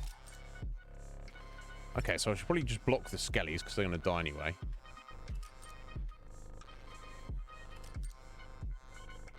I guess we'll put this guy in, do some damage, and just hope that he doesn't die, and that my hard drive doesn't get destroyed by Inscryption. Because I'll be getting on to Luke and being like, "Oi, Luke, you need my new hard drive, buddy."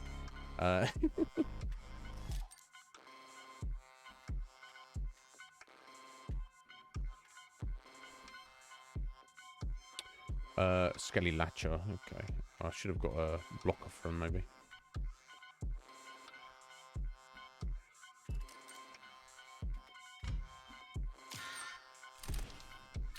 We're all good.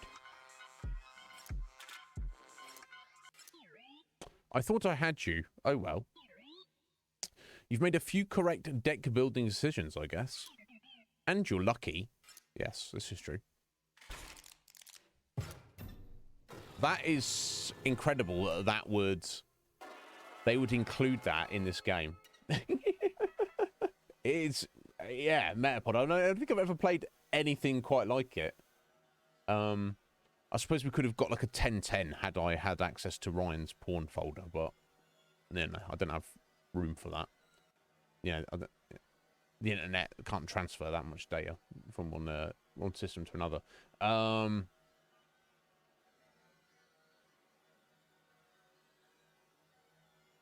Right, I might dive into that later, Ryan. Look into the theories behind stuff. I don't know, but anyway, let me take that money there. Cool. Okay, we've got the little tombstone here. All right, I get another permanent upgrade, right? I do for my empty vessels. Perfecto. I assume it's the same too, isn't it? Oh no, battery power. When a card bearing the sigil is played, it provides an energy cell to its owner. Oh. Which would mean they are technically free to play. That's pretty amazing. But what might actually be more useful for my blockers? Do they have a shield? Or do they do a bit of point of damage when they're attacked? Or they essentially become free to play. Tempting, but there's only so many spaces on the board. They're all of these are superb. I think I want to take the damage, so they can like do a little when they're getting, you know, just being their sacrificial pawns. Yeah, we'll take that point of spike damage. Ryan said the battery. Oh dear. Never mind, Ryan. It's fine. Yeah, no, I mean, because you can, if you have them in hand, you can flesh out your deck every turn. Your board, just fill it up. It's fine. I'm sure. I hope, Ryan. Okay, that's 2 done. So I guess we get that to the central area, and then take it from here. Let's head down to the store real quick. So we've got 13. Okay, let's get the 10 one. You know what to do. I've forgotten what we're doing now. Adding an ability. What do we have? Oh, okay. You're adding another, just a random ability. It's going to say spike damage. Sniper. Latcher.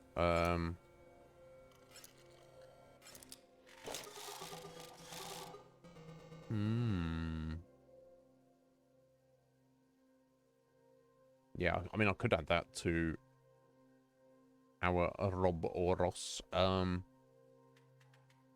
If we got sniper damage on the double gunner, that would also be pretty amazing.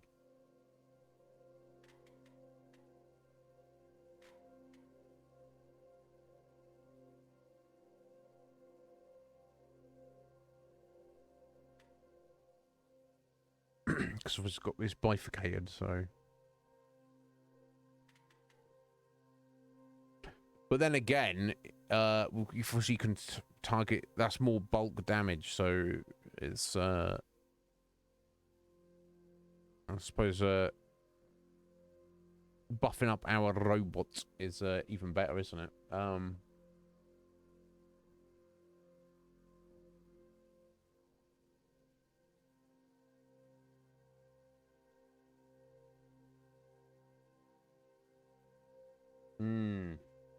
Yeah, 100% bark.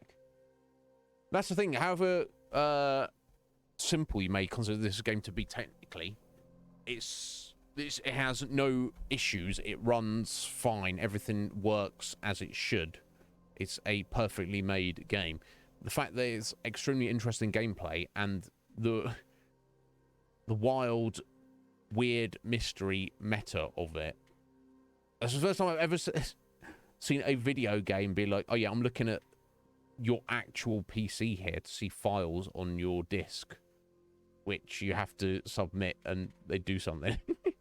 It's like, what? Are you serious? I guess our robot has more potential, because if I get him to die a few more times, he's going to be even more powerful. So yeah, let's give him the sniper damage, so I can direct his attack. The memory unit is basically full now. Ah, okay. So you can't do anything else with it. It's OP enough anyways. Is it? I'll be the judge of that. Oh, that comes back. Oh, it comes back more expensive. Okay, cool. Either way. Moving on. We're heading this way. And we're getting this. Ah, another double gunner. Exploded what? Another insector drone. That one's not as good, but do I need another double gunner that's not got the same good abilities? I don't think I do. Let's take another insector drone. Now the wizards is a harder place in theory, but it was in the previous act. But this whole area is about robots, so I'm inclined to leave the robot guy till last. Let's head down here to the wizards. Oh, okay, no, it doesn't seem to make any difference. This is just to get a pelt. Okay, never mind. We're heading north then. Money, thank you. Who's this? It's fixed. Oh, it's the bridge builder. You can go on with your merry way. Thank you. What? You're not so merry? Being a pawn in this petulant android's plot isn't doing it for you. Reloading personality matrix. It's fixed. Okay. just erased her personality there. Wonderful.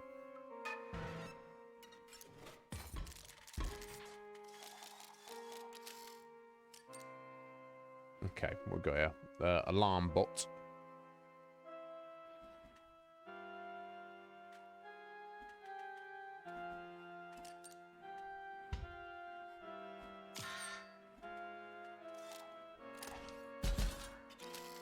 Nice.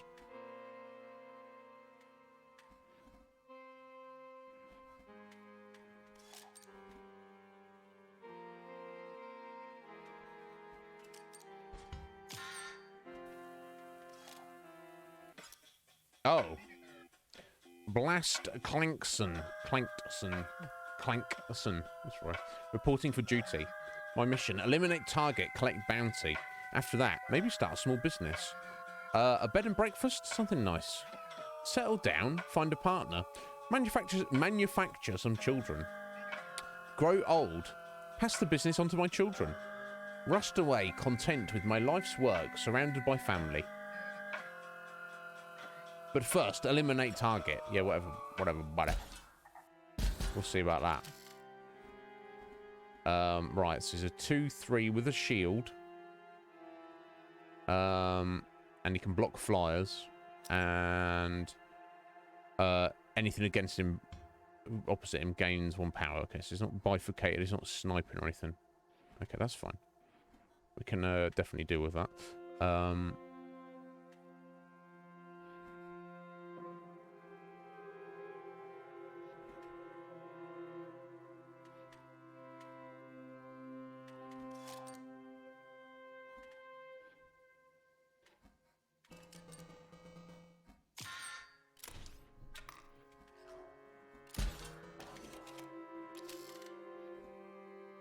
Okay.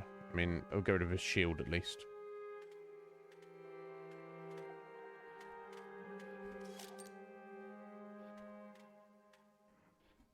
In fact, I just put both our skeletons in and win, can't I? So I'm probably just going to do that.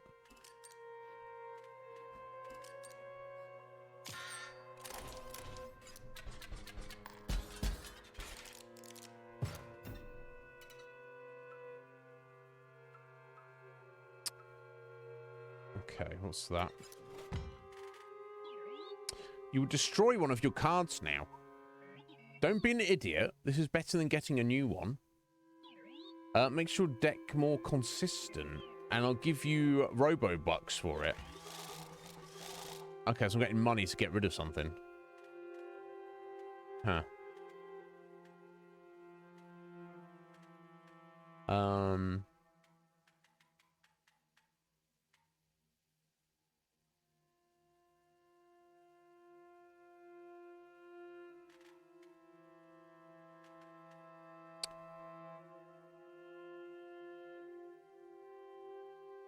Maybe we'll get rid of the Bolt Hound. I've not really got too much use out of him. Maybe get more money the more cost he is. Okay, we'll do it. $4. Are you having a bubble? Let me just do something to compare. Oh, it literally doesn't matter. You're getting...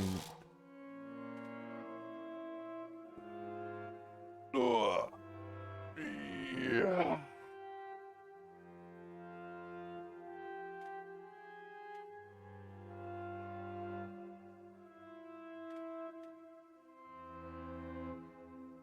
I might get rid of him anyway, because we've got our Robots, and our Grizz, and our double gunner. Yeah, for the cost, I think we'll just get rid of the Bolt Hound. I don't really particularly want to do it. I don't think that $4 is worth it. But who knows? Maybe it'll pay off. I got the secret entrance.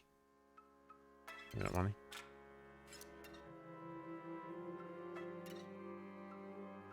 Okay, what would we have here? Okay. So we'll put an ability on something. Obviously we can't do our Roboros. Let's just pop the double gunner in for a second, see what the options are. Let me calibrate. So we've got Death Touch. Oh. The Guardian. Or when it dies, you get a random card.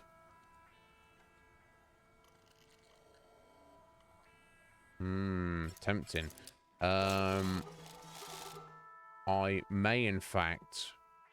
Yeah, if I put the Death Touch on the Sniper bot, that would mean, with its sentry as well, anything that stepped up to it would get instantly shot and killed. And then when it's doing its Sniper, I can choose whatever creature on their side to instantly kill. obviously that's all dependent on getting the sniper bot out, but that I like the idea of that. So let's give that death touch. Wolf, how you doing, Wolf? Thank you for the alert, buddy. I hope you're doing well. Yeah. The memory unit on this one will take much more. No, indeed. Now, what is this? Loading. What the fuck is this? Oh, found this old picture of when Elle and I first got into Aqua Romans. Gilly Gladiator. Sick. Elle got a Julia C star. Okay, so this is collectible cards, I guess. Aqua Roman, so I guess maybe that's the name of that particular card. So this is must be a picture from Casey. Elle was Casey's friend, and this is probably when they first started getting to the collectible cards, I guess. Yeah, from June 2006. Yes. Well, a Julius C star. Aqua Romans. Yes, let's take Romans and cross them with the C.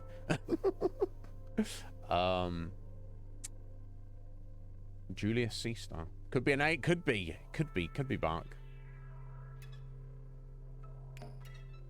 Okay. I don't think the archivist would dig up this file. You sure about that?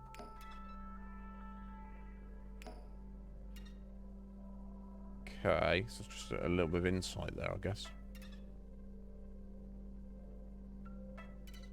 Okay, so just sort of heading this way. You got from Explode Bot, Leap Bot, or Energy Bot. I guess the Leap Bot just have a blocker. I guess that makes sense.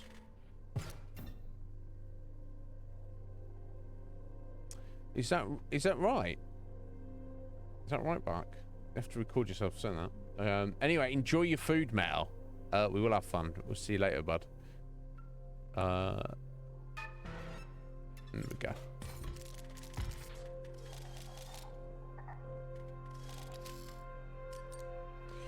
Let's see. Insect drone or Maton. Both 1-1s. I can block flyers. Ah, vessel printer. Okay. When it's struck, draw a vessel card. Okay, so let's put that there. That should take care of the flyer.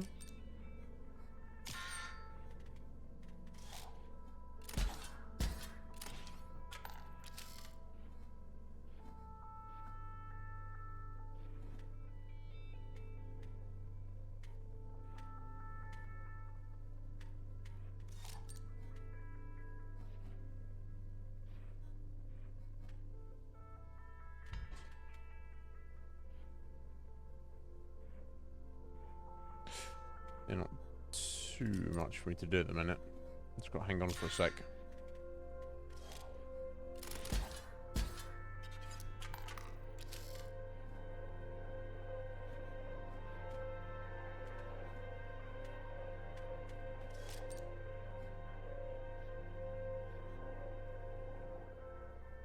Now,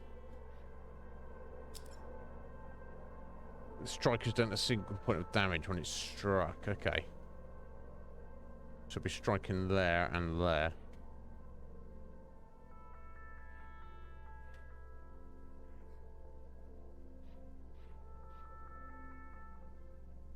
Two. So I need to block both of that.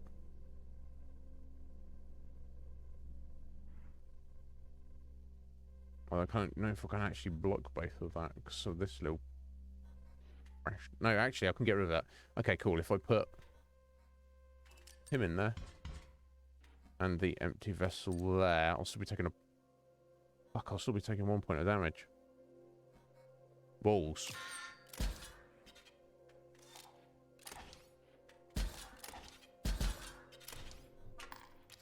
Too little, too late. Oh no! Oh jeez. Okay, no, sorry, I'm on the edge now. Right. Okay, sorry. I thought that was it. Okay, so we've got 4.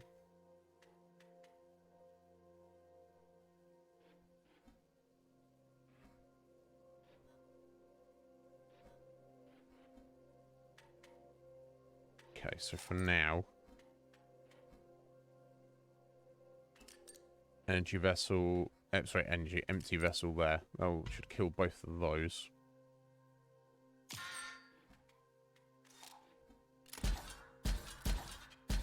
There we go, nice. Okay, we've got a bomb coming in.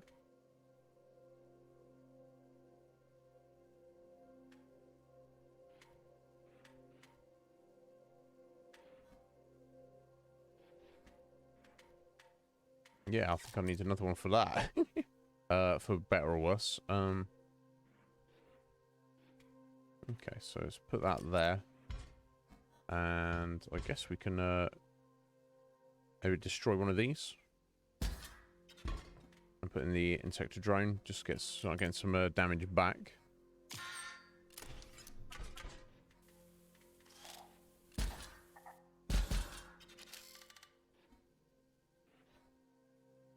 That's somewhat unfortunate, because that's going to take the damage. I'm going to lose that because of it's got the permadeath on it, which is very unfortunate. But unless I don't think I can win it this turn, can I? Unless I use my shield to buff everyone up. I think I might need to do that unless I want to lose this, which I guess I don't.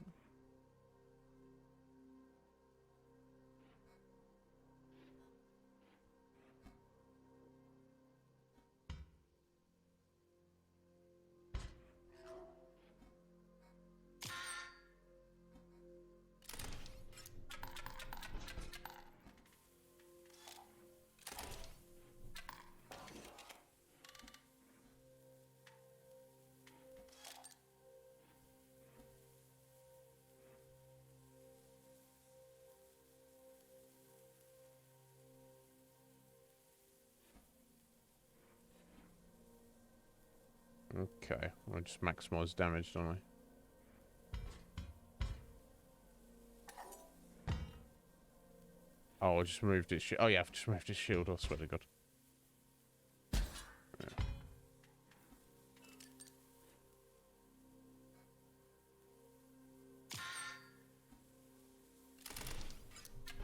There we go. Money! It does bark, but the little insector drones don't, because I was forced to do that buff thing on them. So I just wanted to try and preserve it.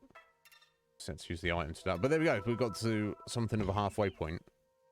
Any items are back online. Excellent. This is fairly reasonable then.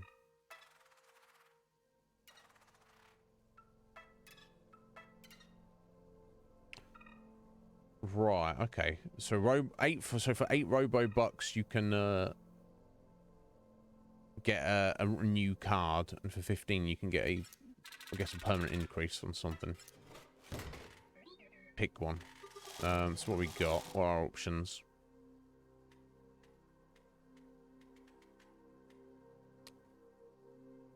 Yeah, I mean if we could put something on Sniper Bot again. Get its final boost. Let me calibrate.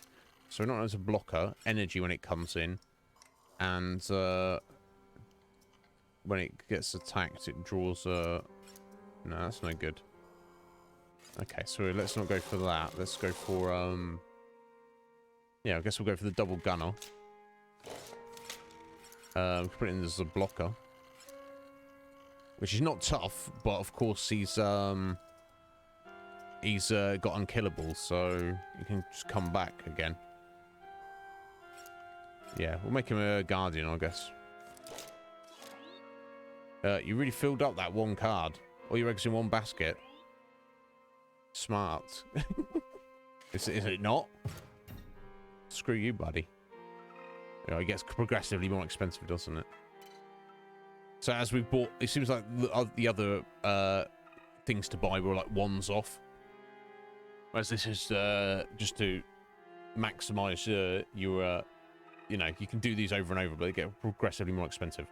Now, obviously, this is to buff up your cards you've currently got, which now we have 2 fully almost 3 fully buffed up real good cards, being a Ouroboros, the double gunner, and the sniper bot. And then that one presumably is if you just want to buy more cards. So we'll play it by ear.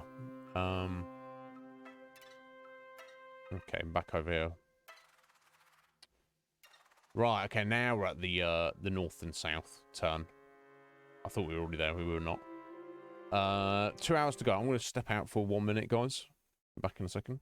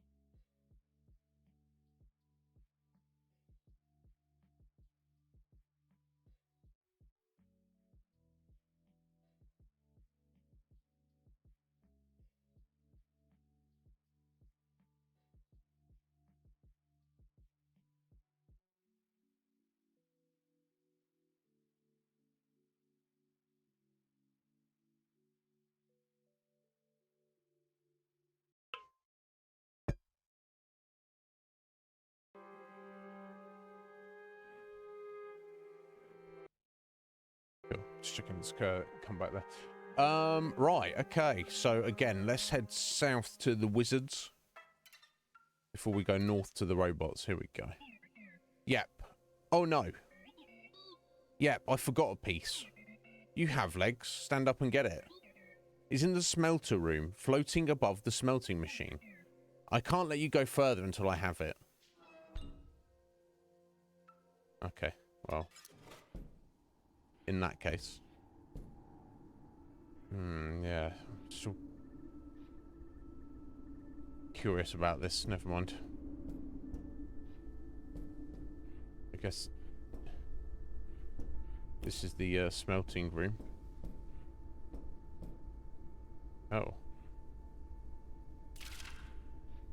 Oh no, this is the smelting room. Oh, new room.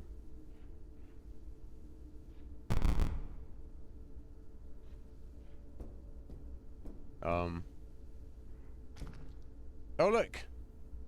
It's the goo. Greetings. The pain? Bearable. What? The pressure of these pipes surrounding me feels nice. Oh, okay. That, and the knowledge that the master is near.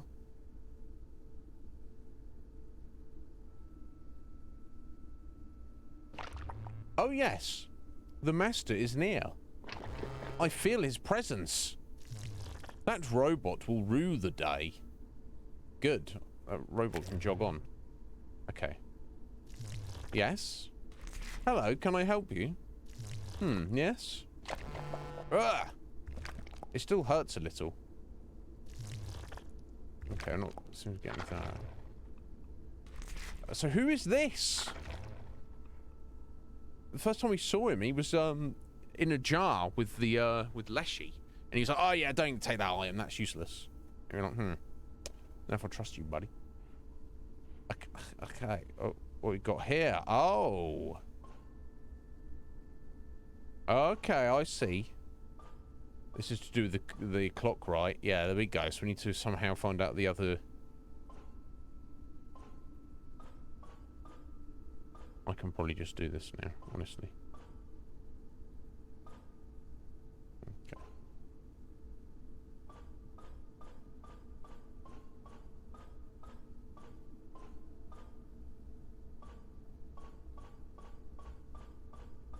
this is cheating, but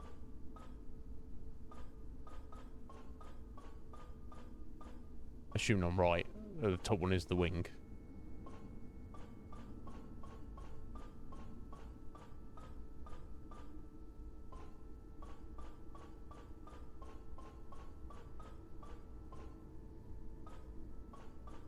Although I've almost been through them all, haven't I?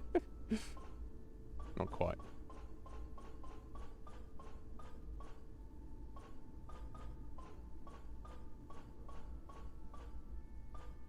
I don't even know what this is. I'm playing around with there.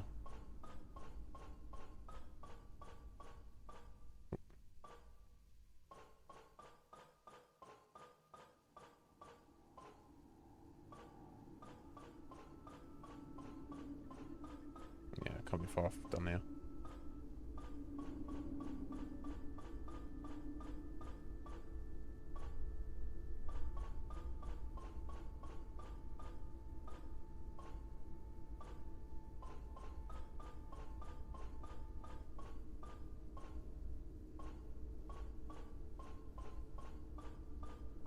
Maybe it's not then, because I think I started with a handed on the bottom, didn't I? Yeah. Okay. This is the opposite way around.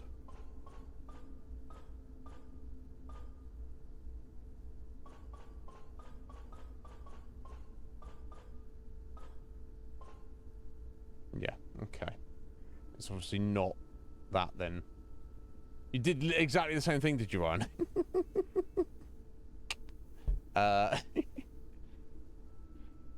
But seemingly there's something I'm missing. Oh, is he headed off now? No? Oh, he pops out.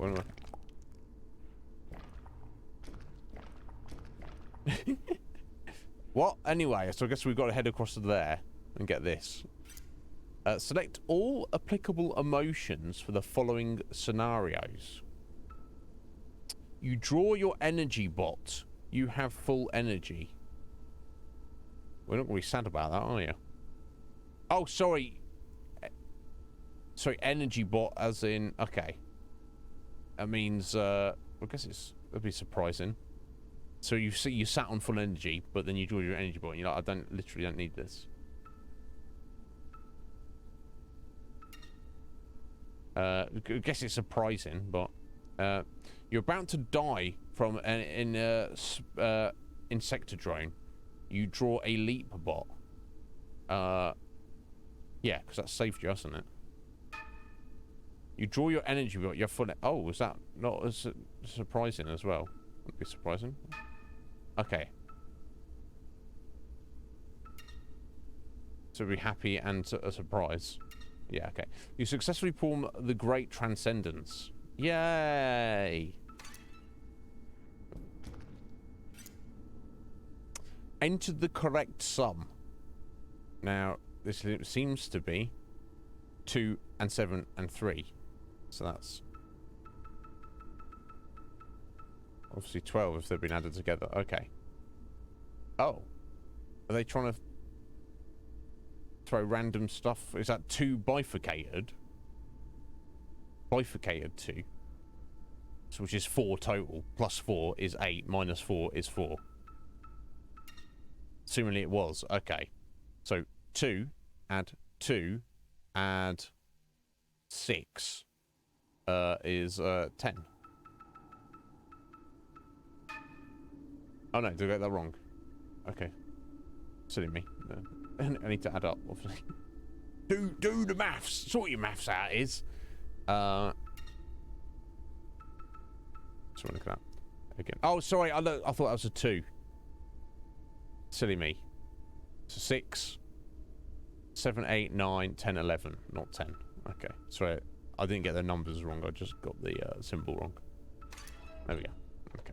We're good.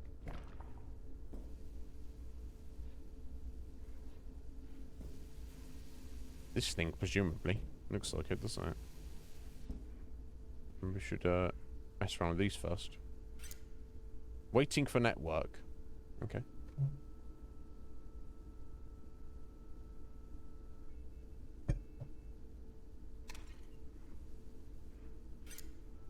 Which sigil is represented? What the fuck? What am I even looking at here? Oh, okay. We've got to turn it around, have we? Okay, yeah, there we go. So obviously, yeah, that, isn't it?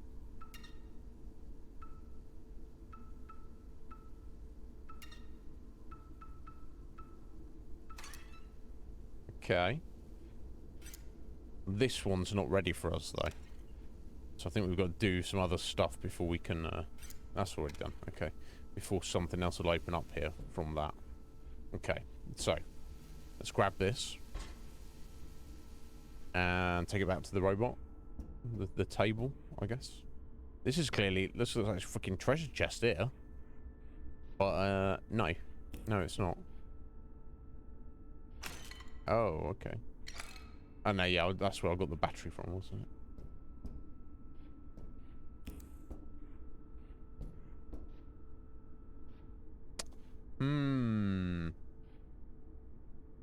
Unless, sorry, just look at the weird triangle behind it. That's just the top of it, isn't it? Unless it somehow shows more of these when you get a certain time set. Who knows? I don't know. Oh, wait a minute. It's not simply...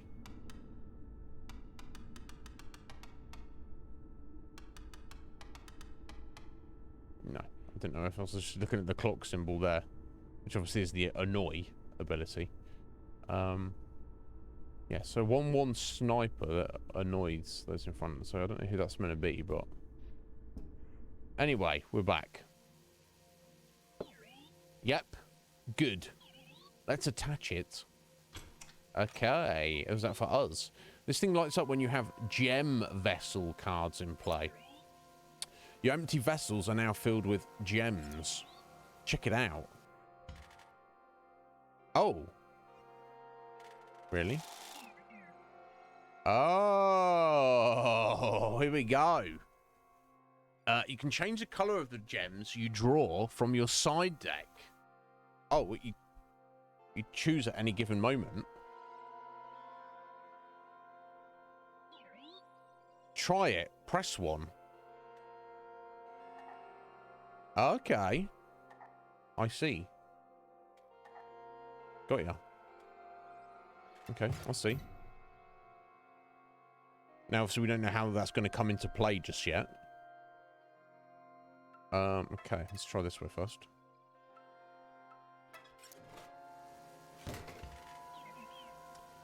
You pick a card now, and I'll gemify it. From then on, having a green gem will increase its health. Having an orange gem will increase its power. Having a blue gem will lower its energy cost. You'll see. Well, I mean... all of those are... now, power, yes. Energy cost, yes, absolutely. Health doesn't really matter. In fact, that's not needed. But overall, I feel we should just... utterly buff up our robot. Surely. Okay. Yeah, do it. I assume it's not the only one I'm going to be able to gemify. So let's just start with our best card.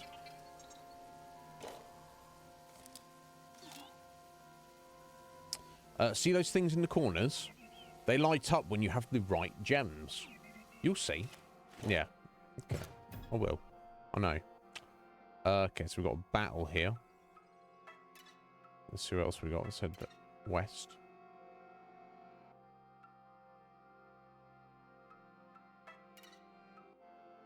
Okay, money. Why not?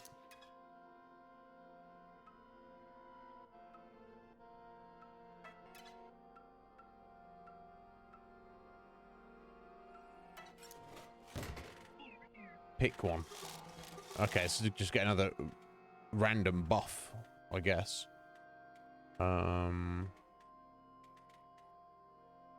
Right, so we've got sniper with the death touch and the sentry. Let's see if we get something else on it of use. Recalibrate. Oh, unkillable. Bifurcated is tempting. Let's give it unkillable. Full 4 ability is great. Yeah, I'd say so. I'd say that's pretty great. Done well. Okay, we've got another entry here. Another pick of L and I. This was from school, but I remember it was right after we won that tournament together at Comics Land. We told Mum and Dad it was a spelling bee. So either L is like her best buddy or maybe even boyfriend.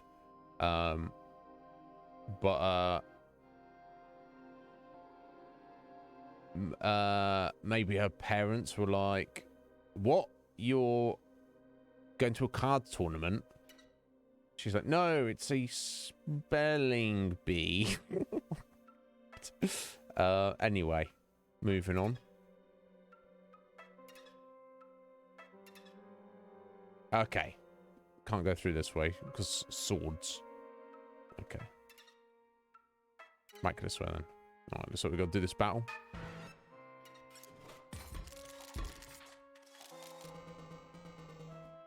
Yes, fresh fish. Indeed. Now, okay, I guess I can't look at the minute, but yeah, what's this we got here? Gem-bound Ripper, a 3-1. That's disturbing. Okay, so we've got our green energy. So, Emerald Vessel. So you don't change it there, do you? Assume you change it over there. But anyway, need to get a vessel in there to block that damage.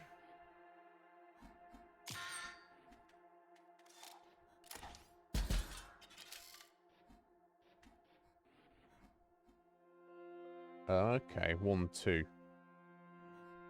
So I thought, why their vessel's getting a +1? Okay, so, oh, no, it's the electric, isn't it? It's the buff of it. Okay, so you can't actually change. I thought you led to me to believe you could change it. You can change it in your deck. Right. Okay, so depending on what you want them all to do. So I guess you want to get them balanced, don't you? As much as possible. Okay. Get Skellion later, maybe.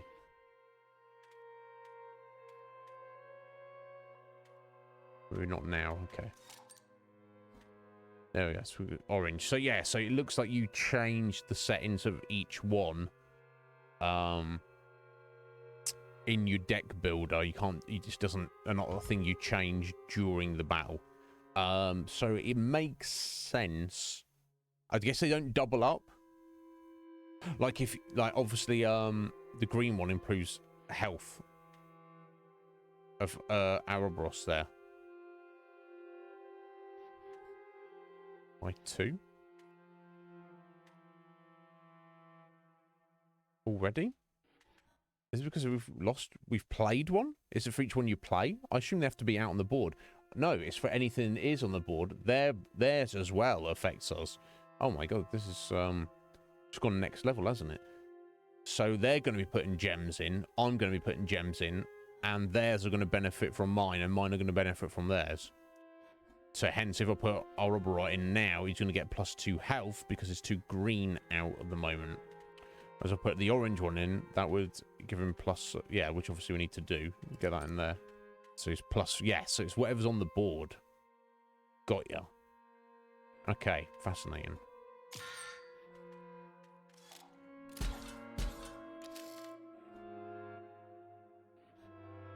Okay, got 1, 2 coming in. 2, 1 even, so I should probably...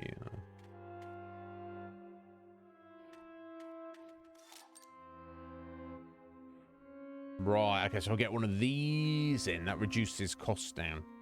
So basically, I just want to decide what I think is most important. And as he's the only one who's getting any buffs at the minute, it's probably just the energy vessels, right? so I can severely reduce the cost of getting him in as soon as possible. Because I don't need the green ones to buff up his health. I guess more damage is nice, but getting him in sooner is much superior. So, okay. I think I understand. Now, the question, of course, yeah, and it does double up, doesn't it? Because I've seen with the health there. Interesting.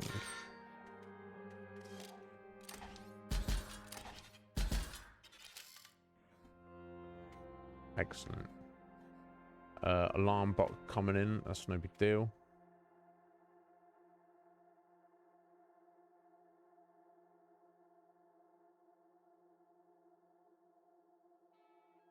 We're going to get our energy soon anyway, though, so, I mean... Okay, that's it, Sonia. In fact, get that in there.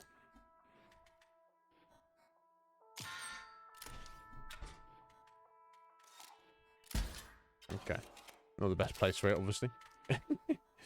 So it's the swap bot, yeah. When it's dealt damage, it swaps. Okay, well, it won't be dealt damage because we got... well, it might every other turn. Okay, we'll have to just deal with that.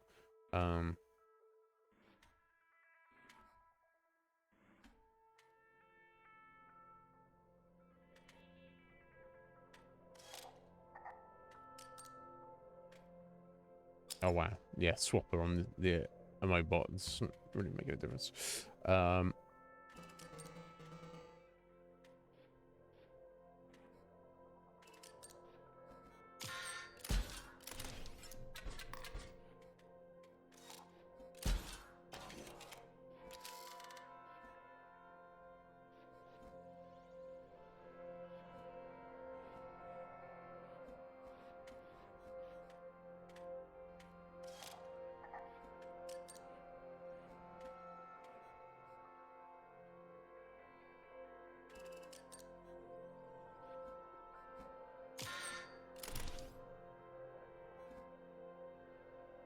Oh, yeah, you can probably win the match here, no? Yeah. Cool. Excellent. So, another star on your head. Your bounty is high. Oh, double star. Oh my god. Bounty hunters of a higher caliber may come calling. No thanks. Right, okay. So, it's going to be in my best interests at the moment until I get other cards gemified and I need to worry about their abilities. If I just go full sapphire to reduce the cost of our Roborot, that seems to make the most sense to me. Oh, I could be wrong, but okay. Oh, and in fact, I'm about to gemify another card, so maybe I'll change that in a second. Let's see what our options are.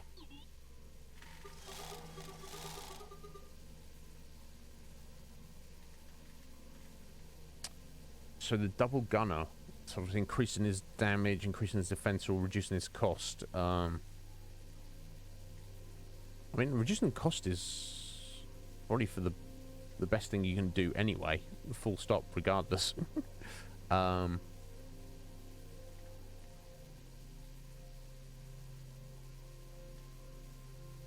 Let's get the sniper bot in. Let's gemify that. Here we go.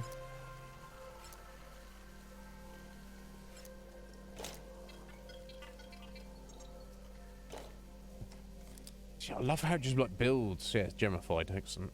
Builds on the layers here. Again, I think we're still better off with the reducing the cost. Again, because it's unkillable, so it doesn't really matter. Oh, what is that? I don't know what that is, but I think we have to go that way. Get a new card here, though. Orlu's Vessel, another sniper bot, or Gem Guardian. Now, obviously, there we go. So we got a sniper bot. This, I guess it's, yeah, it's already gemified, and it's a sniper, but obviously it's not got all the other fancy abilities. Gem Guardian, 1/2. When a card bearing the sigil is played, all gem vessels on the owner's side of the board gain nano armor. Now, a gem vessel, that's all of your literal vessels, isn't it? No longer empty. Okay, so that gives them all armor when it comes in, if you have a board full of them. Not that great. Orlu's vessel, though, has... Okay, so it has these sigils just by being sat there. And it comes in for 2, and it's just a 0-1. So it's giving everything... My other gem creatures and itself +1 attack and reducing the cost of everything.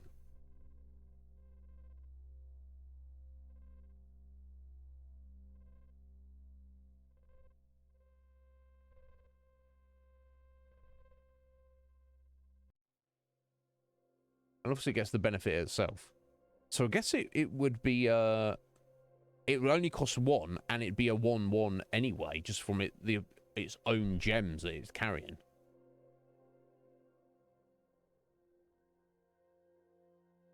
Fascinating. However, having another sniper bot that's already gemified, if I were to get some other fancy buffs on that, would not be a bad thing. It's tempting to take this guy.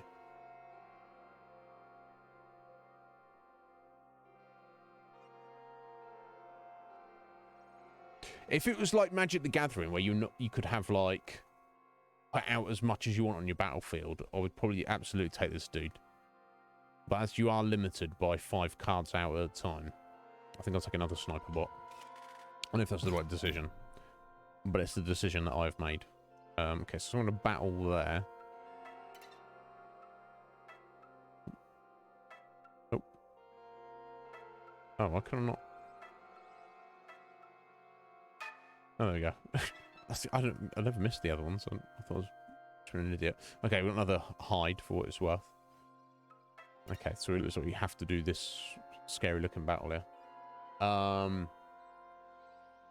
Hey, Dr. Blood Vomit. How you doing there, Blood?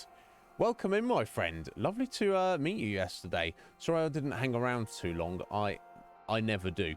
I usually do like about a 7-hour stream or so at least 6-7 hours, and I do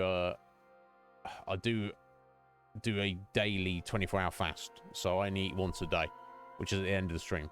So I do duck out quite quickly, but love to see you stream. As I said last night, friend of Roots, Myth Matrix is a friend of mine. I know you seemed like you're just getting started on your streaming journey.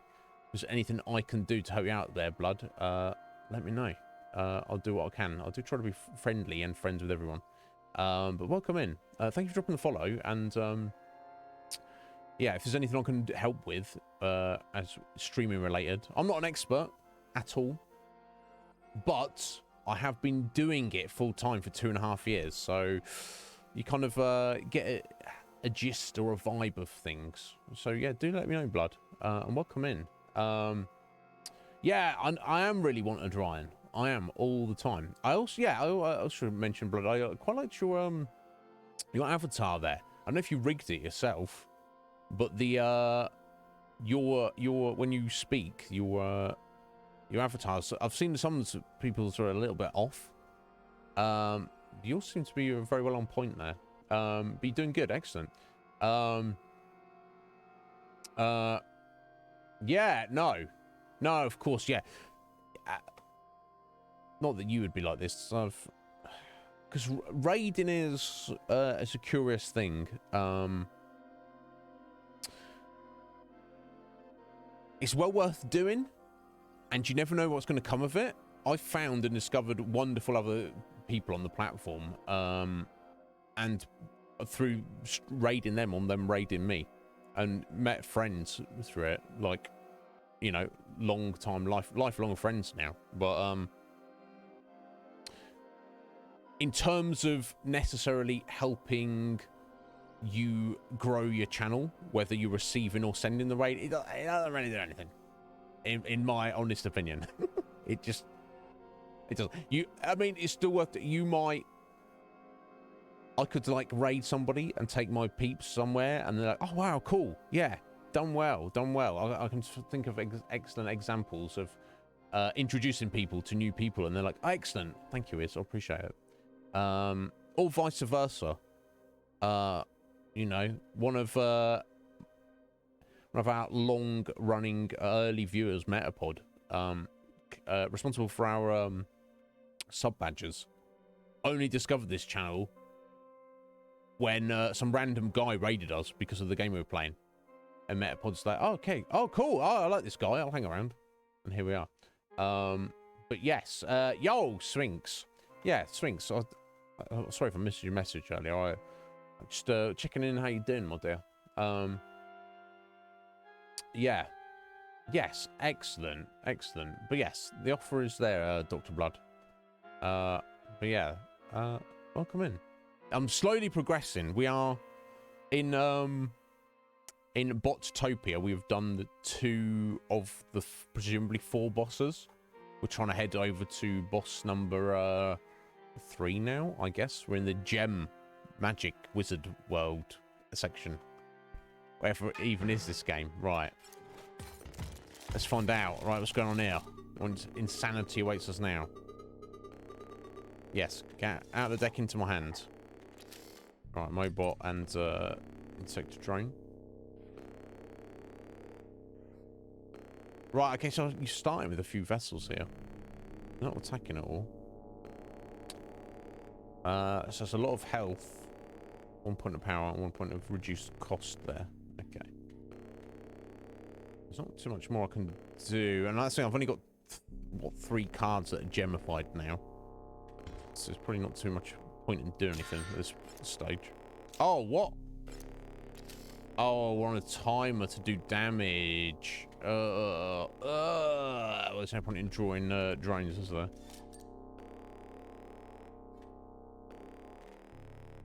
Oh dear.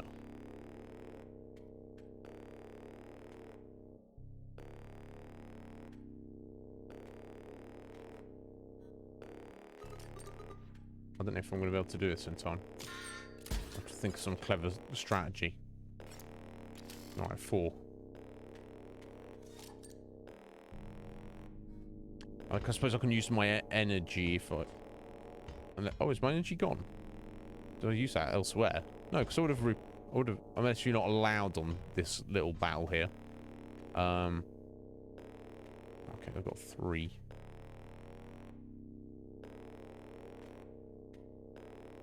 I guess I'll put a skeleton in. Let's see, I'm going to do this anytime soon.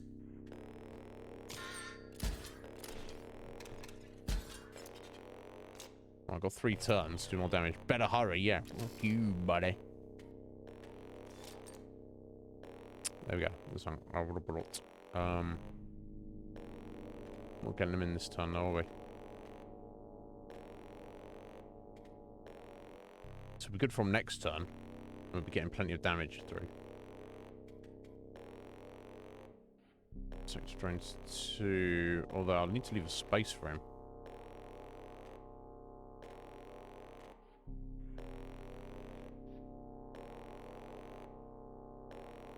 I don't want to smash the damage though. Okay, let me go ahead and get rid of that.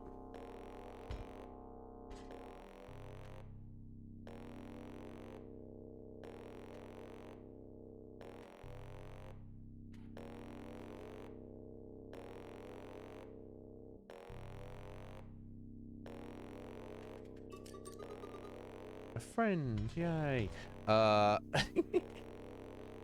Oh, I don't even want to pull this off in time.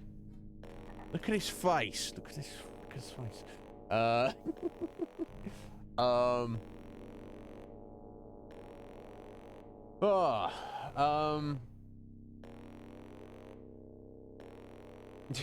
it was fine.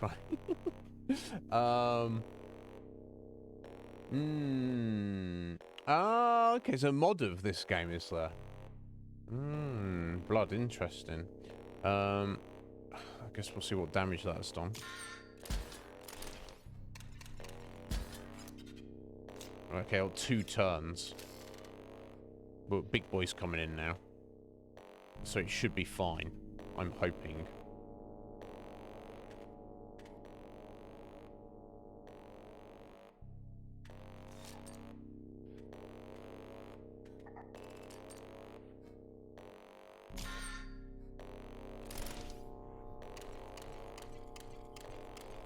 There we go. You did it. You stopped it from exploding.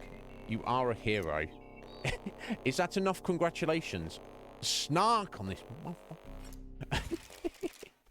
Gonna get slapped.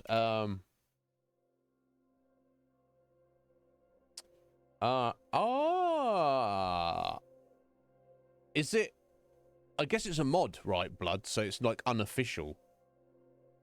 Yeah, because I mean, I've liked the game in its entirety, but I did read that people like enamored with Act 1 when you're in like the cabin playing against Leshy and you've got your animal cards and everything. And then they're like, oh, now we're 2D pixel land, and oh, now it's all like weird hologram robot jank, and they weren't not really feeling it as much. I do love the card building, the deck building aspect, but it would be nice if it felt like there was more control over your deck building. I don't know. I'd be interested to look into that. All right, give me that money. Okay, that's the trader, right? That's blocked off there. Okay, let's have a word. Ho, a traveller. Oh, it's the head on a stick, isn't it? These parts do not see many. You wish to pass these blades? Fine. Oh, simple as that. Okay. Oh, we're going to trade. Oh, we're in the trade. Okay, I don't know if I want to do this. Alarm bot, gemified. Bleen's vessel. Oh, gemified. That's okay. That's green and blue. And gembound ripper. That's the 3-1. It's expensive. 5.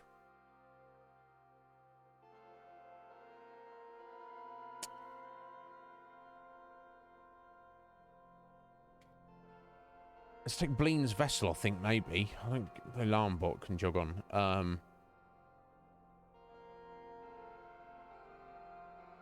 So I guess you only get the benefit of the gems when they're out on the board already.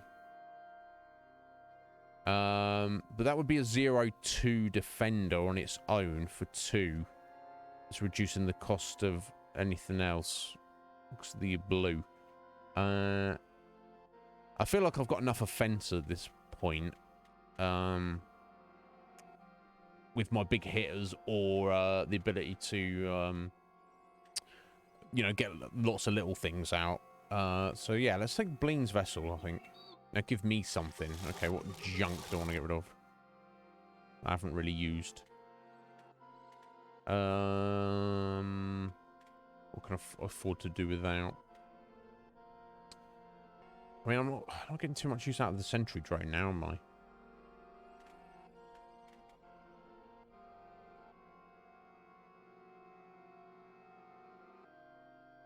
I could even let the elite bot go. Yeah, in fact, I should let the elite bot go because my my vessels are strictly superior to it. Yeah, take this elite bot. It is official, is it, Blood? Interesting. I'll have to have a hunt.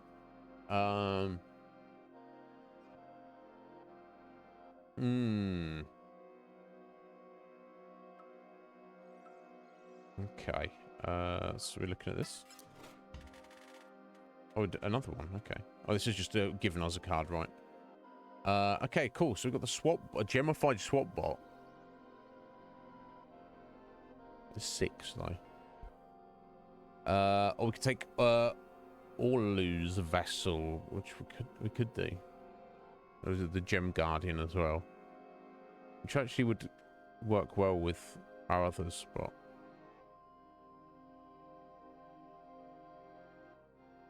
yeah, I've already got expensive big hitters, haven't I? Although I would not be against having a swap bot, but let's take Orlu's vessel as well. Why not? That's, yeah, I don't have to trade anything for that. Okay. Moving on. Okay, this way.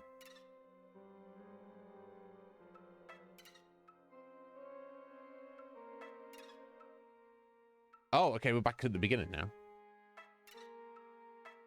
Oh, okay. This way then. I thought I got turned around at some point.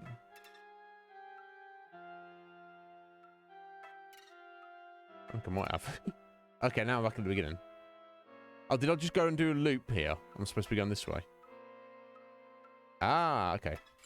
Something's getting gemified. Okay, what if it's an... I'll have to look into it, Blood. Yeah, because I don't know if I'd consider it part of the continuation of this game. But does it have like an end, or is it just... I guess it doesn't. It's not like a story mode. It's the pure gameplay of Act 1. Pick one of your cards. Right, what should we go for? Maybe the double gunner at this point. Because we've got both our sniper bots and our robots. Yeah, probably. I feel that makes the most sense.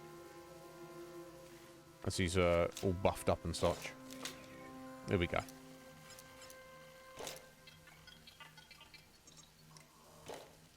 So you could have had all these bonuses if you'd if you'd come in this direction first beforehand. Fascinating. I guess. Okay. Secret path this way.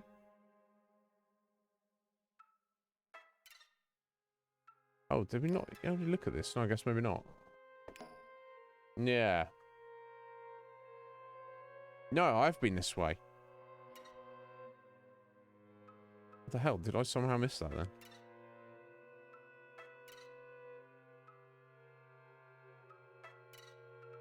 Okay, back to the beginning.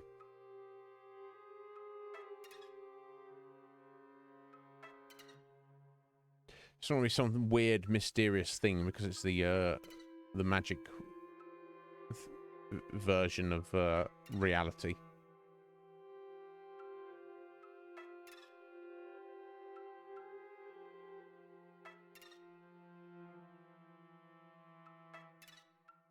Oh, okay. Sorry, I just missed that turn in there. Okay, onwards to battle, I guess. Yeah, I would definitely, Blood, I would definitely be interested in it, for sure. Because, yeah, I've loved this game, and it's twofold. One is the weird meta. We just had the bit a minute ago, about half an hour ago, when it's like looking at files on your computer, and you got to choose like a large files. I'm like, what? And then it's like, oh yeah, choose a file that will be deleted if you. And I was like, it's surely not going to delete files off your system. Thankfully, the creature didn't die, so I don't know. But I was like, what? And all the weirdness and mystery and the game within the game, that's fascinating. But the actual gameplay itself is very satisfying. So I would not be against getting more of that. Right, so we've got a 2-1 shield bot here.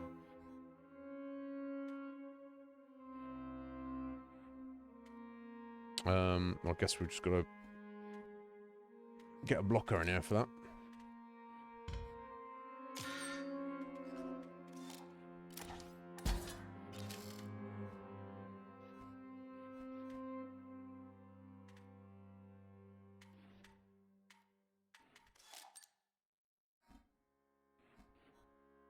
Okay, and then we've got a bomb coming in,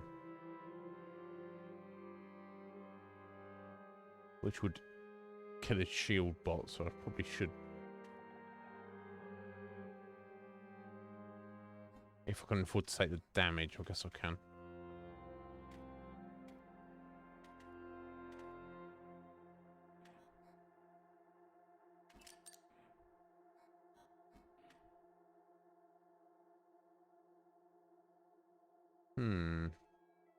No, it's not really served me to put him in just yet. So.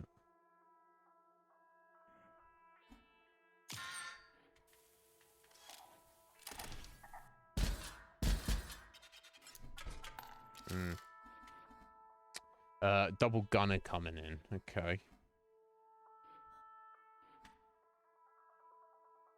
we're doing for energy.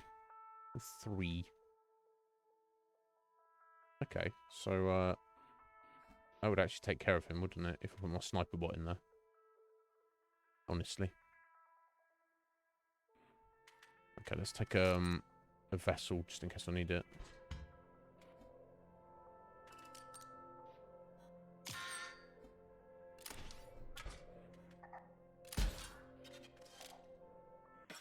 Who's this? Barry Hobbs here. Right, okay, so he's got the same name as Casey. The same surname, so I don't know. This can't be a coincidence, right? Interesting, blood. I have to look out for those. Someone will remind me. Let's get down to business. Okay, so Barry, who are you? 4'9", Barry. And you're annoying. Well, it doesn't matter. I've got a sniper, Barry, so it's not gonna... You know, not gonna dick to you, but... That's our double gunner. Okay,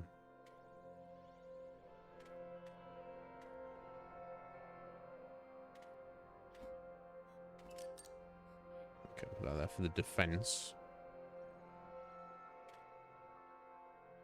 I guess put the ammo bot in there just for damage. Okay, that works, I guess.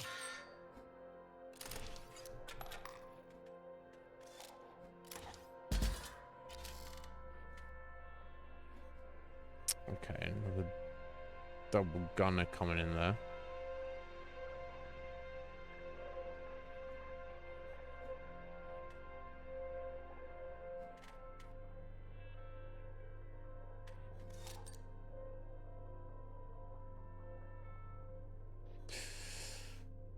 Okay, let's hang on to this skeleton for a minute, I guess.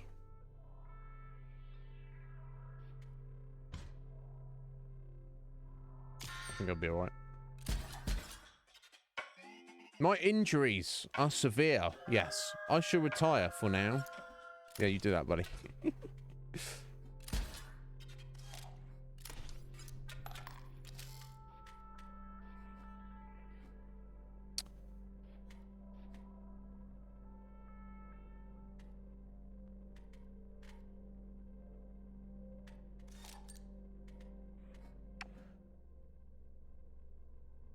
Okay, I guess we got a sniper back in.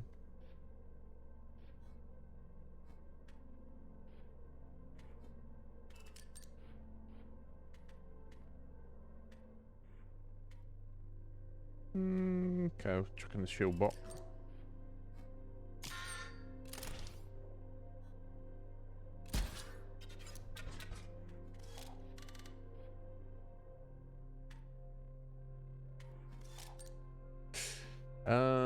Yeah, I guess I don't need to worry about anything now, do I? We're done. Okay, no bonus damage, but never mind. Right, how are we doing on time? We've got an hour and 10. Okay, I don't know if we're going to complete it today, folks, but let's keep going. I don't know how much more there is to see. Bot spawn is 100% offline. Okay, excellent. I don't think we've got enough money to worry about going back yet, have we?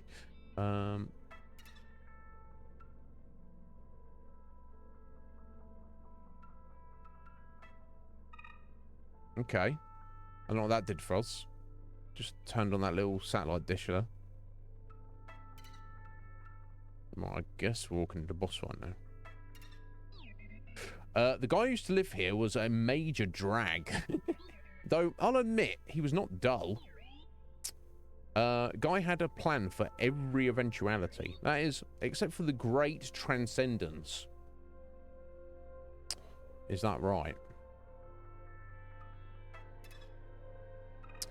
Oh, what do we have here? Something new for 25. Something for 6, and that's 10. That's just get an extra ability, isn't it? Okay, I don't have enough money for that. Yeah, sorry, it tells you how much on the floor. 16. I'm trying to save up and try and get whatever that is. I don't know. Let's try that then. Okay, onwards.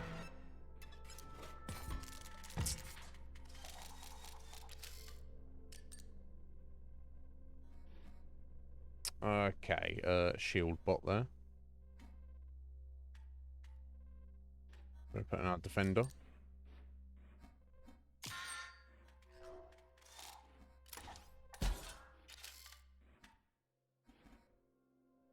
What's this up here? 1, 2. I can't read the name of it. It's a little bit too dark for me. Gem detonator. When gem vessels on the owner side of the board die, they detonate the creature opposing them, as well as... Okay. So it's an exploder. So while that is on the board,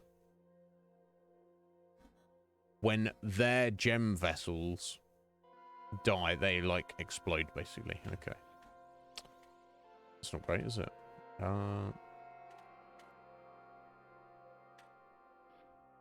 Okay, better take another one of these. Pop that in there.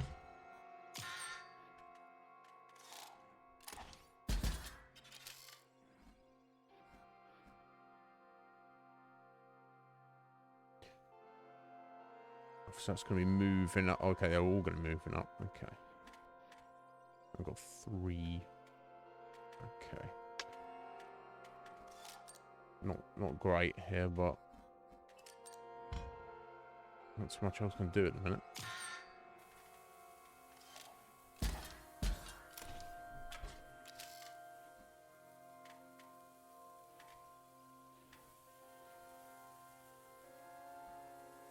And then we've got the gem-bound Ripper there.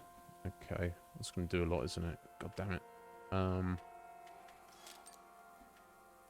going to be slapped around for a sec.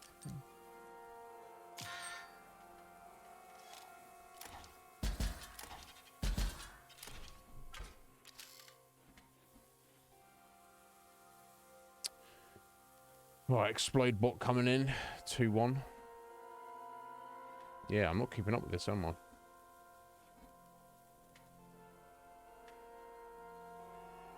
How we did on the energy though? 5.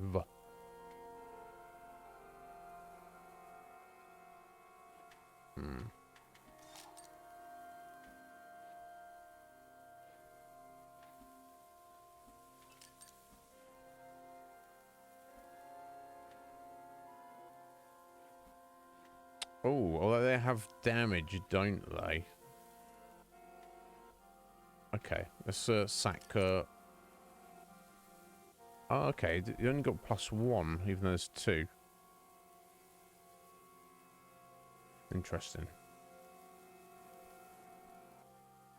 Never mind, eh?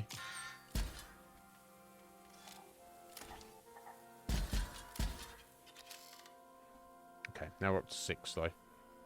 How's... oh, it's looking not great.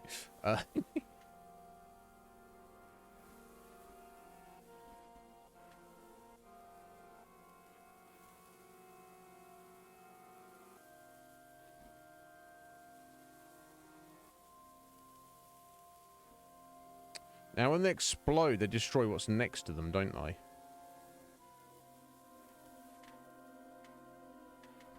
If I understand correctly.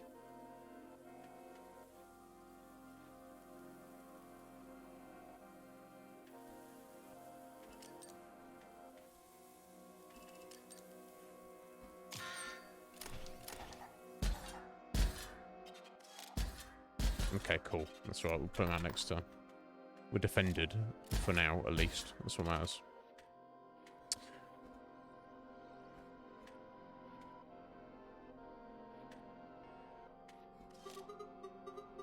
Stimulation.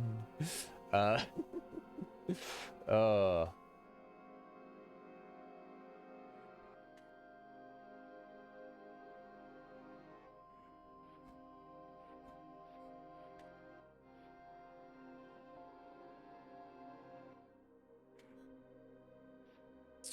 should probably put a defender in there for that, but...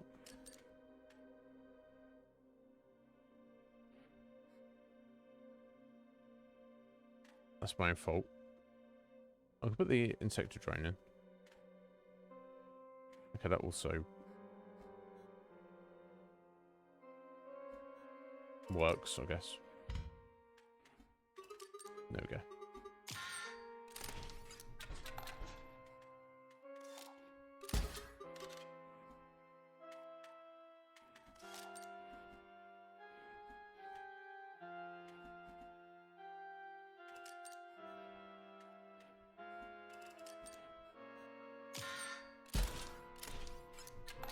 Cool.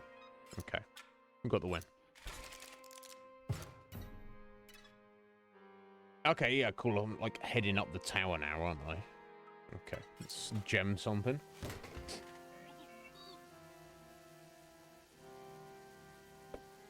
Yeah, it's very stimulating. I'm not. The Wizbot is. You know what to do. Yeah. I do by now. So what would actually be better? Maybe the fish bot? Now, yeah, this thing is the ones that can insta die are not ideal. Yeah, look how stimulated it is, Sky. After what's there, I guess we'll go with the fish bot.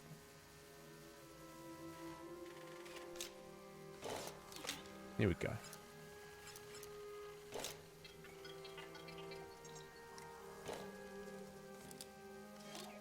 Done.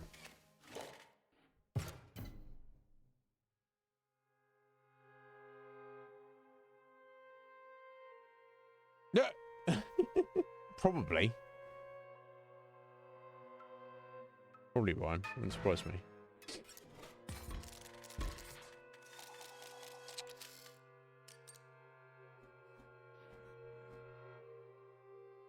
Right, okay, they've got a vessel coming in there. So I better block that.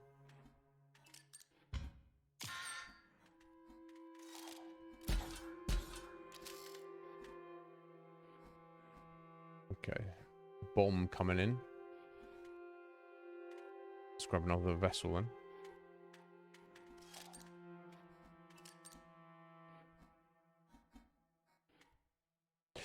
Got Ulus there as well. Yeah, okay. They don't seem to double up then, do they? I'm sure it did before when we first put something out, but... So look, I've got 2. And they've got 1 on the board as well. Yet my double gunner is only reduced by 1. So if that's true, I do want to just get a mix of my vessels, not have them all sapphire. I obviously misunderstood that. Okay, let's put Orlu's vessel in. There's to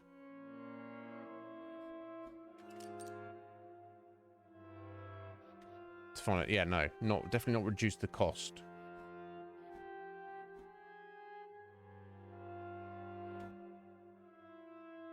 Okay, never mind.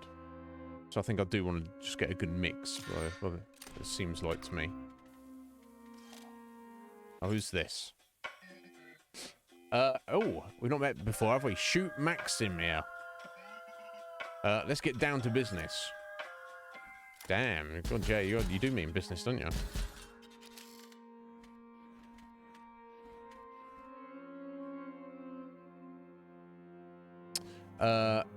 3-8 push with a shield. Wow, okay.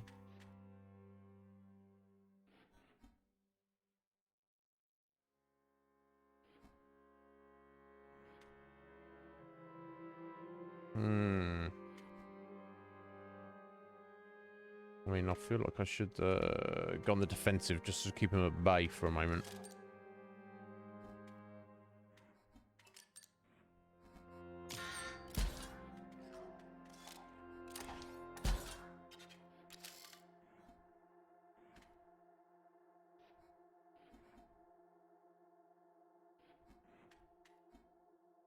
Yeah, hopefully we'll get the gunner in a second.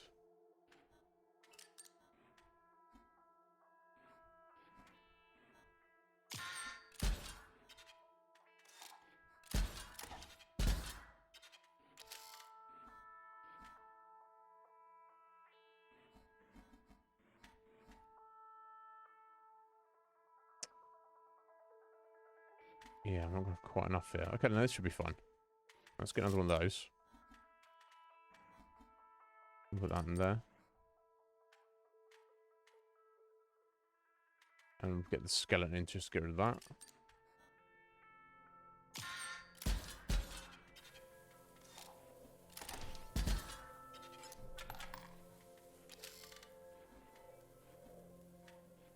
Okay, cool. Let's grab one of those. Just for the sake of defense.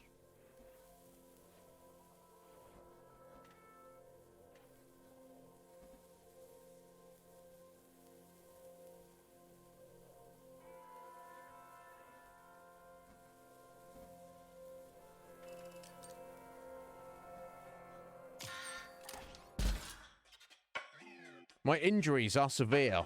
I should retire for now. Oh, he didn't even get blown up either. Okay, that's fair. Also got shotted there, but that's fine.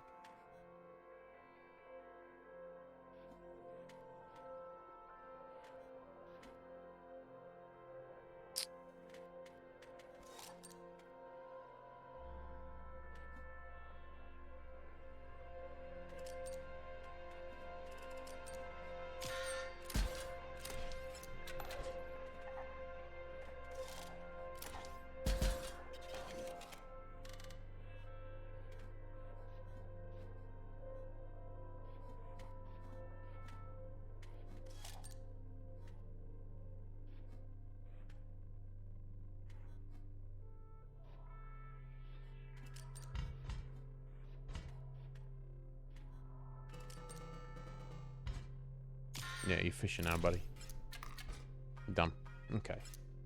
Whew. Oh, we can get like any items are back online. Okay. I don't know if I've got enough. I've not got enough money to buy that. Whatever that item is, have I? No. Oh right. This Uberbot. Well, you'll see. No, I'll bet. Well, we will. There isn't one. There's no boss for this level. That's your job. Beg pardon? Please. Paint me a face.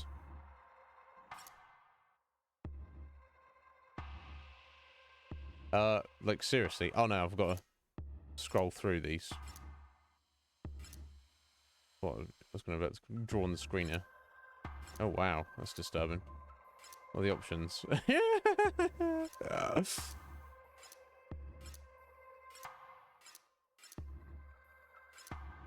There we go. Friendly face, right? You don't want to be like, oh my god, that's disturbing. Well, what's that even?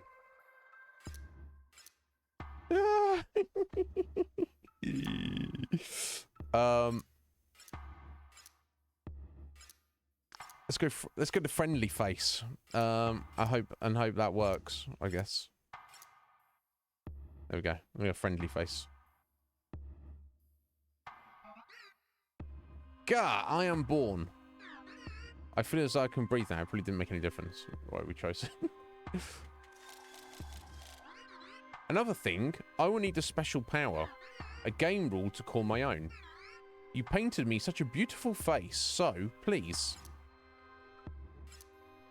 Every time you play a card, every time a card dies, every time your turn starts, this is for him, I assume.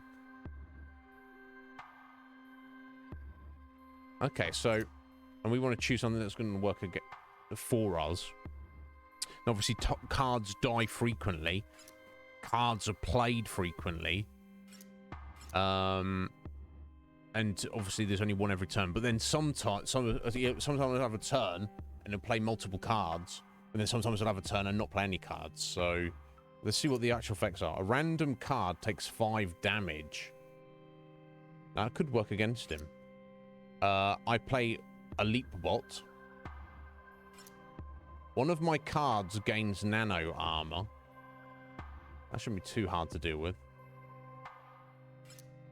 All cards take 1 point of damage.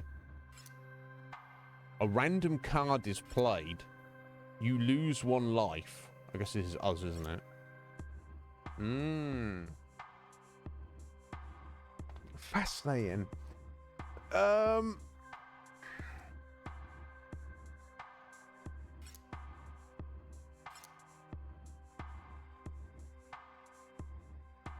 I should be able to...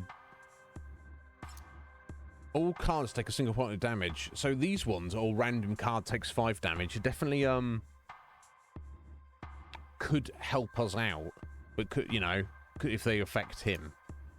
A random card is played by him, I guess. That could slap us in the face. Every time they do something, I lose a life. That's obviously a problem.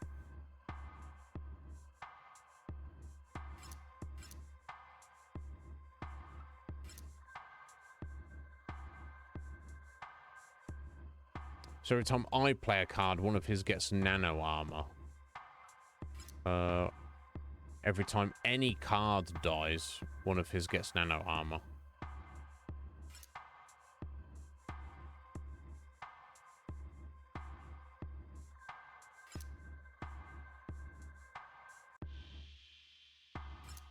Hmm.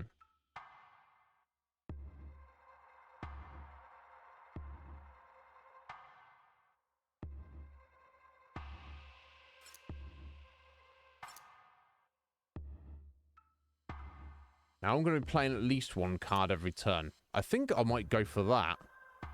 Every time my turn starts, one of his cards gets armor. That might be the easiest to handle. Not lose life. That was F me in the A. Random card takes 5 damage. Might not be too much of a big deal. So the leap bot might be less to deal with. Now, if he's playing it, that might actually kind of like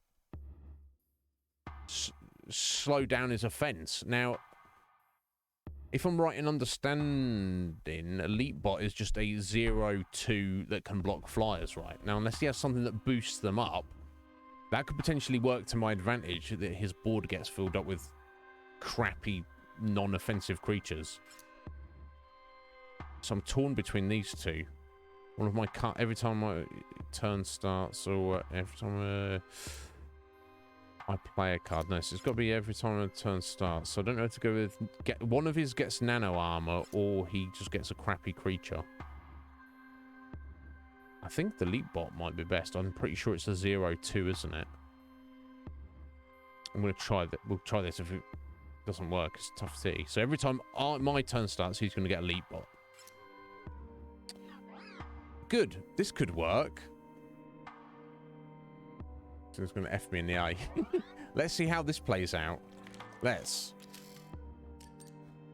Yeah, so just 0-2, and he's going to... So, they're inoffensive, and they're just going to fill up... I'm going to have to chonk through them, but he's going to fill up his side of the board with crap that I don't want to deal with, or don't have to... You know, hopefully won't have to deal with, shall I say. Okay. No drawing on the first turn, okay. Well, not much really about that.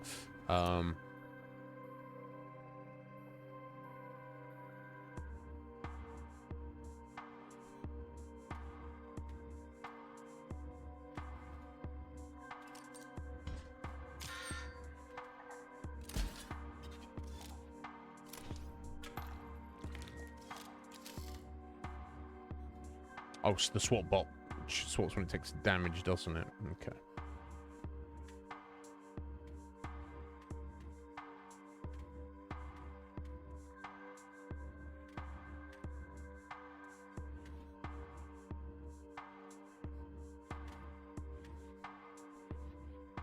Okay, 2.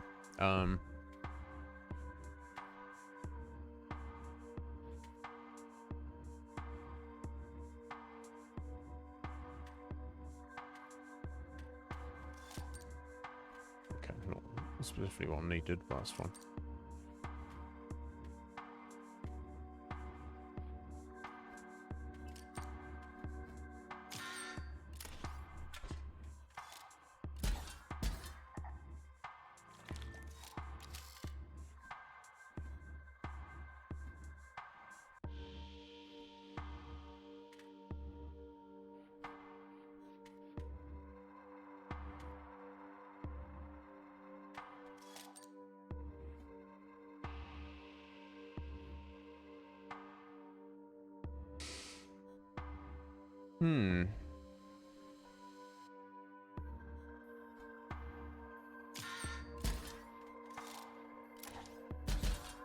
So a lot of jank coming down. Yeah.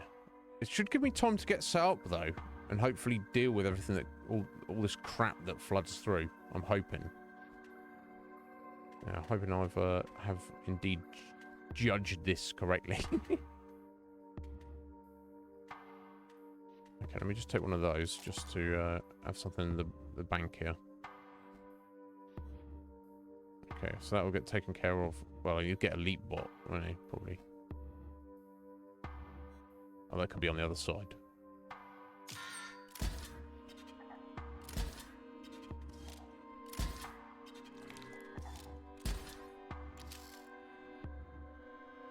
Okay.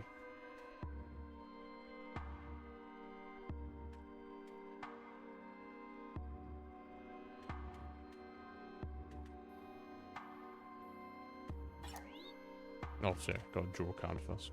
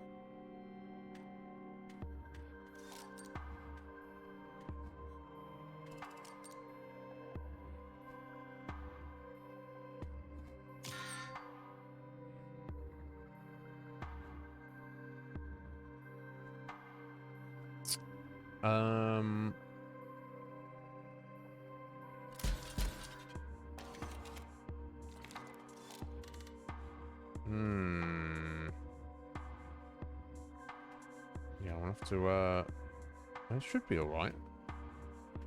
I think. Okay, I've got my sniper bot out as well.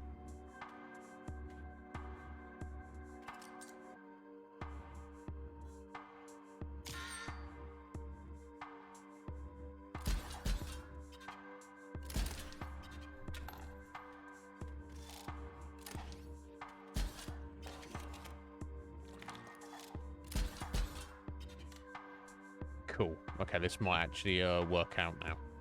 So obviously the leap bot will jump in there, presumably. Or if it won't, it'll be an empty space. And if it does, the sniper bot will just insta-yeet it. Okay, let's take that.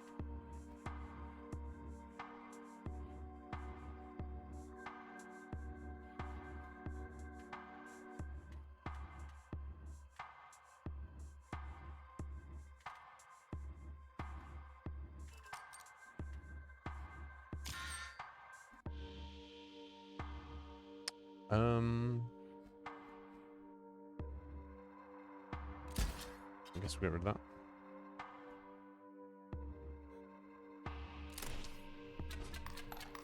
There we go. Round 1. You picked such a cool mechanic for phase 1. I'm gonna have to do something else this time. I think we should elaborate on that design process.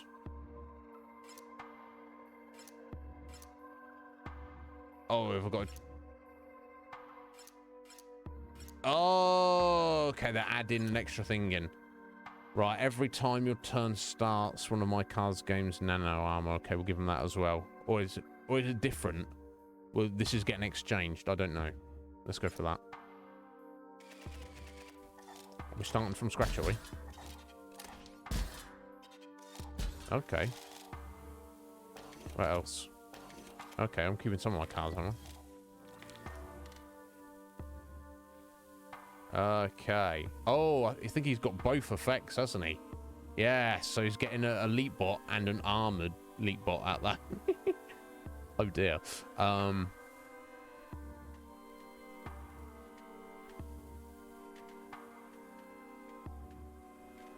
Okay, let's get my oh, it's got to draw a card first. Okay.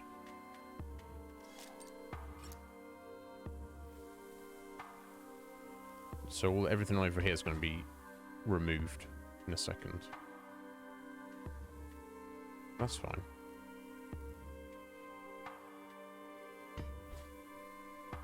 We'll on 2 coming through.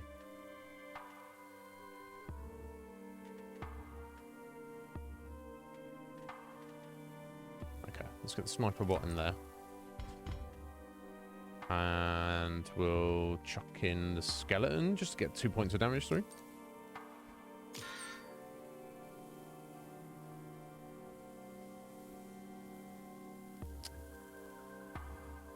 That's going to go across. Yeah, I should just put the damage there, shouldn't I? Okay. Not much in the way of over damage, but we got through it. We are 3-star wanted now. It's a problem.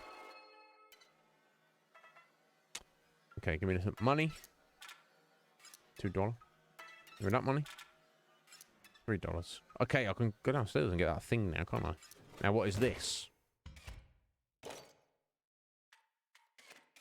I'm doing time. Okay.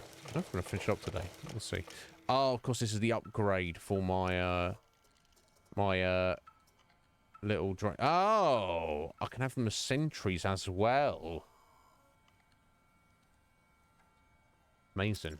So they'll, when things step up to them, they'll take a point of damage. Then when they attack, they'll take another point of damage. I definitely see the benefit, Ryan, of the battery. But having 2 points of damage before they are deaded seems like a great idea to me. We'll see. That's what I'm going for now. Okay. Heading back downstairs.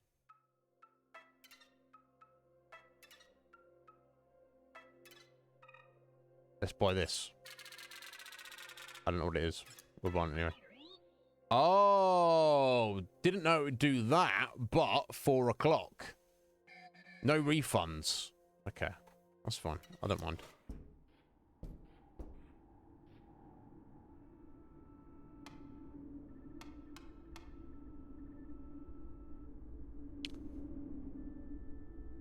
Now, it's 4 o'clock, unless they all need to be on 4. Let's see why that would be a factor.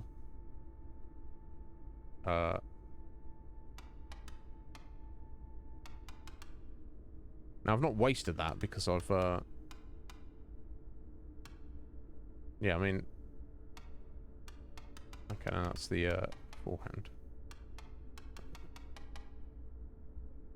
I mean, that's 4 o'clock. But then, surely, did I already do this by accident? Because I've already got what's coming out of this. Yeah, was that a waste? Did I get to that clock early? You guys were talking about it still. Definitely said 4 o'clock there, didn't it? 4.00. 4 o'clock, right?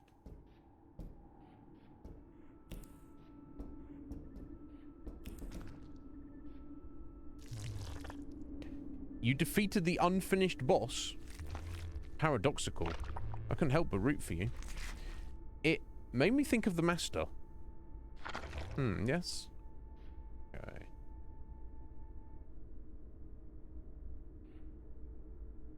Oh.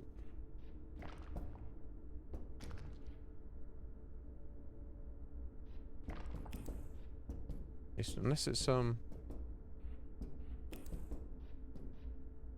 somehow related to this, because we've got the double dot there, so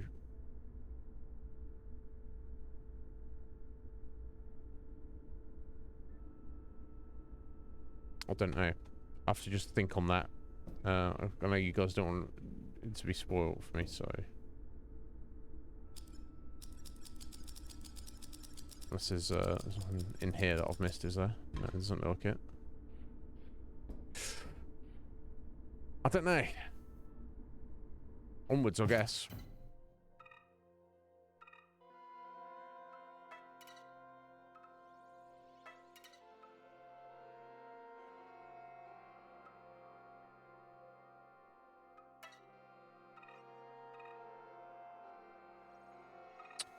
Right, okay. Heading north, seemingly.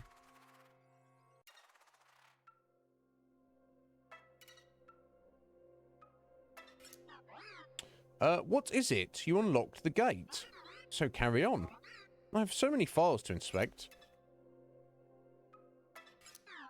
The great transcendence will be upon us soon. I'm trying to do my part, so carry on.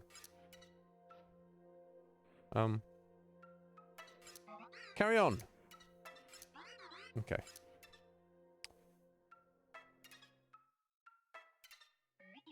Yes, this area is good. What's this feeling? Pride? It feels weird. Indeed. Okay, so we've got a boss there. What's this? It's another upgrade for our vessels. This one is free. Your empty vessels are going to be conduits now. Don't worry about it. Okay, done. You just had to be patient. You just had to be patient. One thing I will do is I need to change up some of the symbols for these. Just to balance them out slightly. So, because they don't seem to stack, as far as I can tell. So, let's put 2 green and 3 orange. So a bit more balance. So them being conduits now, I don't know what the full benefit of that is. Okay.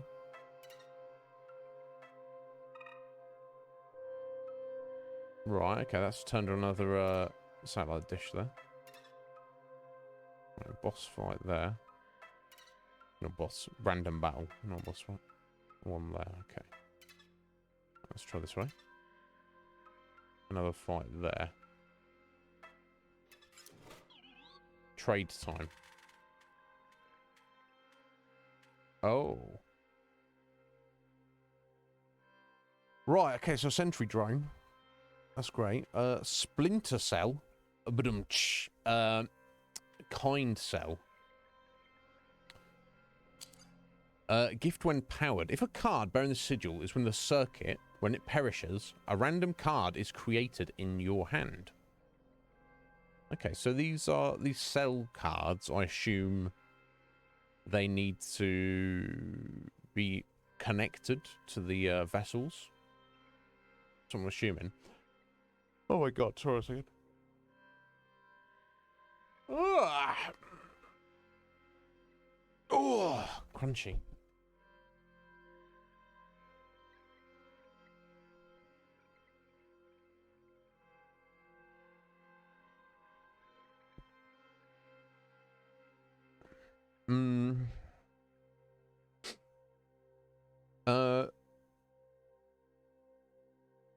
So it's a 1/1, and if it dies while it's connected, I get a random card. Oh. And this one, trifurcated when powered. Okay, so it's a 1/2 that if it's powered, it then becomes trifurcated. Now, to be powered, does it need to be?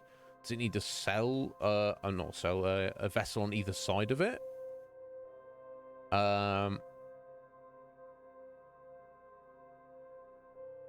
Now the random card generation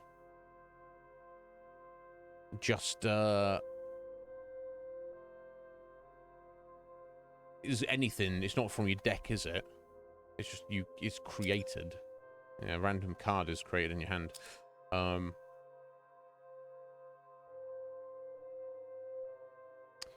like the splinter cell though. Trifurcated damage is pretty amazing. What we're going to give you for that? Yes, yes.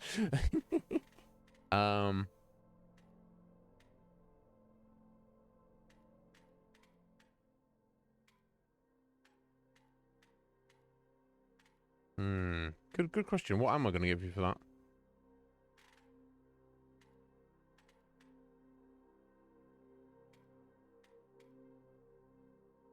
Possibly let the shield bot go at this stage.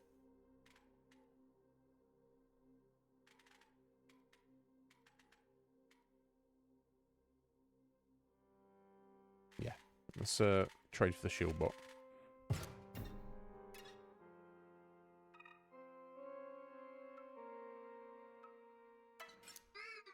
Oi, oi, mate. Look at me now, something of a celebrity round here. Me reward for dredging up that thing. I get to be something of a dialogue NPC. Something a little strange for sure. P03, let me talk, aye. But not a boss, not one of them Uber bots. Even Leshy did that for his mates. Something's not quite right.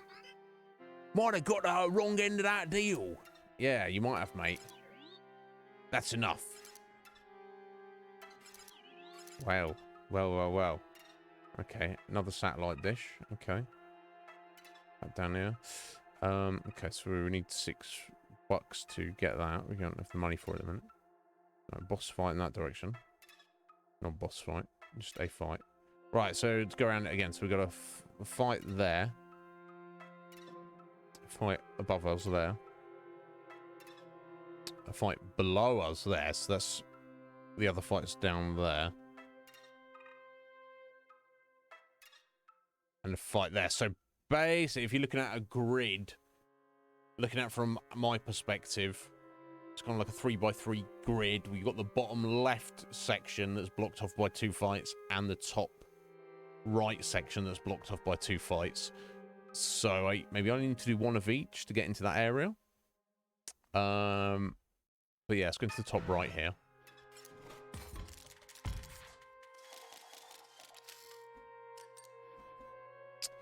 Right, got your Splinter Cell. So he's not powered up at the minute. I guess that icon will change to possibly blue when he is.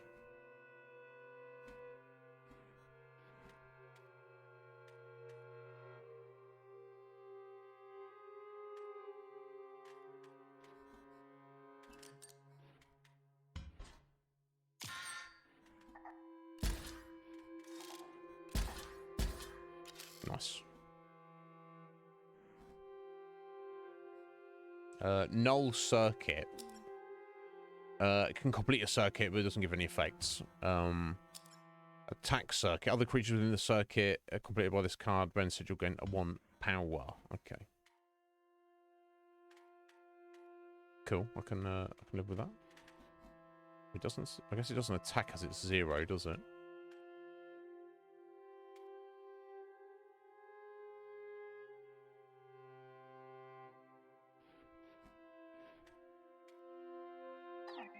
Oh, okay. Sorry, I got to grab a card first. Okay. Apologies. Okay, let's put our sentry drone in front of this to kill the null circuit as it comes through. And we'll take Orlu's vessel to give that a couple of slaps. I assume that would work.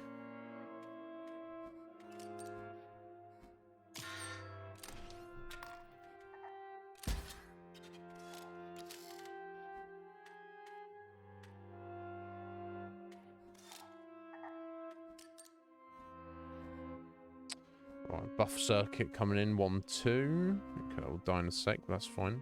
Yeah, a sniper bot in though. So that should be a good bomb, I reckon. Yeah, let's put that there. Let's nip that in the bud.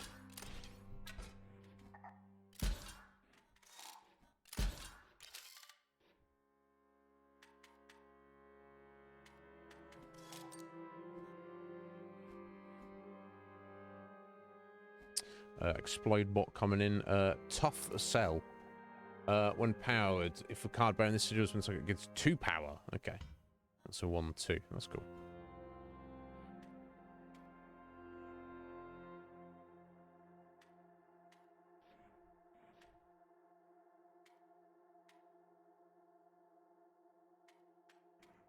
Okay, let's get that lad in there to take care of that.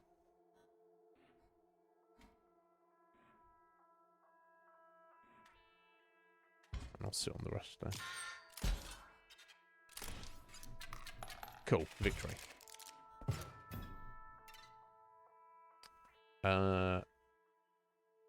Okay, random card. There's a freebie. Right, so we've got the Splinter Cell, we've seen that. Elite bot. Gems Conduit. 02 for 2. Gem spawn conduit. Empty spaces within a circuit completed by a card bearing the sigil spawn gem vessels at the end of the owner's turn.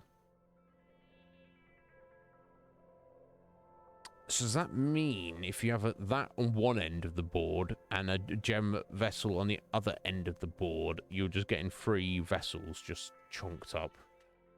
I think that's what it means. I want to take it as it sounds interesting. Anyway, climb in here. Let's mess around with that. Back down. Interesting. Okay, so you only have like a singular battle by the looks of it to get in, and the other one then goes and vanishes.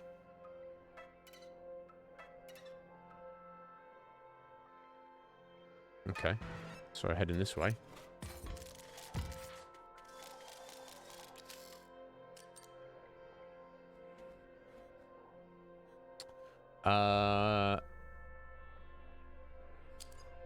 Yeah, 02 null conduit.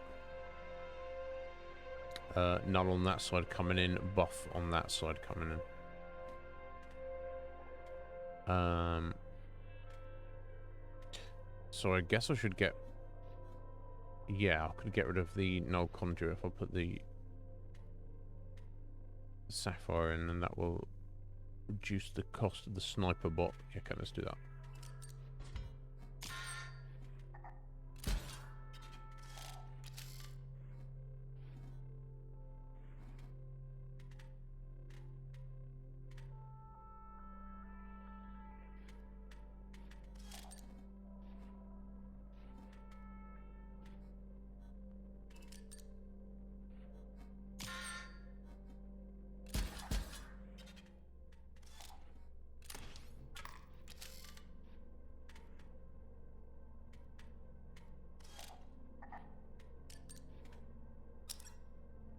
Swapper.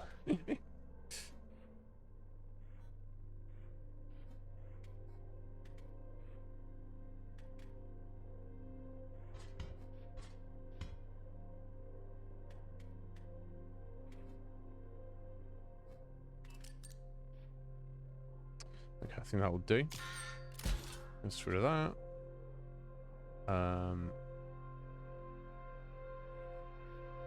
Yeah, let's get rid of...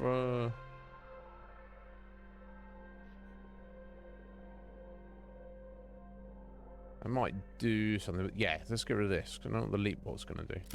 There we go.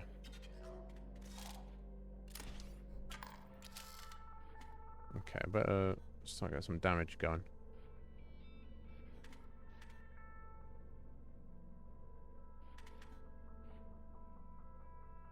I'll just put some vessels in, I don't know.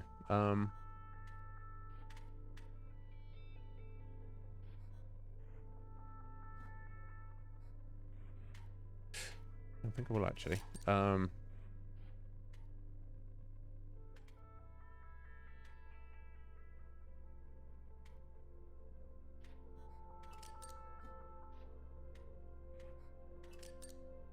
Okay, so it's made some kind of conduit there. So if I, yeah, okay, so yeah, it shows you those. Okay, so these are connected. These 3 are affected. Like when we did the puzzle of the circuit connections, I didn't really fully understand the full nuances of it when we mess around with the numbers, but here we are. I'm sure I'll wing it as we go. We're getting towards the end of stream, but let's push this for a minute longer. Okay, so I'll kill that, then the automaton will step in and get yeeted. Right, explode bot will probably kill that. That's fine. Don't worry about that. Shield bot will hopefully be dealt with by the emerald vessel there. Okay, that should be good.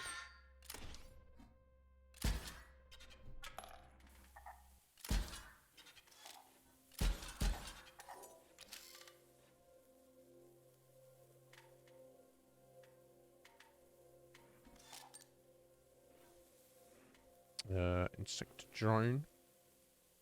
Okay, I won't put that in just yet.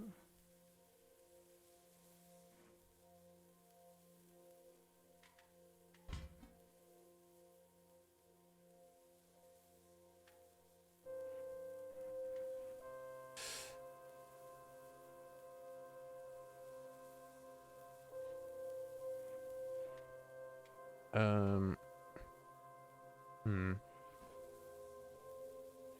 You won't be able to block that anyway.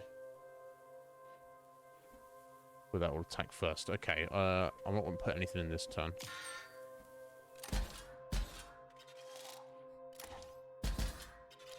Okay, cool.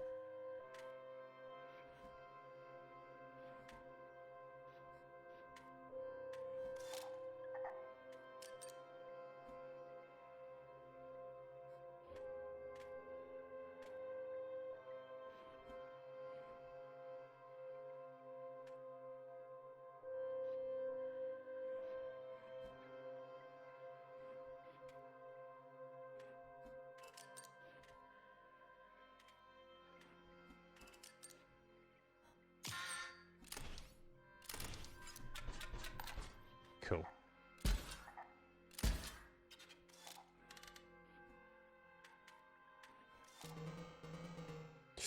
Yeah, good fish. Always good fish.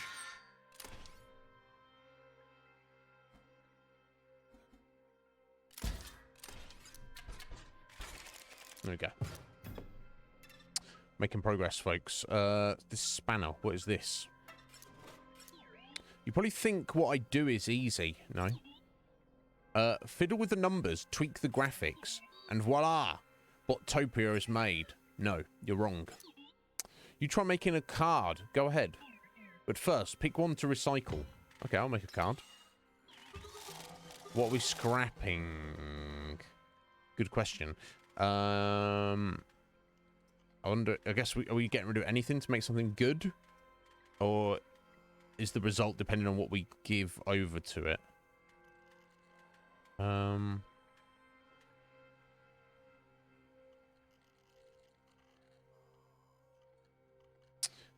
Might hand over Bleen's vessel. At least all lose gives some power. I don't really need the health from it. Okay, let's do that. Recycling Bleen's vessel. Okay.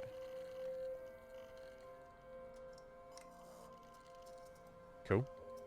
2 SP. Okay. Alright, genius. Go for it. Spend SP on stats and sigils. You get more SP for a higher energy cost. Okay, makes sense.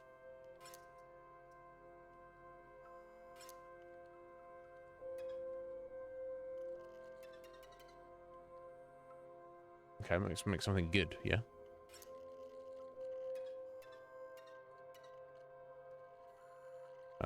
But I probably want to look at the sigils first.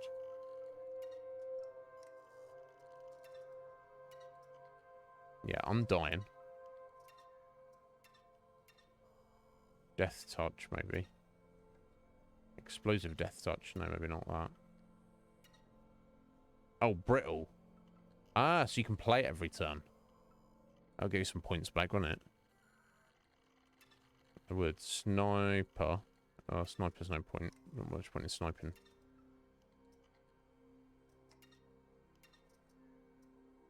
Sorry, let me, put his stats back down for a second.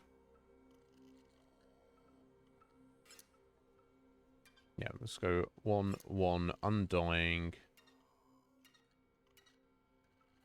I'll buff it up on the side. Which actually that would kind of reduce the cost a little bit. Push bifurcated. We're not gonna have trifurcation. What letters is it? So we go bifurcation, death touch. Okay, it's probably gonna be too expensive, isn't it?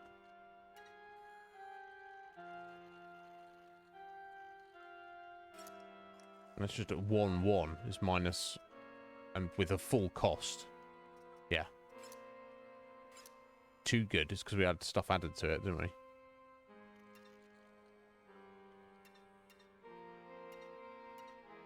Let's go with that. A 3.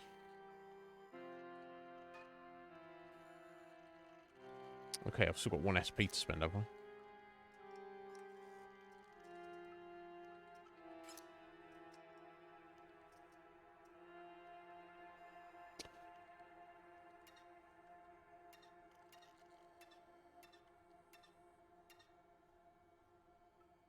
No, I can't give it death touch and sniper. Not for any actual appreciable cost. If I made it brittle, what does that? It gives us 3 back. 2. It's actually just giving you 2 points back. That's not great.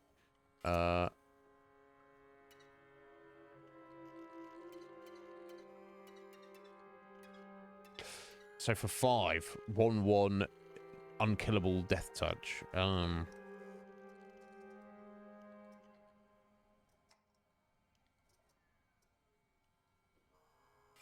That seems reasonable.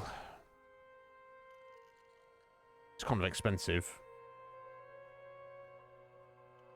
But unkillable is hard to go on with. Oh, we get to choose what it looks like as well. Ah!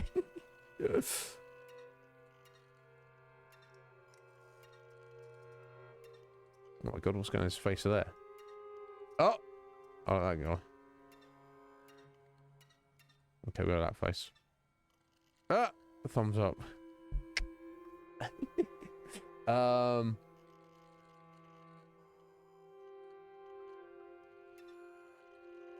Oh, with a gun.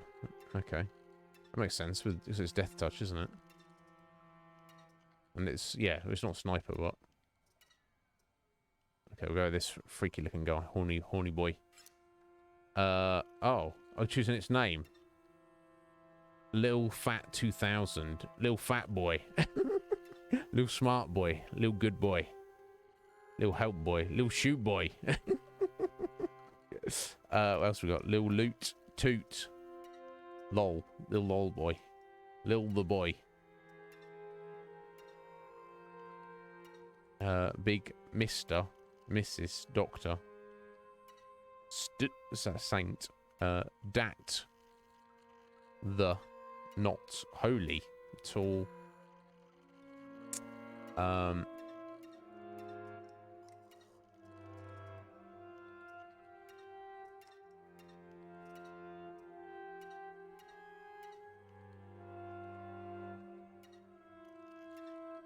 Esquire.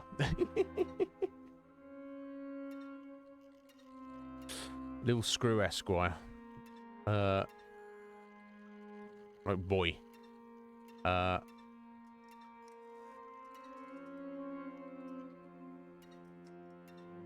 Little Good Boy. Little Smart Boy.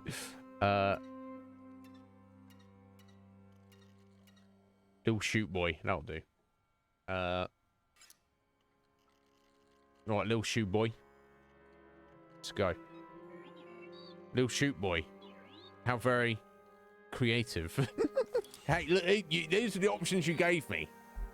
I should be able to send the components down the line. Here it goes. Yeah. I mean, I don't really need them in my deck, but there's something. There we go. Look at our own card. Little Shoot Boy. It's alright, I guess. Yeah, I mean, it's kind of expensive. Anyway, up the tower. Okay. Final antenna. Satellite dish, so to speak. There we go.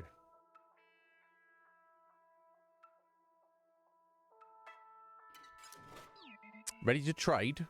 I don't know. We're trading. Tough Sell gift box. Buff conduit. Now the buff conduit is 0-2. That gives everything +1 attack in the conduit. And the Tough Sell, if it's powered, if card burn, yeah, it gains. So it's a 1-2 that can become a 3-2 if it gets powered. Gift box 0-2. Okay, random card is created. I don't like the idea of relying on this circuit mechanic. Honestly, because it's... Oh. It's kind of somewhat tricky to set up. It takes space. I want to take the gift box. And I've got to get rid of something. Not Little Shoot Boy. We just got him.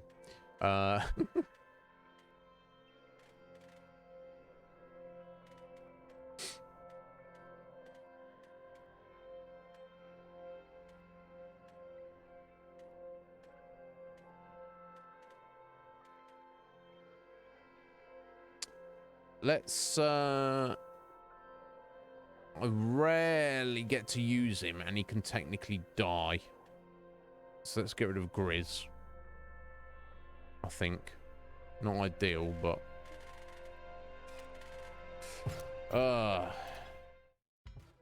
Yeah, so some benefit to having the stars on us, though, Ryan. Items, 100% charged. Bot spawn is 100% offline. Perfect. I don't think we have enough money to go and buy anything.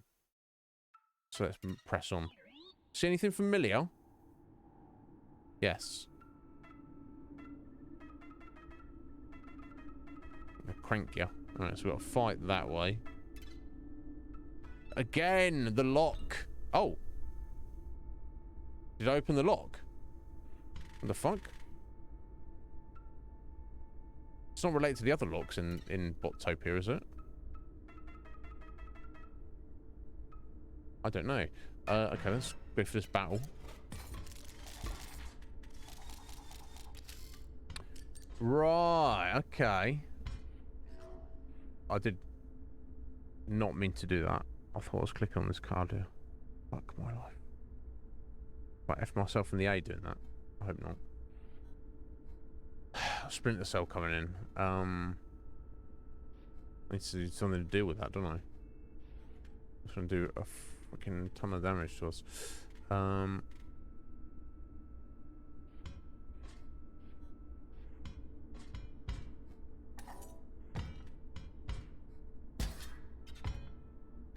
I can't believe I did that. What a genius.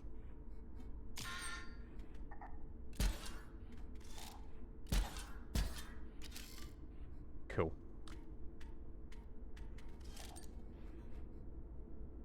Okay, just part of the circuit.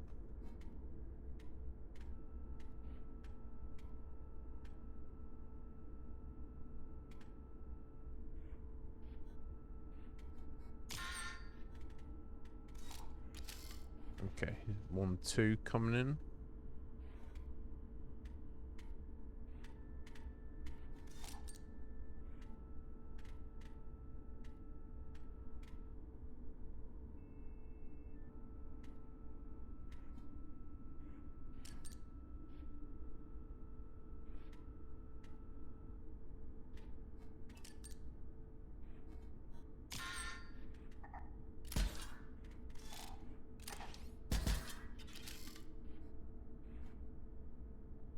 Oh, explode bottom tough cell. That'll be 3-2 when it gets in, won't it?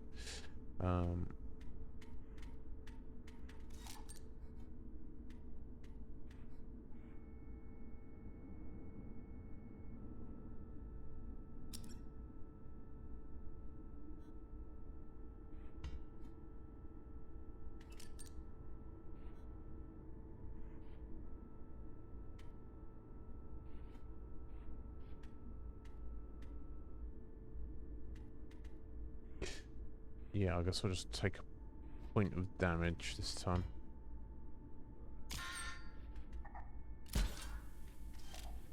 Two points, unfortunately. Oof. Found it closer. I need to get rid of... I need to break this freaking circuit. Although, yeah, if here we go. If I... Can I take care of this? Oh, yes, I can. I can. Cool. Rob is up.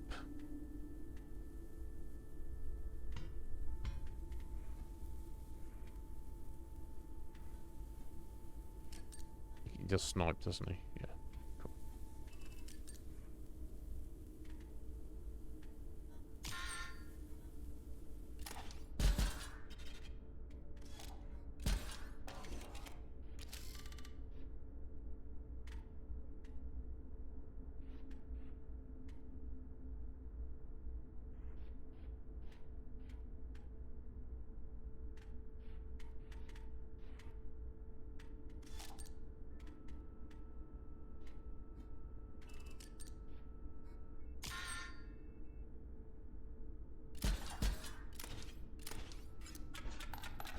Cool.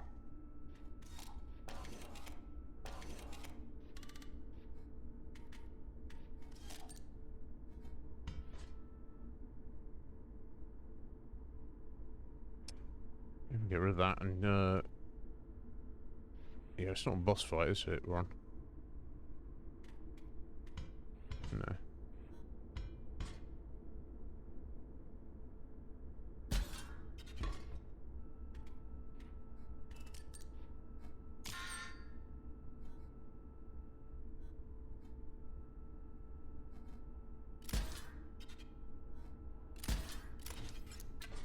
Okay, I should have gone for the extra damage.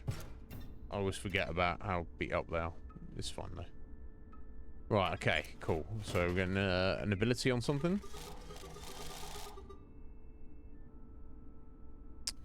Yeah, we could put something on Lil, couldn't we? We do have another sniper bot though. Well, if we give sniping to Lil, then we're covered, aren't we? We've got exactly what I wanted. Okay. Okay, so it's blocker. Block flyers. So that blocking is borrower. Okay.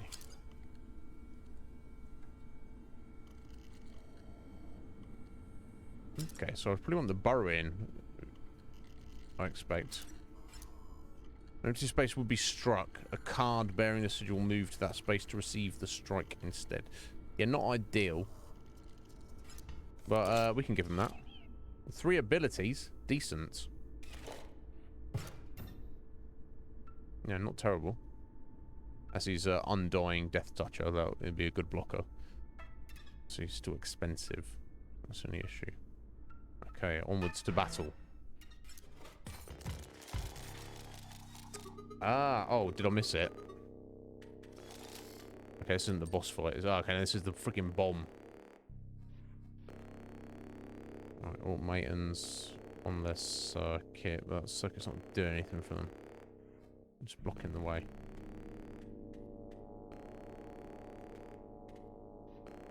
It will be attacking. Okay.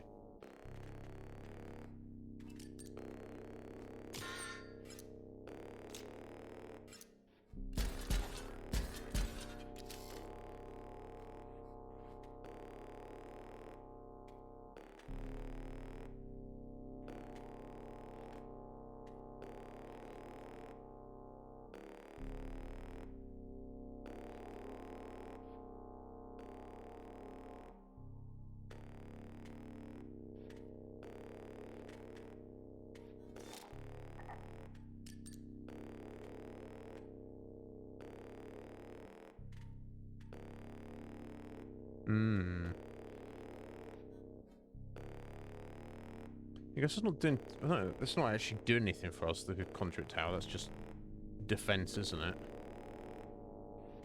Okay. Oh, yes.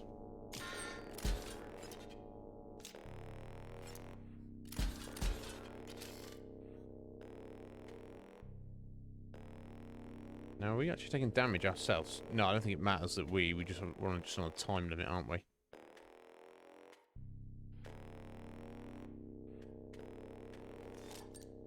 Which, in that case, we've got 3.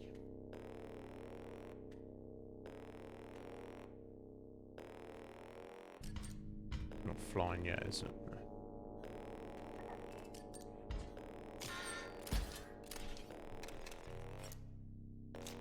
Oh dear. What's taking so long? Look you, buddy!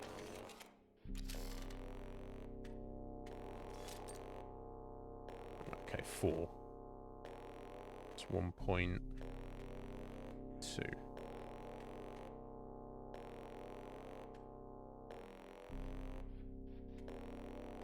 That's Death Touch though. Okay. And we'll stay in. Okay, so let's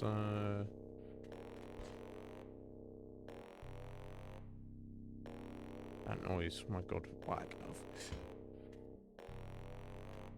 Get rid of him next turn, maybe. Okay, let's put this sniper bot there. Okay, it's not exactly what I wanted there, but damn, I kind of fucked that up a little bit. That's fine. That works, that works. We'll put the skeleton in there.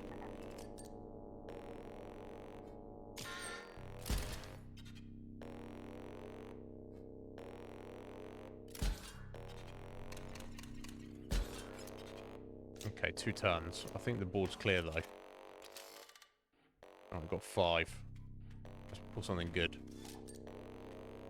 Not exactly what I was after.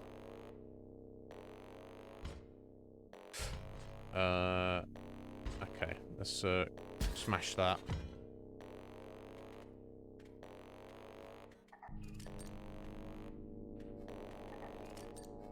It's a lot of 1 damage there.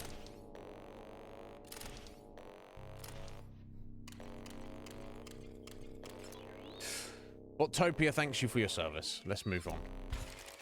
My god, can't have fun there. Oh.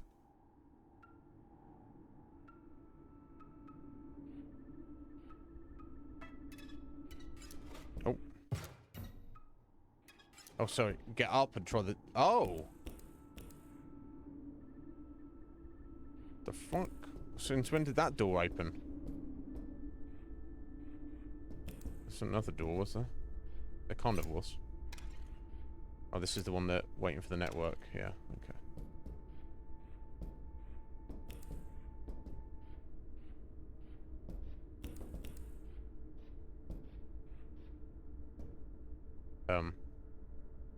Hello?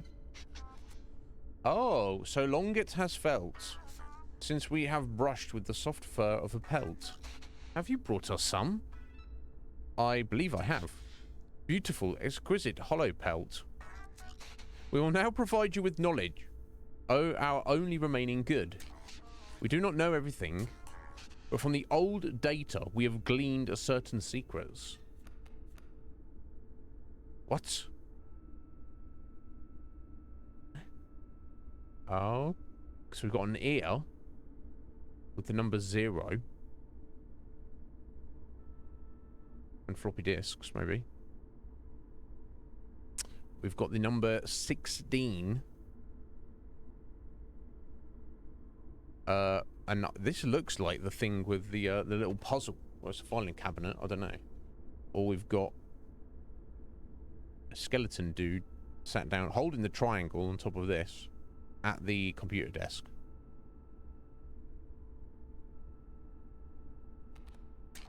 The tower. Oh, okay. It's like, tower, I guess. We do not fully understand the nature of Inscryption's creation. We know of a building and of a triangle of isosceles proportions, and of a blue man who visited during the creation. How very useful. Have you brought us hollow pelts? I believe I do have more, right? Exquisite. Okay, so I guess I'm supposed to do the order of these, no? I guess maybe, unless it doesn't matter. Unless we get them all anyway. Okay, let's take the ear. The Fool. Yes, the tarot. Known to some as a Big Ear, he did not outlive his plot. Right, Luke, are they? One disc among many, the old data travelled across the sea. Discovered poor Barry was put to the gun. Okay. How extremely strange. Pelts? Yes, I believe. I don't know if we've got all 5, have I? Yes, we are pleased. The Empress. With the powers of the triangle, Casey helped to create Inscryption. We know there were others, but only her name was inscribed. One of Grimora's ghouls holds her name. Of the old data, she discovered much. Do you come bearing hollow pelts? Yes, I believe I have one more. If not a 5th. Beautiful pelt. We are pleased. Death. We have gleaned the purpose of the Carnoffel code. And it is terrible. The code is in the cards. And then Oblivion.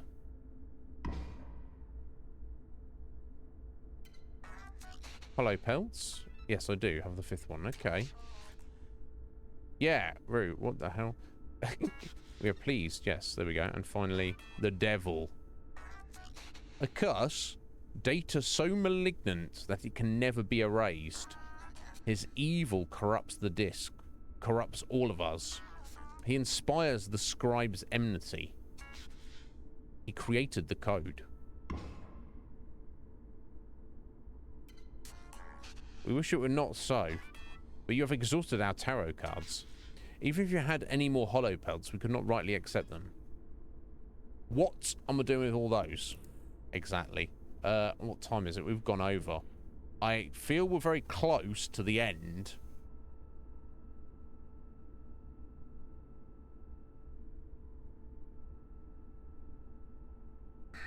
But I wonder. Okay, let's just go on for a short moment. Oh, hang on a second.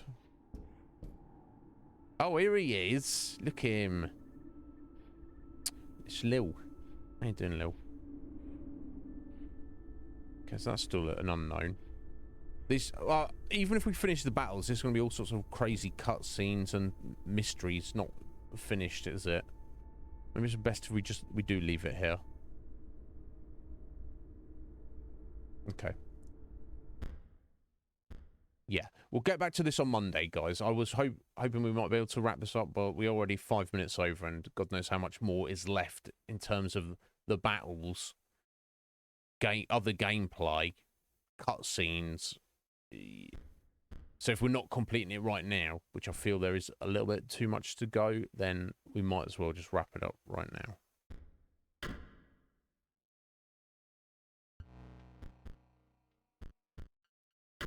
Wild though.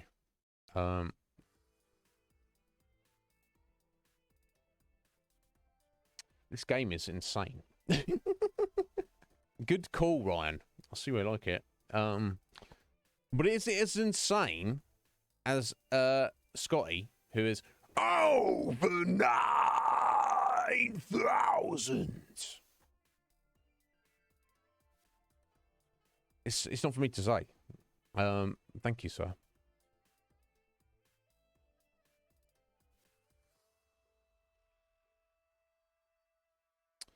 Sphinx asked for hydration. I completely missed that. I do seem to miss things when I'm on PC because I'm focusing on here. I'm not used to looking. So I'm gonna give Sphinx points back. I'll take that that flex from you there, Scotty. Certifiable. Are you? Excellent. No, thank you, Ryan. We're back on Monday. I assume we don't have too much more left to go, but I feel it's going to be a bit too much for us to do this evening.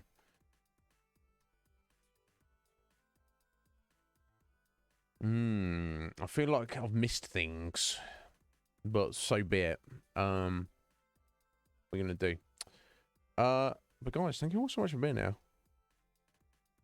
Oh my God, what's again? Excellent, of course. Bark anytime. Just hand them over. I'll warm them right up. I think we should. Le Jean Cage. Is he streaming right now, Scotty? I did notice that briefly. I mean, I so rarely get to raid him. He would probably have been my first choice anyway, Scotty. So I'm not going to take those points off you, buddy. I'll give you points back. We'll go raid Cage, unless there was a competition for who we're raiding. But yeah, rarely do I get to raid Cage. I think I probably raided him like once ever. Yeah, he's playing Resident Evil Village, which is cool. So let me get those points back. Let me just make a note.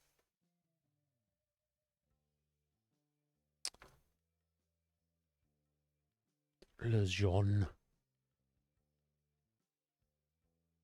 No, I forget, but yeah, there we go. Yeah, but Inscryption, fascinating. Good call. But yes, to answer your question, Root. Yeah, I think. I mean, maybe Ryan or Bart can weigh in on this. There's not much left of this game, right? Inscryption's almost done. I imagine we've got to get back in. We've got to do the battle against the fourth and final Uber bot, right? Which may be tough, but we've handled ourselves up to this point. There's also going to be some kind of final confrontation, you would think, with the freaking robot guy. But then there might be like an epilogue series of battles or game. Maybe more wandering around looking at stuff. More found footage from Luke. Or he's clearly lost his mind. and then roll the credits, I assume, that's not going to be a whole stream's worth. So yeah, assume that is the case, Root. So any producers who are here, get your votes in now. If you want, but bear in mind it's the last day of the month. So I need to check Patreon. I checked it earlier. It's nothing's gone through yet. And it might be because it's leading up to the weekend. So I'll check that over the weekend. There's going to be more votes on top of what you already have. Plus, we're going to be getting brand new producers in on Monday for the results of the raffle. So if you're not a producer and you have raffle tickets, or you do not have raffle tickets, get some tickets, and let's work together to ensure that Legion Cage does not win again. Inscryption 5 royal content. Ah, I see. It's like that, is it, Bark? So we're looking at another 30 hours. Okay, so that we're not then. Yeah. So yeah, we'll see. No, I feel that that's not the case, is it? So yeah, no rush, guys, but I will remind you again over the weekend, because it'll be obviously the state of the current votes. It is what it is, but it could be wildly different by time Monday rolls around. Like most of you who are currently producers are sat on a lot of votes. Bark, you're not currently a producer, but you still have one vote on my list. Now I think you bought some tickets, so you might get some more votes in the very near future, sir. That can be redeemed at any point. Coptimus Crime is sat on 4 votes. He's not used to date. So we shall see. Bark is also getting another ticket. I'll take that. Thank you, Bark. We must work together to shut down Legion. Thank you, Bark. Oh, and a second one. Calm yourself down, Bark. There we go. Or don't. Keep going. Keep them coming. Okay, that's a total of 5 for you, buddy. Appreciate it. And another one. Is there any more in there? That's 6. Is that it for now? Any more? No, I will never dream of it. I would never dream of that, sir. Okay, cool. Another one. Keep them coming. Are you sure? Are you sure? Are you sure, sir?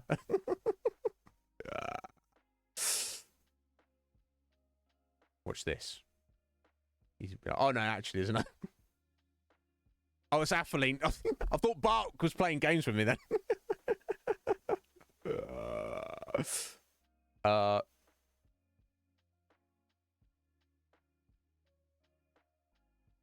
And one from... Oh my god. You did redeem another one. Yeah. I saw you. Oh my god, I can't keep up with you. So that's two for Bark.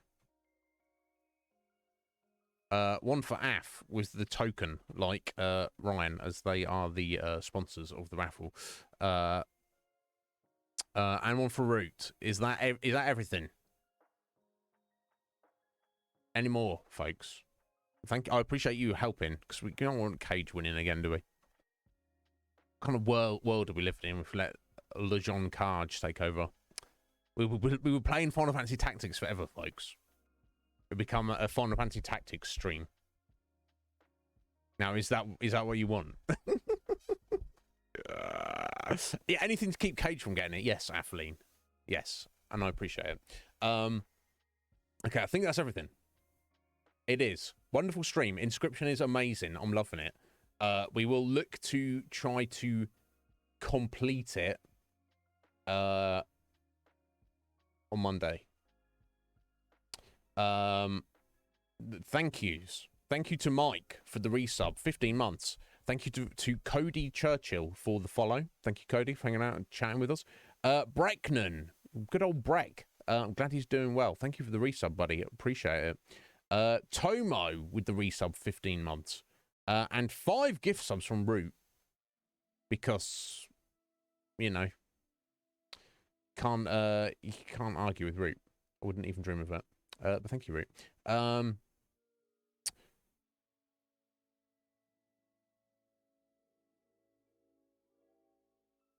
What else do I need to say? Yes, I will be vaguely around at the weekend. Oh no, there's stuff happening the weekend, somewhat involving me. So tomorrow, I may. Is it? Yeah, look in the conflux. I hope these guys have posted them anyway. Scotty, his next audio drama tomorrow, I believe, at some time. I am not featured in it, but I may be my voice may be featured on the stream. Dun dun dun. There we go. Go check. Go be there. Sorry, it's not tomorrow. It's Sunday. Okay, my apologies, Scotty. It's Sunday. Let's see. I'm not talking about. Okay, so earlier on Sunday, I believe Lejean Cage, the gentleman we're going to go see in a moment, that guy, yes, that guy, will be doing his Streamer Sync stream. Yes, I will be featured on that. Is that Sunday? I can't keep up with it, Root. There's too much going on. Here we go. Let me check. The 2nd of April, Sunday. Yes, this is. I don't know if I assume this is the time the show starts. Midday Eastern, 5 p.m. for me. Morning for a lot of you. This is Legion Cage's game show. I don't know if I'm at liberty to say who is appearing. I don't know. I assume it's not a problem. But that's Sunday. This Sunday. I will be there. I'm saying that. I'm allowed to say that one, actually. Then later on in the evening, go to Scotty's channel to see the new listen to the new audio drama. So yeah, I'm not going to be on Twitch this weekend, but I actually am twice on other people's channels. So be there. Well, we shall see about that, Root, won't we? Yes, we shall. So yes, look for all that. But I shall return to this channel on Monday for more Inscryption and our new game, whatever the producers decide that is. So get your votes in. There we go. Yeah, I'm all over the place. All over the place. Thank you, Scotty. Anyway, Legion Cage raid. Come with me and you can join up with me and we can tell him how shit he is together. No, don't really do that. You might start actually taking it personally. No, I'm sure he won't. Anyway, you are wonderful. I'm not going to assume why you want to spend your time here with me, but I'm very glad that you do. Yes, is a good one. Good egg. That's what they say. Which is important. But yes, aside from all of that, my aroundness, message me on Discord if you need me. And yeah, the purpose of the blackmail. In the meantime, let us go. Is it yeah, that's fair enough, Athaline. Yeah, it is. That's a shame. It's a shame. It's the only time that would have it worked out for myself and so it's what it is, Af, I'm afraid. But yes, join me in coming to harass a Lejean. I'll see you soon, folks. I need to get food. It's always a pleasure. Bye bye.